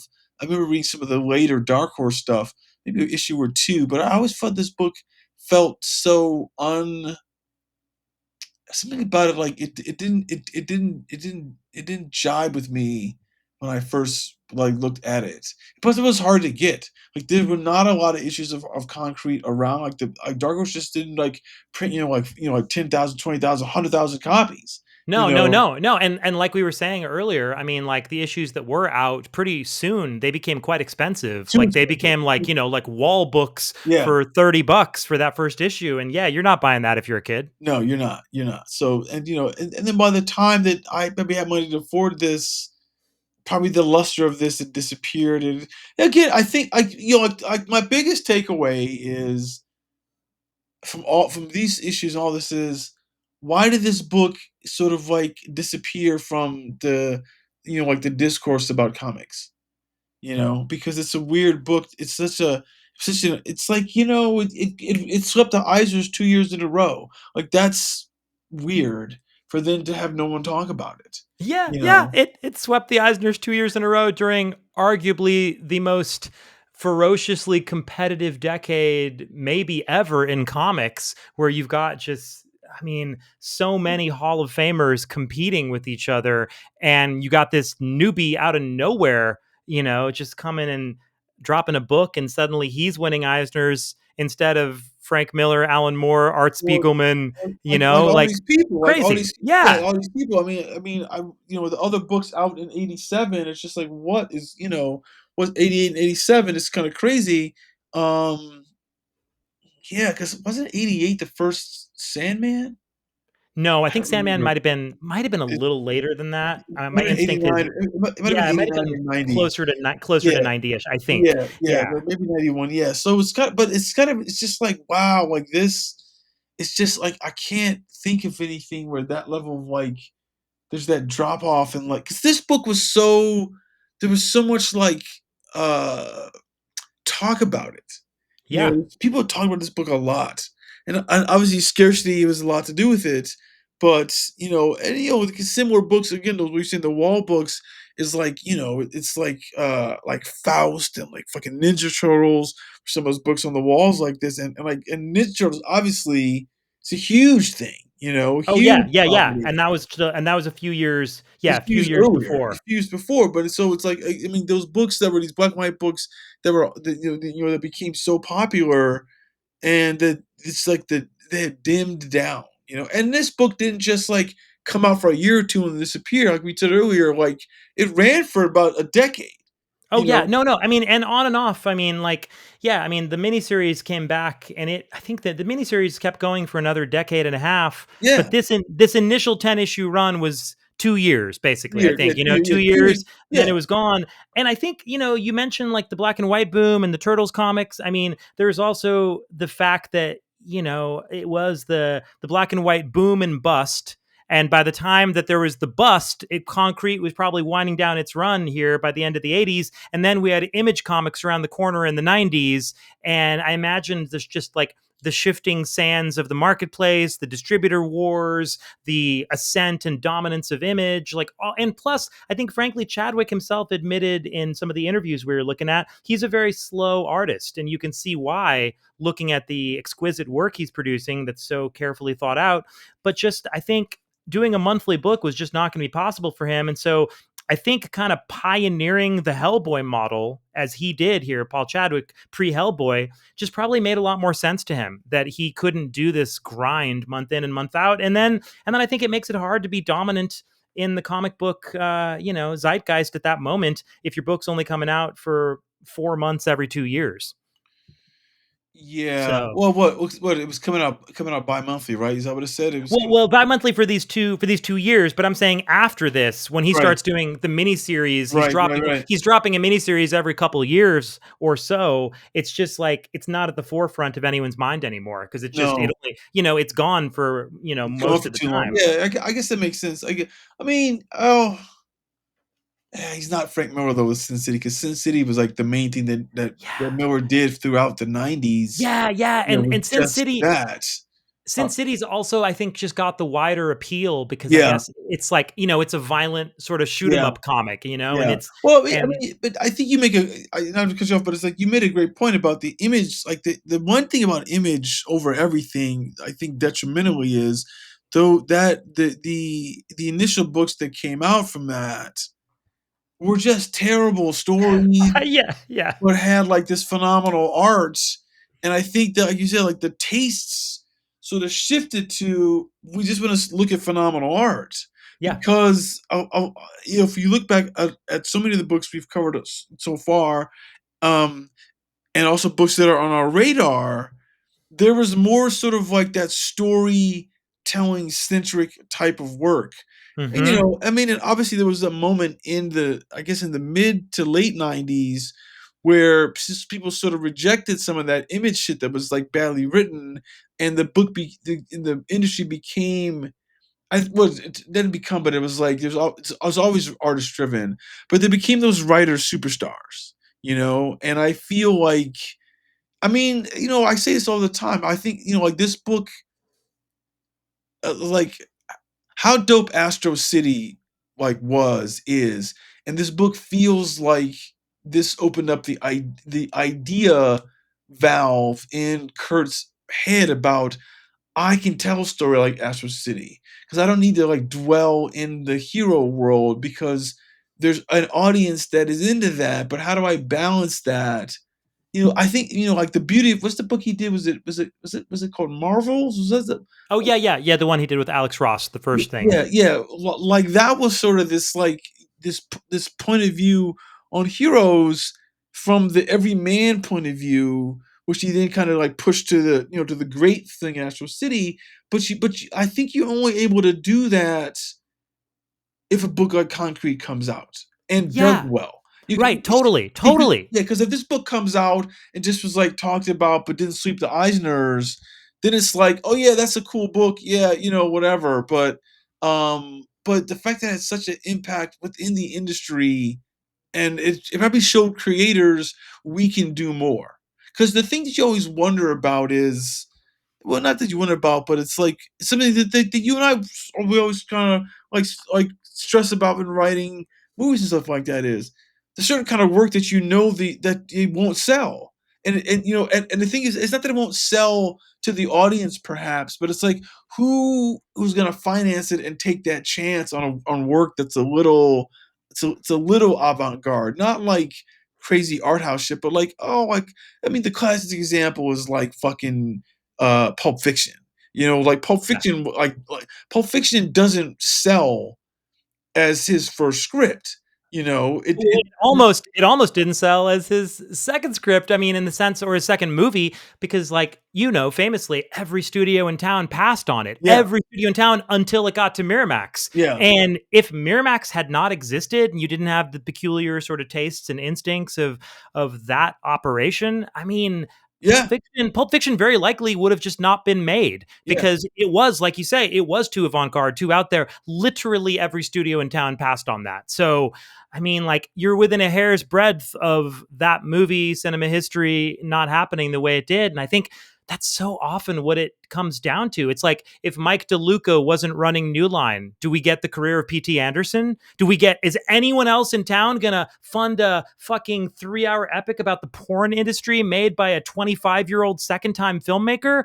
no, No. no. You know what I mean? Like, that's ridiculous. Because the thing about both those stories is you think about it right is that like Tarantino's first film is like a interesting crime movie, and Paul Thomas Anderson's first movie is an even more talky like crime movie that doesn't tell you anything about his subsequent career. It No, was not at it, all. it, It's it very was quiet. It's a yeah, very very quiet quiet. film in a Like way too. Hard yeah, Eight, Hard Eight. Yeah. aka Sydney. Yeah, I mean, it's basically he's like, I mean, he's smart. He's like, basically, he's like, I got to get a movie made that is done and done well, but is not breaking any ground because once it's made and it's like returns money to people, well, then I have the license to do something bigger, which turned out to be Boogie Nights, Yep. but it's like it. But the thing is, and Boogie Nights only works I don't say only works, but it works the way it does because he's got a cast. He's got Wahlberg. He's got the girl. What the hell's her name? He's got Heather Graham, Philip Seymour Tim Hoffman. Moffat. He's got Burt Reynolds. He's like this kind of like weird swath of Hollywood, and it's not the same. It's a sort of a similar pull like fucking Pulp Fiction, where we get in these cast of people, but you don't do it without that smaller film that just worked, Uh huh. and was like Oh sort of yeah. like, oh, okay. And it's great that both those guys, were again, but DeLuca, Weinstein, those guys are like, we want to make shit that's like different. And DeLuca, people don't remember this, but DeLuca's or not kind of equate this, but just interesting you bring that up his name because he's now the guy over at Warner Brothers that puts that said okay to Sinners. Oh, right, So right. That's right. Yeah. He has like the courage of his sort of taste and convictions yeah, throughout his career. And he was kind of off in the wilderness for a while after he left New Line under kind of controversial circumstances after he was the youngest studio head in history, right? right, Like, I think right. he was like 27, 28 years old, taking over the whole fucking studio. That was like insane and unprecedented. And then he left after some controversies. But when he returned as an independent producer. And I think it was Social Network that was one of the big movies that put him back on the map, right? That he came back with as a producer. Yeah, Social Network, and then he followed it up with the 50 Shades of Grey franchise, Oh, that was him too. Yeah, Oh, yeah, yeah, crazy. yeah. So I don't know the last 10 or so years he's been because Social Network is 15 years ago now, but if you look at it, it's like, oh, okay, last 10, 15 years, like he's done X, Y, and Z. But again, Social Network is sort of a crazy movie too, Oh I yeah! Oh my mean, God! Oh, on yeah. paper, that's so risky. I remember when they announced that Sorkin was writing that. You probably had the same thought. I was like, a movie about the founding of Facebook? Why? Why the fuck is he doing that? Why Well, is Aaron Sorkin wasting his time? That sounds boring as shit. And then, well, of course, you yeah, couldn't be more wrong. But DeLuca had that vision, because that or 50 Shades of Grey, you could see both of those going horribly wrong, and everybody being absolutely. like, "Why the fuck did you do that?" Absolutely. Absolutely. So I mean, to bring it back to concrete, it's sort of like, it's just I reading this book, I just look at it as like now I see it's just like the times of image and what that did. And I mean, it's weird because it's sort of the same thing with Nexus, right? Like Nexus, when it came out of when they pulled it out of first bankruptcy and they started publishing it at Dark Horse, they were doing like it was a mini series maybe every other year or something like that, which gave like Rude like an opportunity to really to hone in on the arts. He didn't have to have anybody come and do fill-ins because he got tired the way he sort of did that monthly grind at first. But the book doesn't maybe hit as hard as the quality that the book is because like you said it's only coming out like once every 18 months or something like that. Yeah. And that does have an effect on on people's taste despite the quality of it, which is sort of strange because like I don't know, I guess I don't know, like it's not Alan Moore where everyone's waiting for the next Alan Moore. But then again with Alan Moore, if you remember, like he like his last big hurrah, I feel was like America's Best Comics, right? Yeah. And Sure. he had like 3 or 4 books coming out like, sort of Yeah. contemporaneously like that. It was like Yeah. so he's and different artists, so he's hitting the marketplace with I've got my name, my reputational name for creativity. And I'm gonna do what is Adam Strong and Or Promethea and Tom Strong. Tom Strong and Top 10 Yep. And I think, was that it? Top 10? No, it was Promethea and then League of Extraordinary Gentlemen. Yeah, the City. Yeah, yeah, yeah, yeah. Yeah, So, yeah. No, and you're right, though. The presence in the marketplace there was constant, like almost every week during the peak of the ABC line. Almost every week you could show up and it's one of those books or it's Tomorrow Stories, the anthology. They right. had so much material coming out of ABC. And yeah, you're right. It gave Alan kind of a dominant presence in the marketplace after he left the mainstream, so to speak. But remember, too, that Alan Moore and Frank Miller, they were part of the monthly grind of like month in, month Yeah, out yeah, for, for years, each of them for for, decades. half a decade, Yeah, almost a decade. So they put in the time kind of in the salt mines where I think they registered on the collective consciousness of us comic book fans in a much deeper way, where Paul Chadwick was kind of more of like a sort of like, I don't want to say, flash in the pan would be derogatory because I don't mean it that way. It's more like he was just like a shocking, almost overnight success, seemingly, with his own book, because he'd done very little mainstream work, just like we said, those issues of Dazzler, like a handful of issues here and there of other comics. But I mean, Chadwick just emerged almost fully formed with Concrete for 10 issues.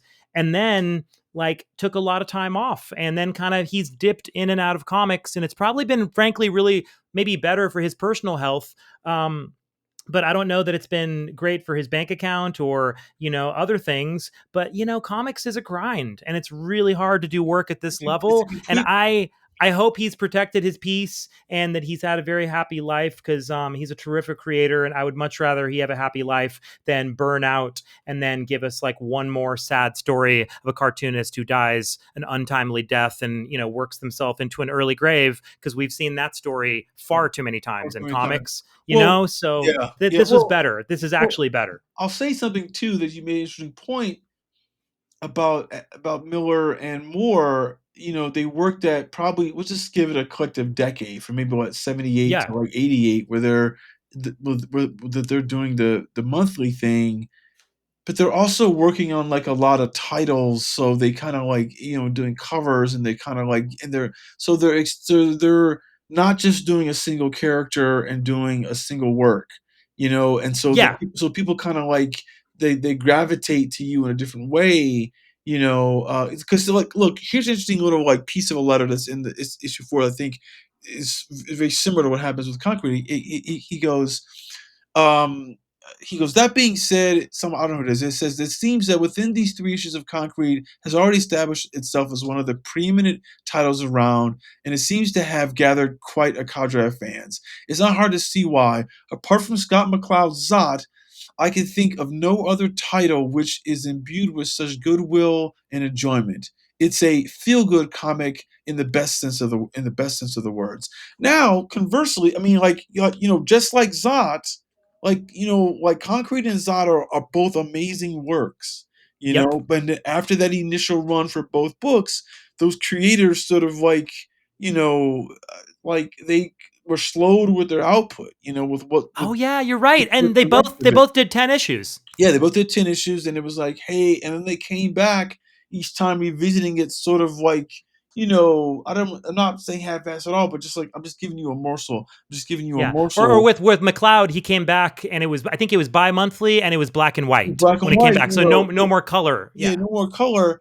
And but the thing is, though, it's like, again, the difference between like Miller and all these people is these guys didn't do any other work. I mean, not that they didn't do any work, but, Yeah. there wasn't like substantial other Well, work, because you're you right could. though.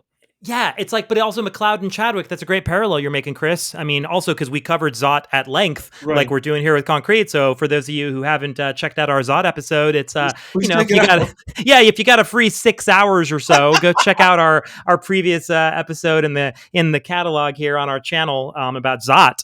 But yeah, very similar in terms of the fact that both Scott McCloud and Paul Chadwick are pure cartoonists. And Yeah. I mean that in the best possible sense of the word. They're both highly visual thinkers who do just as much writing with their images as they do with their words, but both of them are no slouches as writers. They're No, both no. highly sophisticated writers as well as highly sophisticated artists. And that really does, it takes a toll on you energetically. It's not easy to do that. You can't just juggle 5 books a month like somebody like Alan Moore or Frank Miller might be able to do, because they write for other people. Yeah. And I think that's really the biggest difference in terms of output and being able to have visibility in the marketplace, is because a writer can, I don't want to say easily, but a writer can quite possibly write 4 or 5 titles a month, whereas that would be literally impossible for an artist. And, for the kind of work that McLeod and Chadwick are doing, just drawing 1 book a month is a Herculean task. And so really, I think it's just, they're on a different path, and they both went on to primarily just write and draw for themselves. McLeod and Chadwick did, whereas, Alan Moore obviously was almost exclusively a writer, and Frank Miller kind of split his career 50-50 for a time between writing for others and writing for himself. And so very different types of careers, but I think that's a great parallel you're making, Chris, because for McLeod and Chadwick, they had to kind of go recharge their batteries, and then when they came back to comics, they had something to say, but it was a fully realized vision each time. Yeah.